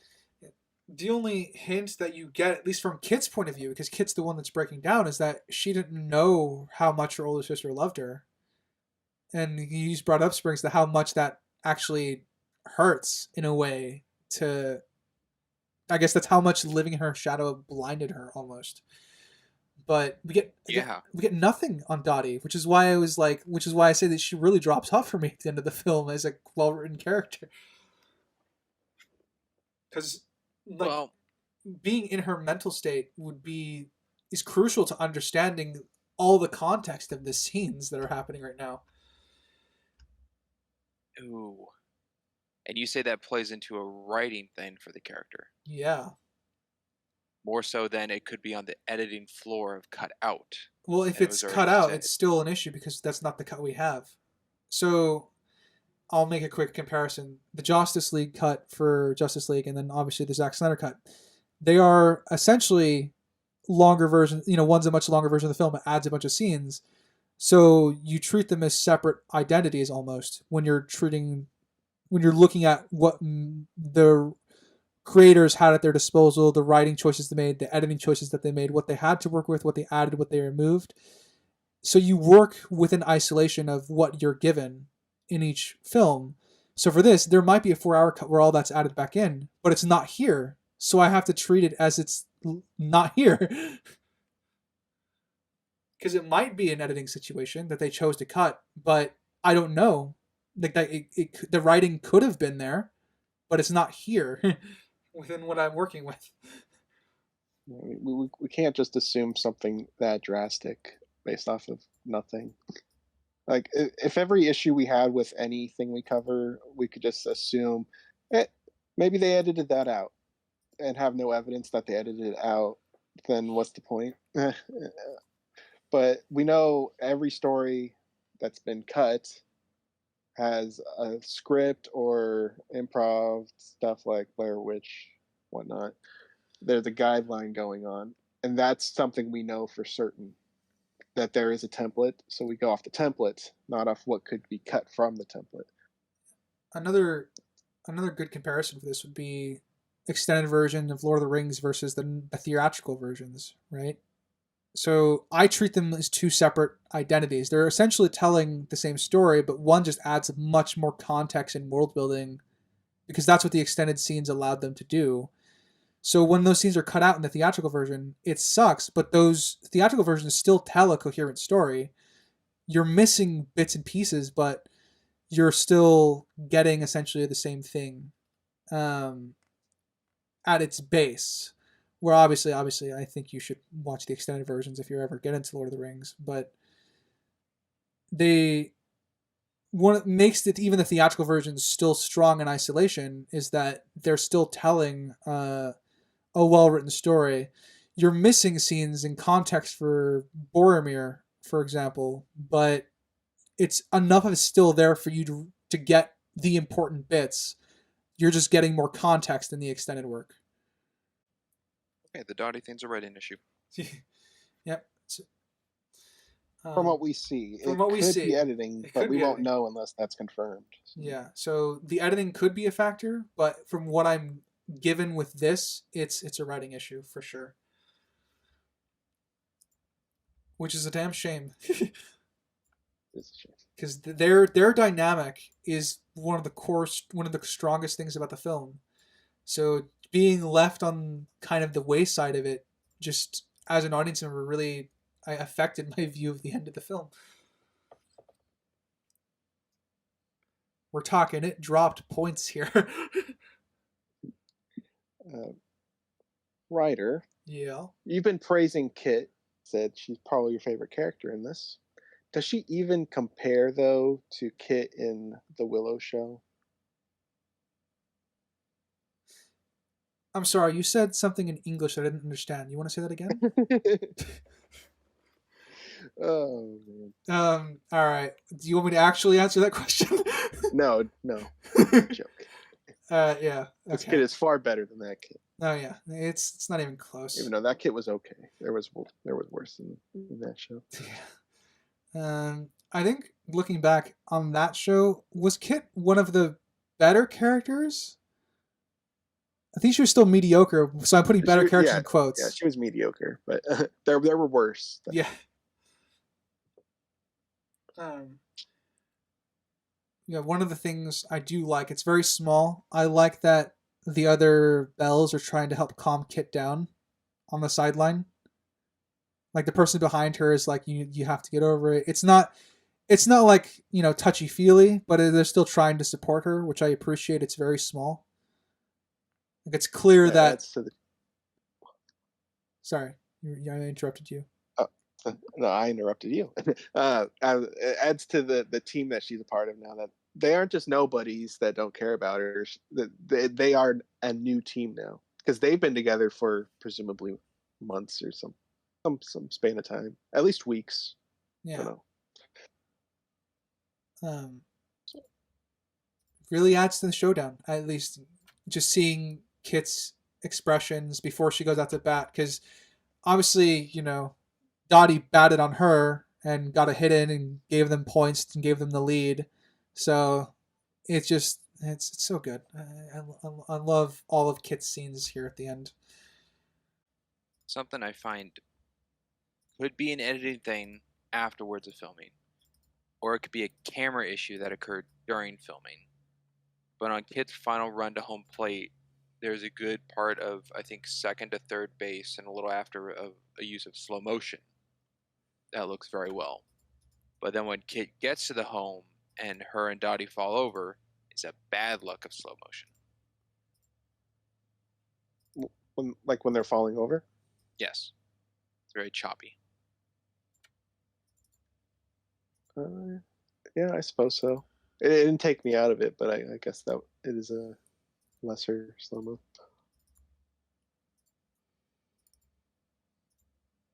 I just didn't know what the cause of that was. I didn't know if the first one was used with an actual camera to use slow-mo with, and they only did it for that one scene.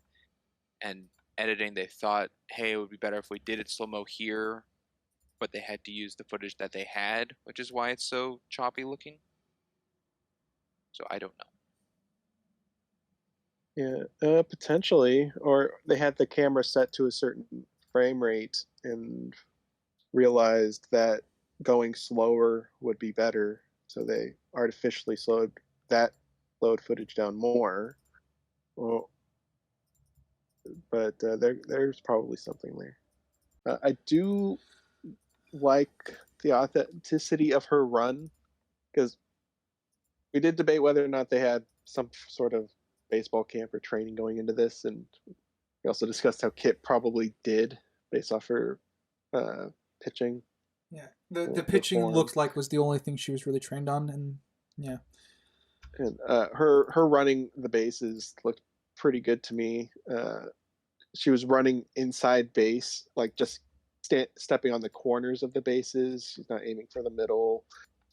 She's rounding about instead of trying to go angular with it, seeming artificial. It seemed pretty solid to me. I wouldn't be surprised if she actually did baseball. Or softball, whichever. All right. Well, I guess the actress. I've talked about everything around the baseball falling out of her hand itself. Does anyone have any points before we dive into that topic? I'll bring it up right now. I have no other points for the rest of the film. Oh, all right. What? Even the return to the old folks? Yeah, we finished up my notes in my notebook. All right. Well, let's move on to the great the baseball debate. Which, yes, did she let go on purpose? Who wants to go first? Yeah, she let it go. We've seen her flawless this entire movie, and this is the one time she screws up, I don't buy it.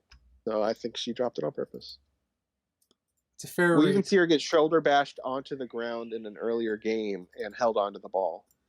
And the announcer's like, and she held on to it. So we even have precedence that she can hold on to a ball. So Yeah. I think she gave it to Kit.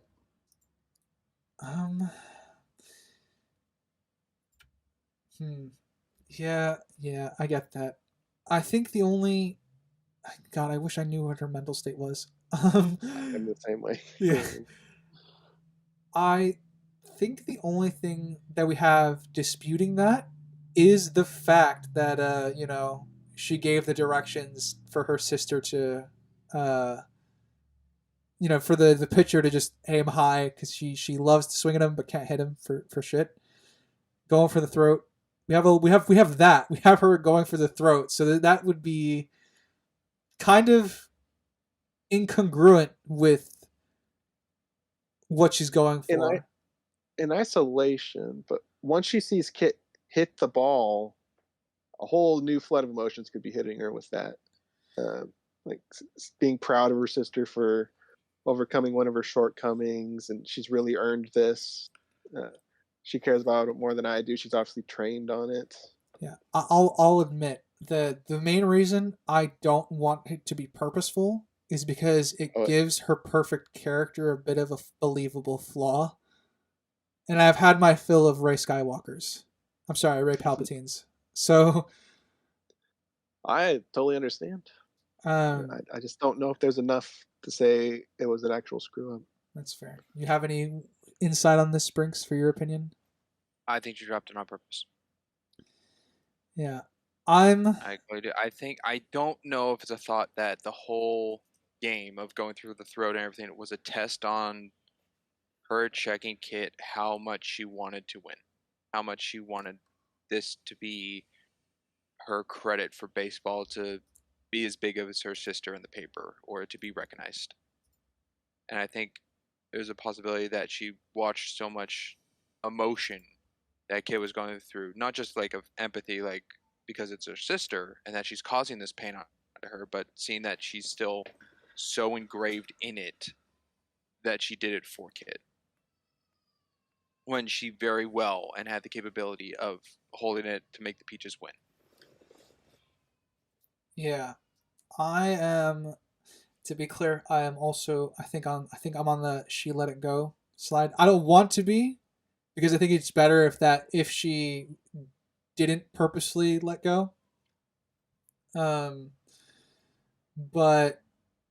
yeah, I'm leaning on that side as well because the Crimson, I agree. That's pretty much how I saw it. Is she could be touched with a whole new flood of emotions, and how if once Kit hit that ball, and then obviously the point about is that just her testing Kit to see how much she wants this. That all feeds into this. This would be a deliberate choice in her character to make it. But and yeah, with the established precedents, I don't see her not intentionally letting go of the ball. Now there is a shot of this where I would have been fine with her letting go of the ball if it was let go while she was still falling, if that makes sense. So like Kit hit her hard enough for it to fall out while she was still falling. I think that would have sold me more on it wasn't a mistake. Wasn't a mistake, and it wasn't an intentional choice.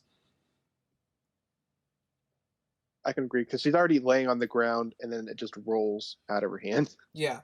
If they wanted to, obviously, I think their intention is that it's quote unquote ambiguous, leaning towards she purposefully let it go. Because I could argue that the film wants you to think that she let it go because of the observation she's making of Kit crying in the dugout, the choices she's made of like ruining her sister's day, more or less, pretty much. Going up and making her work for with having to swing at high ones. I do think it could be argued the film set up the fact that she purposefully let it go. If they wanted to convey something different, I would have had it fall out the moment Kit rammed into her. Yeah, I agree. If they wanted it to be framed as a mistake, I would think that would be good. Um, if they wanted it more ambiguous, I don't think that would be better for it.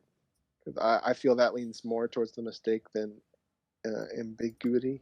Whatever. Ambiguity. How would you do ambiguous in this if you were recreating the See scene? that's the hard one. I don't know if you can. I feel like it's pretty black and white. It's either one or the other. I mean, what we have now is ambiguous enough for us to even talk about it.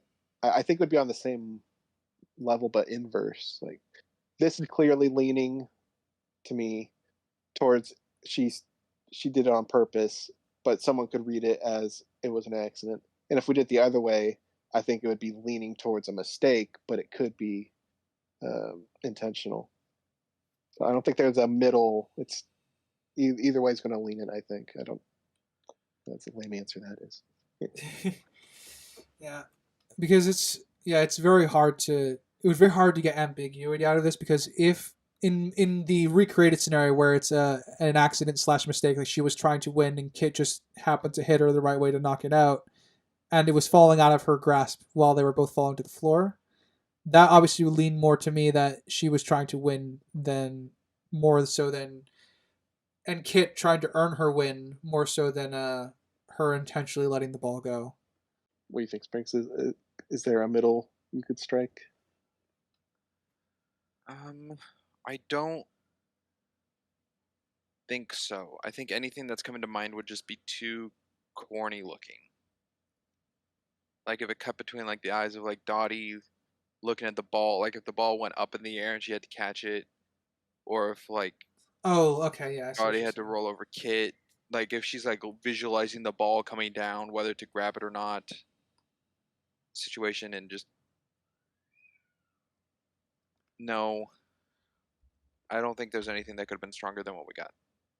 Yeah, yeah. Well, except Outside of the a complete smoother inverse, slow motion. intentional. It was a mistake, or it was a Kit earning her win. I guess would be the take of it. Yeah. All right.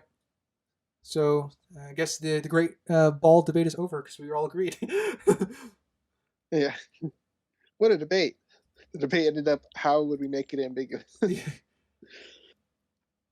If that was something we wanted, the filmmakers wanted to do. Yeah. We don't even know if that's something they wanted to.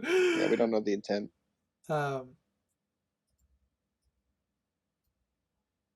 And Dottie did smile once Kit was held up on everyone's shoulders and getting paraded around. But I think that also helps with the intentional thing. Because if she really wanted to win, I think there'd be a bit more going on in the face. Like a little bit of being upset and happy. Yeah. That would be a hard thing to act, but it's possible. People do it. Yeah. I mean, the way she lines up next to Jimmy at the end, where they're both staring at the team celebrating together, for me, that face clearly read, well, we gave it our all, but obviously they won. Interesting. I saw it as a little like kind of passing the torch in a slight sense. Oh yeah, that's sorry. I didn't mean to discount that, but yeah, that's kind of also what I was aiming for. Like that's what Jimmy is saying, but what she is saying is just kind of satisfaction that her sister is celebrating. Oh, you think I meant passing the torch was on Jimmy's view? No, I assumed you meant it was between Kit and. Yeah, I meant Dottie. Yeah.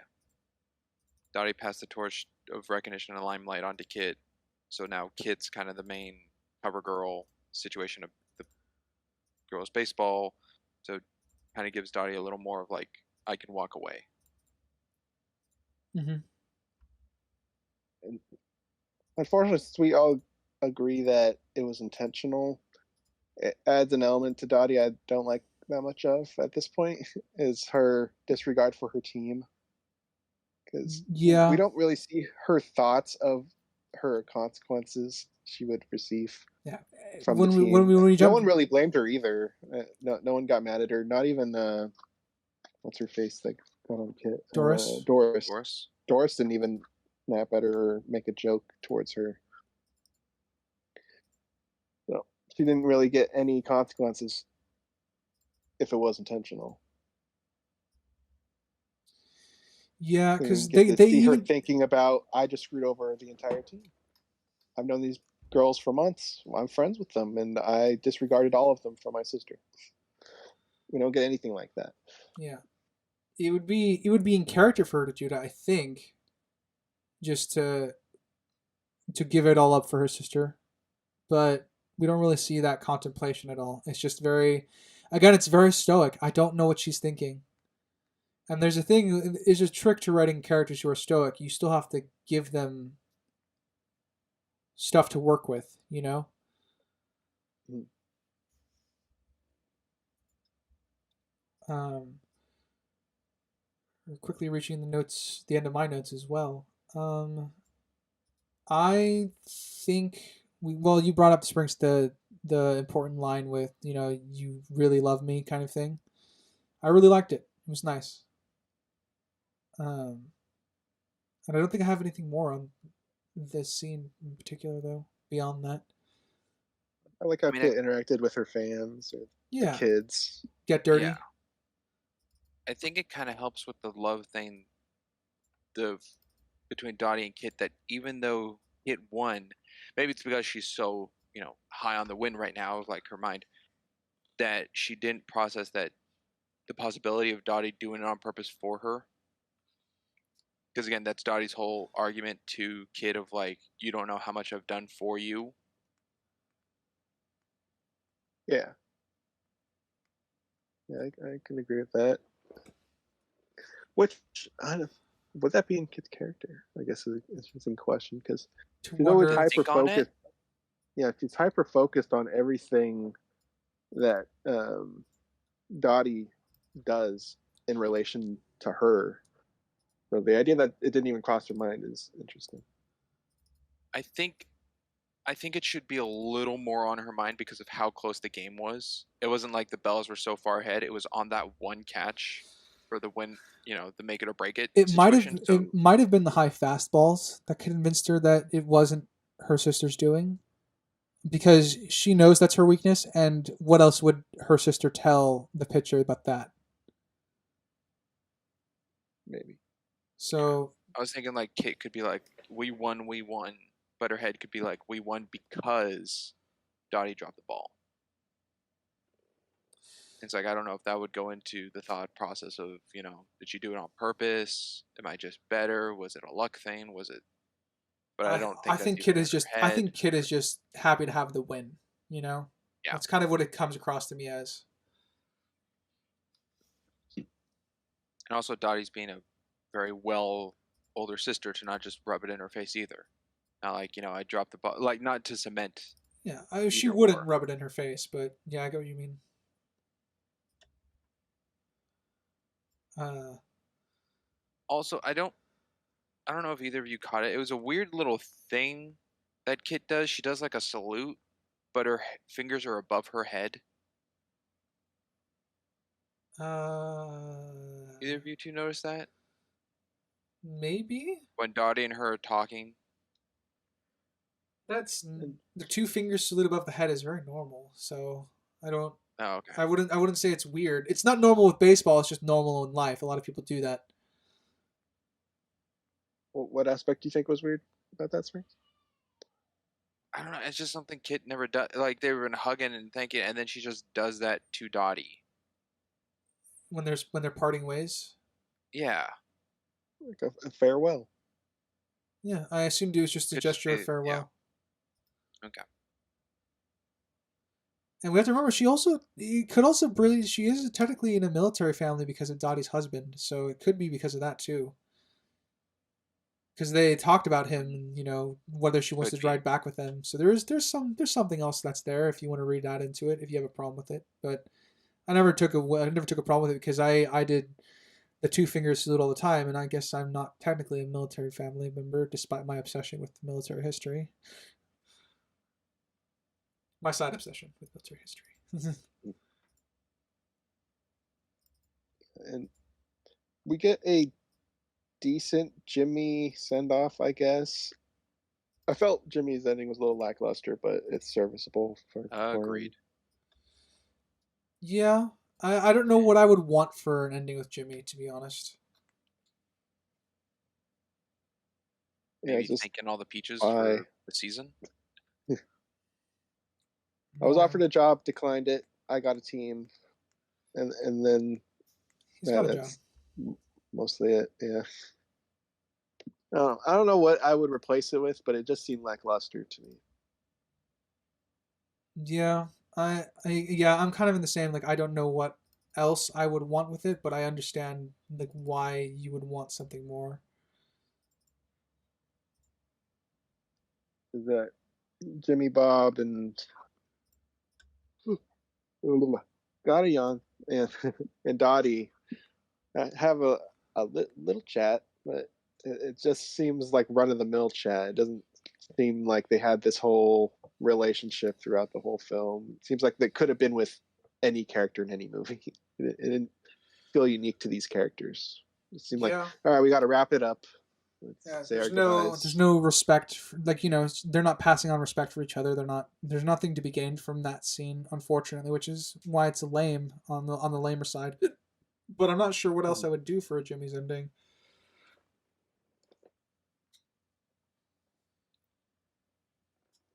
Oh well. I don't know. Good thing we're not writing this. Yeah, good thing we're not writing this. All right, I'm done with everything in the past. I'm ready to jump forward to the future here. Yes. Yeah, me too. I think it's cool to be reintroduced to a lot of characters that are there in the. How best to describe this? That we meet the bratty kid again. We meet Doris and May together again in the same. That to me was a nice bookend. They meet pretty much the same way as they did in the past, which was the throwing the ball and her one-handed catching that without a glove. Yeah, I mean, we even see Ernie come back. See Yeah. Ernie. We see Lowenstein. Marla. Yeah. Most people were back. Which is kind of cool. It's a nice bookend, I think, to the story. And I do like how one of them passed away. Yes. Because so much time has passed, makes sense at least one. Oh, for Evelyn. Yeah. That was a good little detail. I agree. Well, I guess also Jimmy passed away. Yeah, Jimmy also passed Yeah, away. I guess that's true. Yeah, that's right.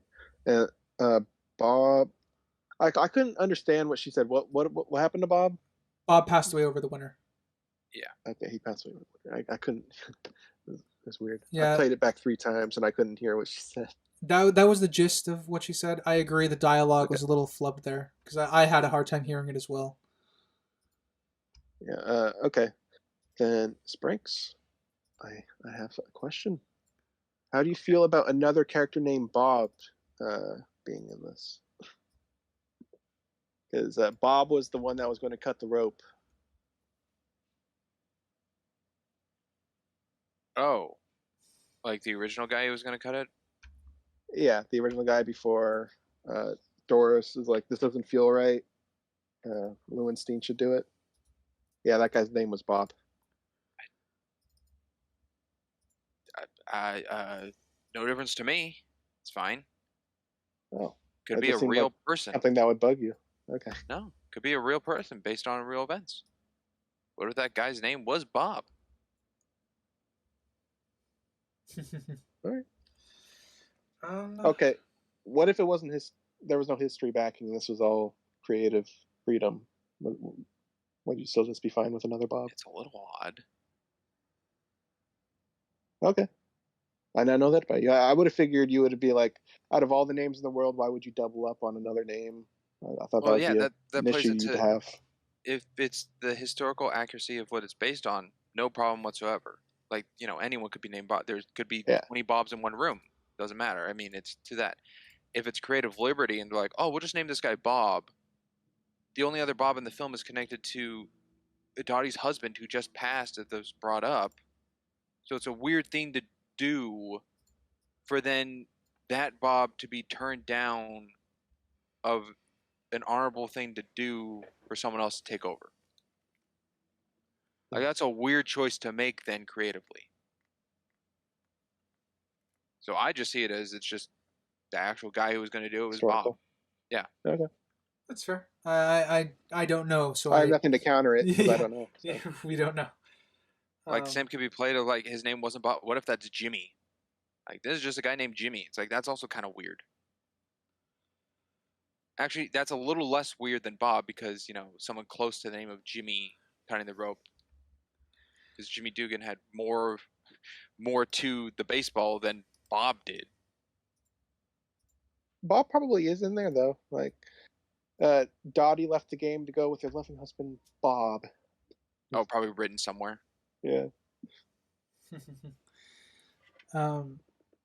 I quite like. I think we talked about the scout makes an appearance. I like that he has a cigar, so we can pick up who it is. Yeah. Yeah, standing next to his photo and everything. Yeah, it was a good shot. I like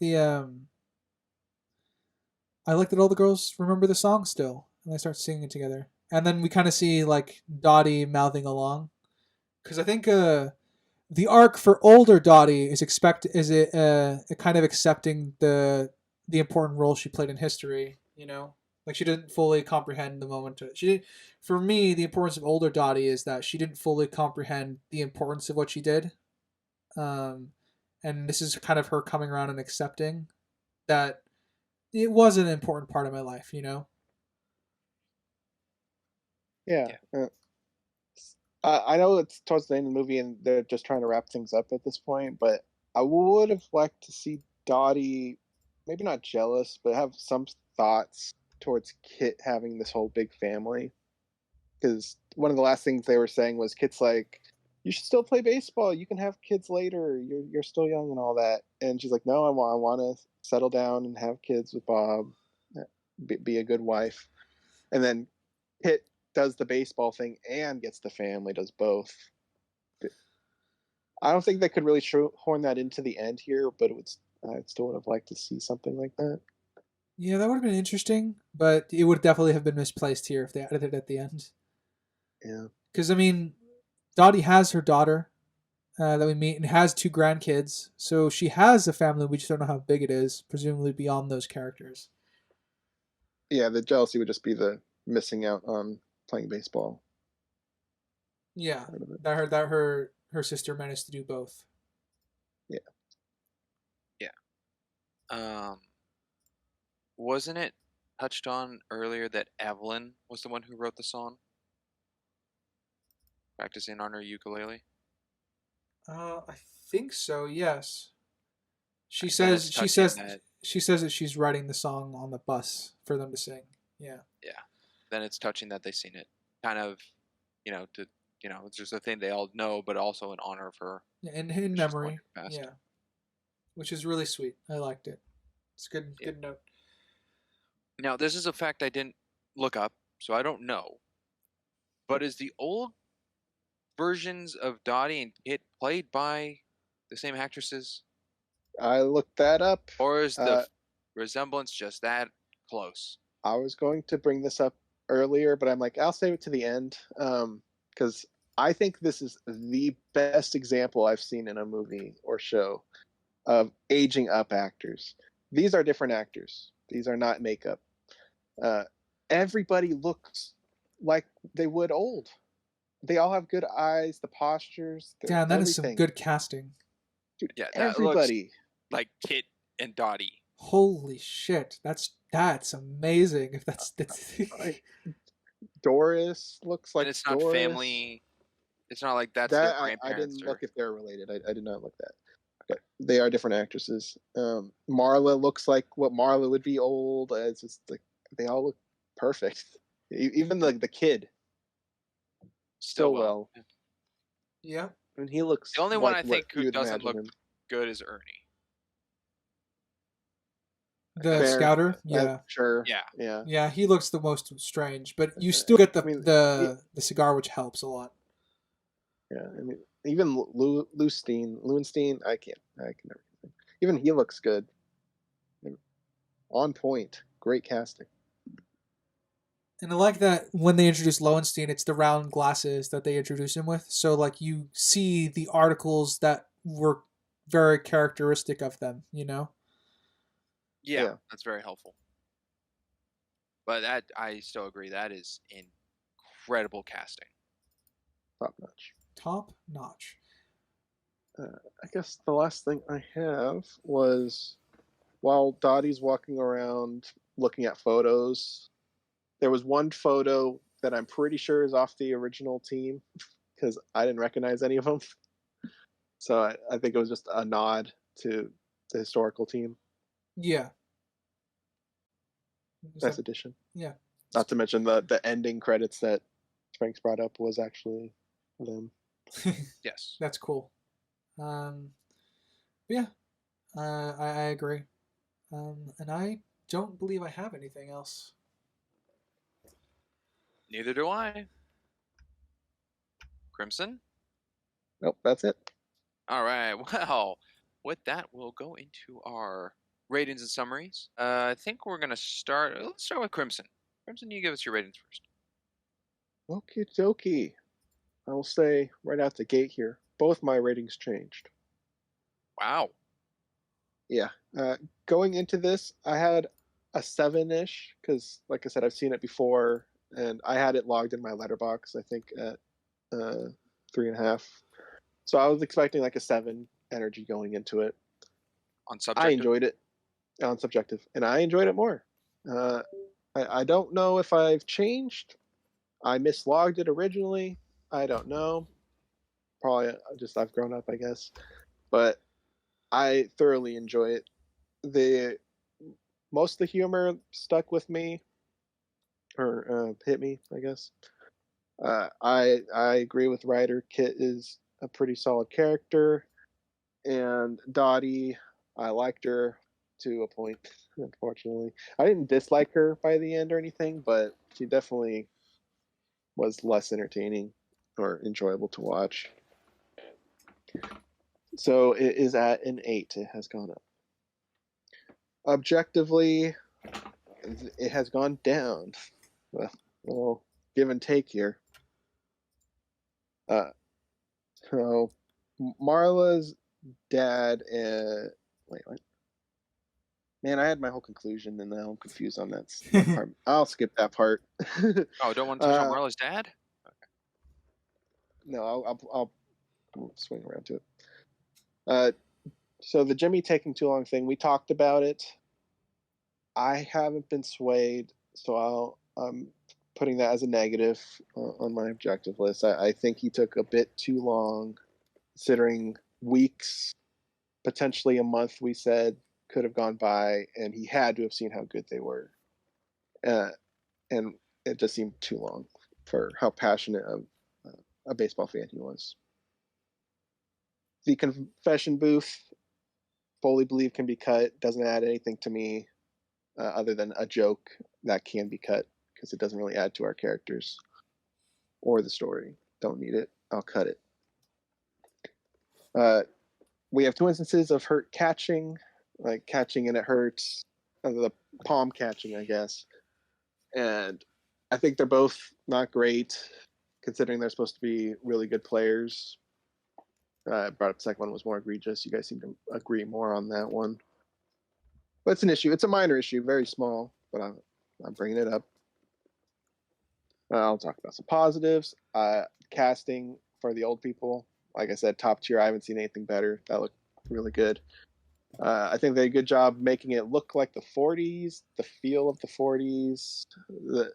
Just the sense of the war happening wasn't overbearing, but you were well established at the time frame you were at and how it affected everybody. It's all very well done there. Another negative that this is why I'm lowering it from my initial was how the team reacted to Kit. I didn't think about that until we were doing the pod, and that seems like a pretty big thing to not have in it because they're all a unit, so they should have thoughts regarding Kit leaving. So that is a problem. Dottie, I'm sure Ryder's going to cover a lot about it, but I'm going to say I'm probably going to agree with most of his thoughts on her being inconsistent or off towards the end here. So overall, I started with an 8. I am at a 7.5 objective.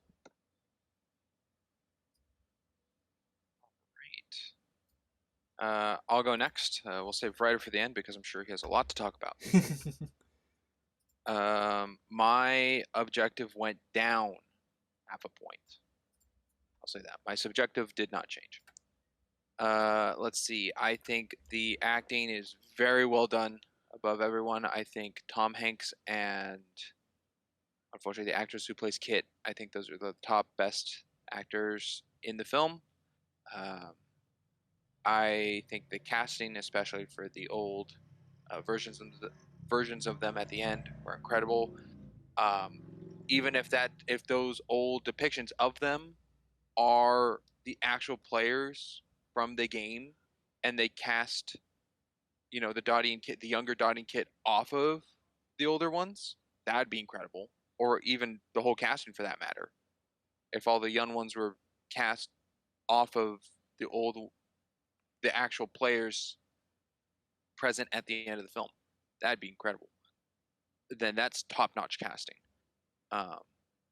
Maybe we just have it backwards. So, let's see. A lot of natural lighting, nothing really there. I guess artificial lighting I can touch on a little is kind of the bus stop at night. There's a lot of people sleeping, but there's still some light sources around, so it's not pitch black. And I think it's fine. It doesn't. I don't think it's a problem how it illuminates, like the whole part of Dottie and Jimmy talking to one another, and Jimmy has like the Coca-Cola in his hand. That whole discussion, I don't think the lighting's off in that part from the drive. I think also the fact that they're on a dead end street, there's no lamp posts outside, don't come through the window to make lighting changes. It's all just the interior. I think really helps for that. So lighting's fine. Cinematography, there were some really interesting, good shots here. My favorite frame shot was the Marla and her dad one we touched on. There's a lot of like handheld falling around during the game, a lot of pans, trackings. I like Jimmy's introduction as handheld for the kind of uneasiness of him out of a stupor, or stuber, sorry. So yeah, I think the cinematography is very well done.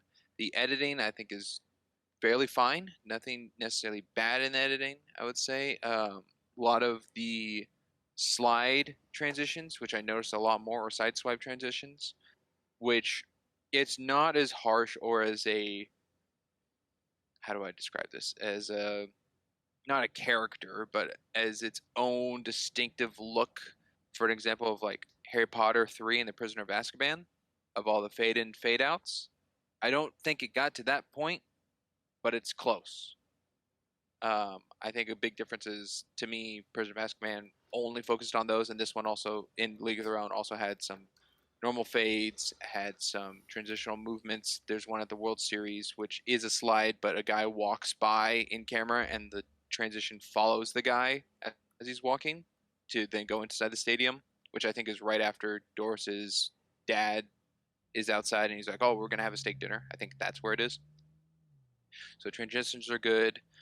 Hans Zimmer's score for the music, a little out of the department of what I normally know Hans Zimmer for, of recently, but a lot of playing with the brass and everything, and I think it was really good. I think the strongest points to me were, the one that was really fun was the Dottie and Jimmy both doing the signals to Marla, and the music played over that. I'm sure that was a fun little experiment for Hans to work with, but the end bit, like the big game, or the montage of all the newspapers going around, that felt a little more of his epic, kind of slight dark tone feel that I'm more familiar with his work in.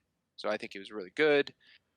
The writing was good. I think a lot of lines were really good. I think the most well-written character to me in forms of dialogue usage, I think, was Ernie. He had very good quips right back to responses, and I think those were written well in a normal conversation of whatever Dottie or Kit or anyone around him would say.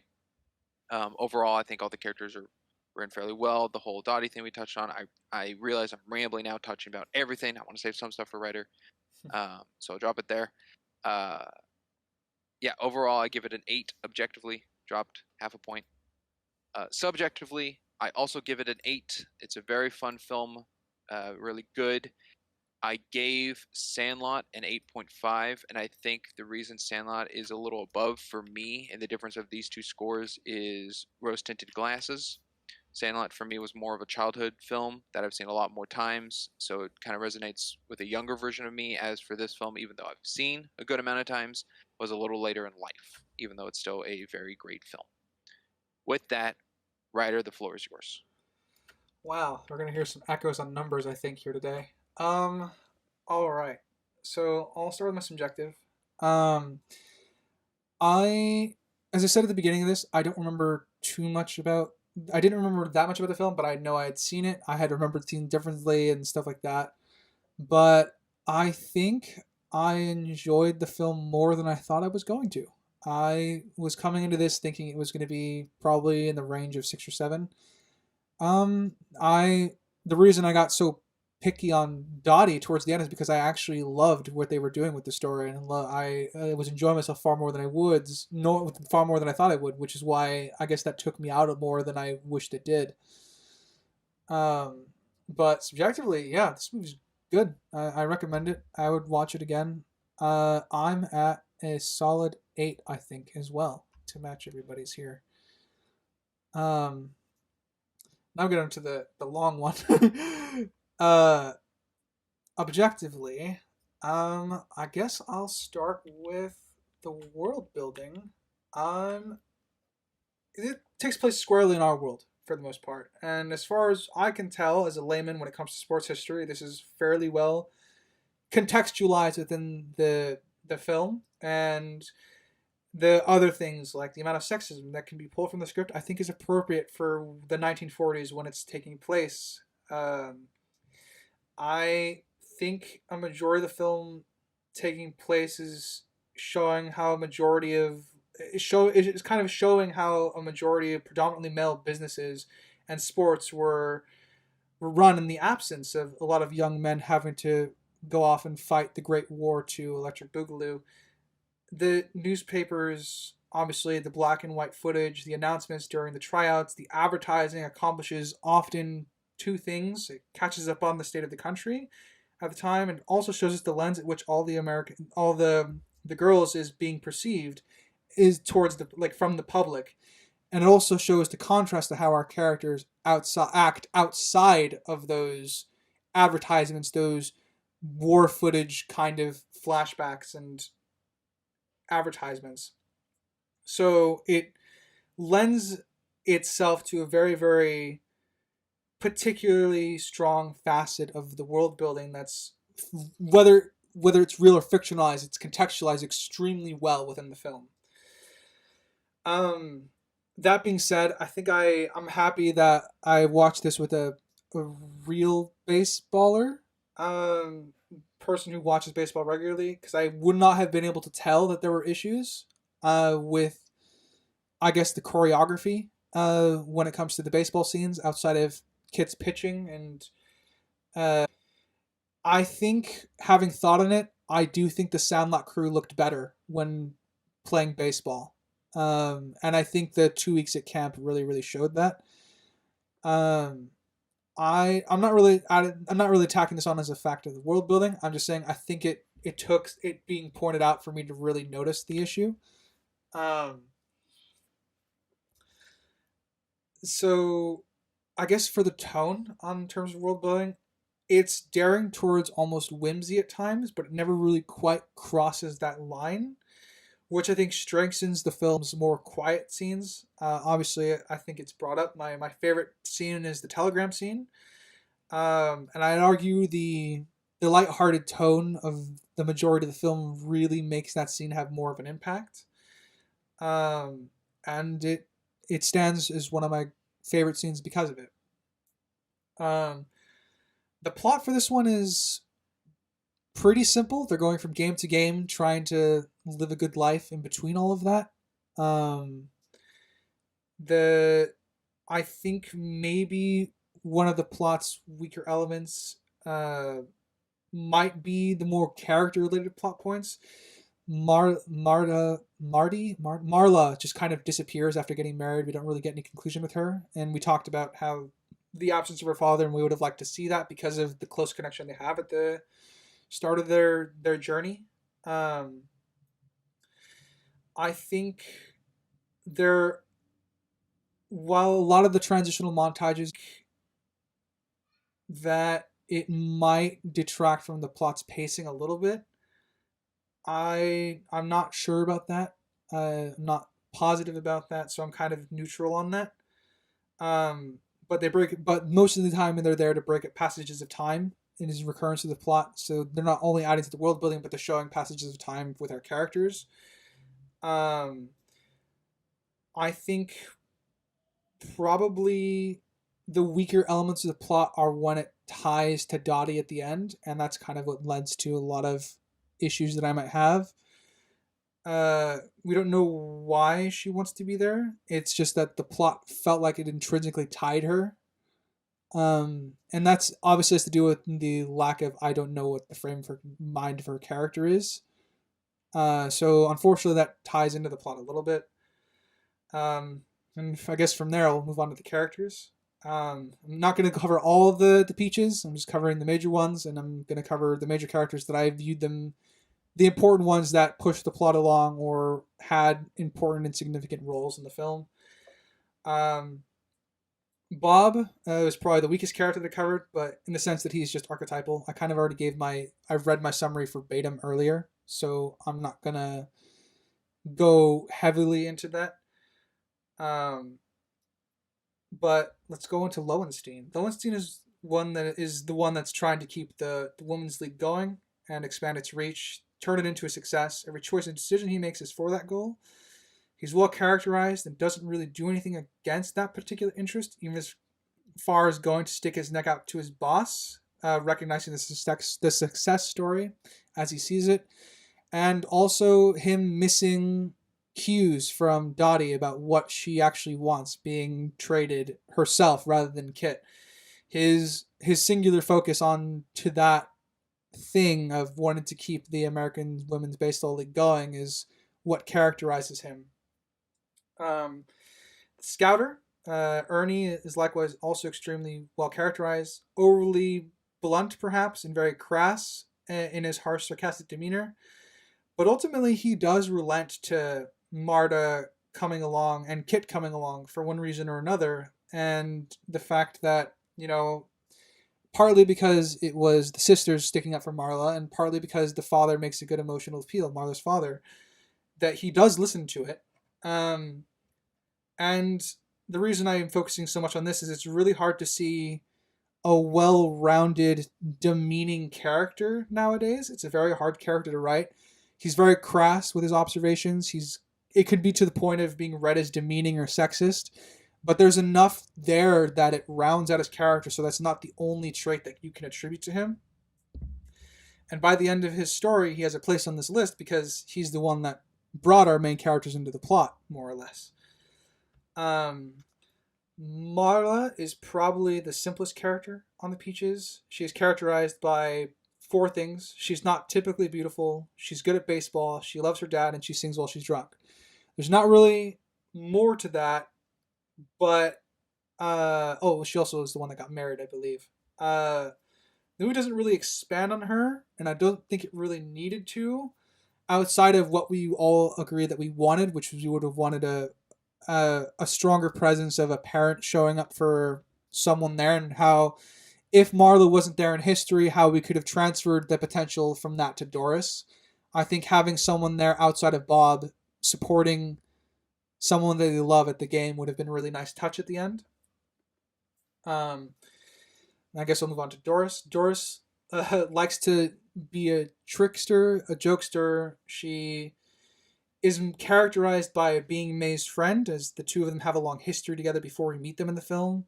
She's both a trash talker and supporter of the group, which we kind of talked about her role in Kit's snapping. Yeah, I'm having thought about it. I think there's a little bit of issue here. She would have an understanding of her team at that point and know that Kit would not want to be kicked out. I think it's in character her to make a joke of the situation or to make light of it, but I think she would have been smart enough to figure out that now is not the time and place for it. In fact, I think Doris would have been the one to comfort Kit, because at that point they had already talked on the bus and about boys and their lives together. So they've already grown together. So I think that there's an aspect of that missing. And we talked about how there was no apology in the World Series. And I think that would have absolutely that would have rounded out Doris, I think, if that was in there. And that might be in the 4-hour version, but it ain't here. So it's unfortunately I have to just say that it's not here. I think one of the more endearing things to follow with Doris's character is just the utter confusion she has when fans show up for her specifically. They've endeared us to her. And I think during her training, like her lady training, her breaking up the typical rules of just kind of snacking and stuff like that, all of those are meant to be little endearing nuggets for Doris. So talked about Doris. Let's go right into May. May likes to project her confidence and sensuality. She is flirty as a dancer. She's not afraid to speak her mind or chase a rotten kid with a bat. But I think my favorite part of her character is knowing that there's a woman on her team that doesn't know how to read, and it speaks to May's character that she is the one willing to teach her how to read. She's the one spending her time at nights teaching her how to read, even if it's not exactly the best literature to teach her how to read with. But it's still in character for her that it would be some sort of raunchy book. But we also get an important sense of her wanting to leave her old life behind. She's probably one of my favorite side characters because of that. When Lowenstein arrives to kind of tell them that he doesn't know if he can keep the league open, you can sort of see that projection of confidence and sensuality break a little. And I think that rounds her out to being a very well-established character. Next up, I have Jimmy. Jimmy's a former baseball player turned manager who is either drunk, hungover, or what I thought was being high as fuck off of cocaine at the beginning. I can nix that now. However, even as he has sort of like a sort of growth as across the film, as he eventually learns how to run his team. Obviously, at the very beginning, he's intended mostly to be kind of a joke, disgusting, somewhat piggish, so it contrasts with the times when he starts sobering, actually being supportive of the girls. And yeah, they play the money up aspects probably for laughs. But then that's immediately contrasted with the telegram scene. Like the idea of getting a bonus at the World Series, it's contrasted with the telegram scene, which immediately grounds you back into the serious aspect of his character and what he's willing to do. And then the prayer scene at the end showing that, well, the telegram scene and the prayer scene I think are the two main scenes that show the two largest scenes that show the growth beyond of what he was at the beginning. And he's willing to be serious when he's properly invested. And it makes him another one of the more well-characterized persons in the story. Having thought on it since Crimson brought it up being an issue that it took a long time for him to notice, I can see the potential of the issue. I just didn't see the issue. Now that it's been pointed out to me, I can still see the potential for the issue. But I think I need to rewatch the film looking for that in mind. Because even now, having seen it twice, once for the pod, once for the screen caps for the pod, I think I still lend to him it being okay. I think it's paced very well, even if the timing might be an issue. In that case, it might be more of a world-building issue than a character issue. But I don't know. I'll have to rewatch with that in mind. But for now, I'm labeling him as a well-written and well-rounded character. Which leads us to Dottie, who I think is the second best character of the film because of what happens at the end and how she falls off. Dottie is knowledgeable about baseball. She tries to coach her sister. She has a good eye for the field. She tries to keep calm in crisis situations, meaning she's a natural leader. She takes over when she leads the team when Jimmy was incapable of doing so. She's also a bit competitive. Not to the degree Kit is, but competitive enough. She turns down uh, offers to play professionally initially because that's just not her what she's looking for in life. She already has what she's like. She's married and just is waiting for her husband to come back. She wants to live a normal life, which is classic trope of character ignoring the call to the hero's journey sort of thing. Um, she's willing to stand up for her teammates. We see that with Marla to a degree. I'll add a caveat to that because that changes by the end. Um, she looks out for the girls when they're all out partying and knows that someone can come and see them and kind of get them in trouble because they are going to get kicked out of the league if they're caught partying. She tries to save the league, probably for herself and for her sister, when she starts doing when she did the split stunts and everyone starts copying her because of it. And she's honest when pushed, which is why she ultimately ends up benching Kit. There's a lot of character traits to take from Dottie that unfortunately form into some inconsistencies that come later. Because the movie gives us a very, very big, gives us an excellent window into her frame of mind, which is something that I think we lack towards the end of the film, which would have been the most important part of wanting to get in on this relationship with her sister.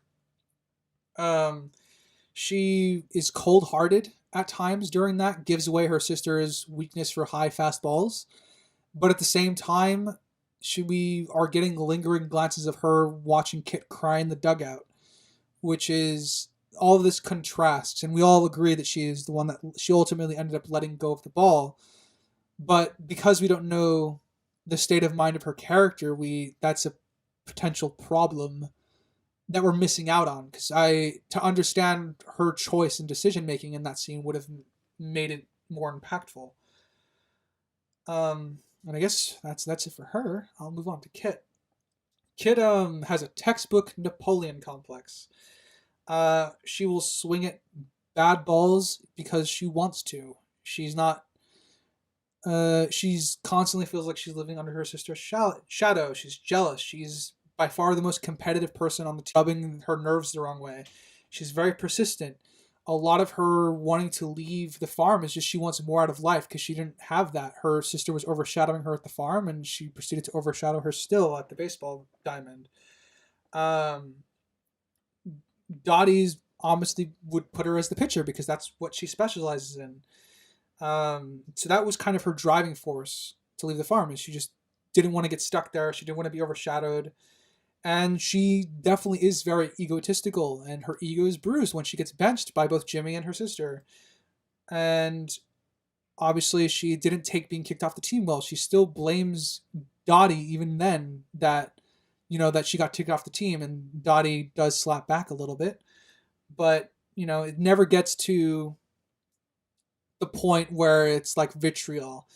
And I think Springs pointed out the moment where you realize how Dottie saw how Kit saw their relationship. Like, she didn't know that Dottie loved her so much, which is very, very insightful to how she perceived all their interactions beforehand. She was constantly living under shadow, and that chip on her shoulder that she carries throughout the story. And to see her kind of get almost break down and very panicky that her sister's beating her in the finals is very much a very great character moment to watch.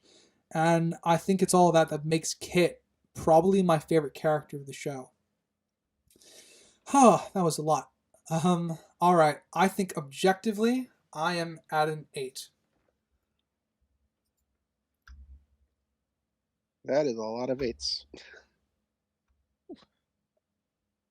Crimson, do you want to change any numbers you have? Like I said, I was originally an 8 objectively and switched it to 7.5. Oof. I talked so long that my headphones turned off. You did. Did you guys say anything? Oh, we got it. Okay. Buddy, we got it.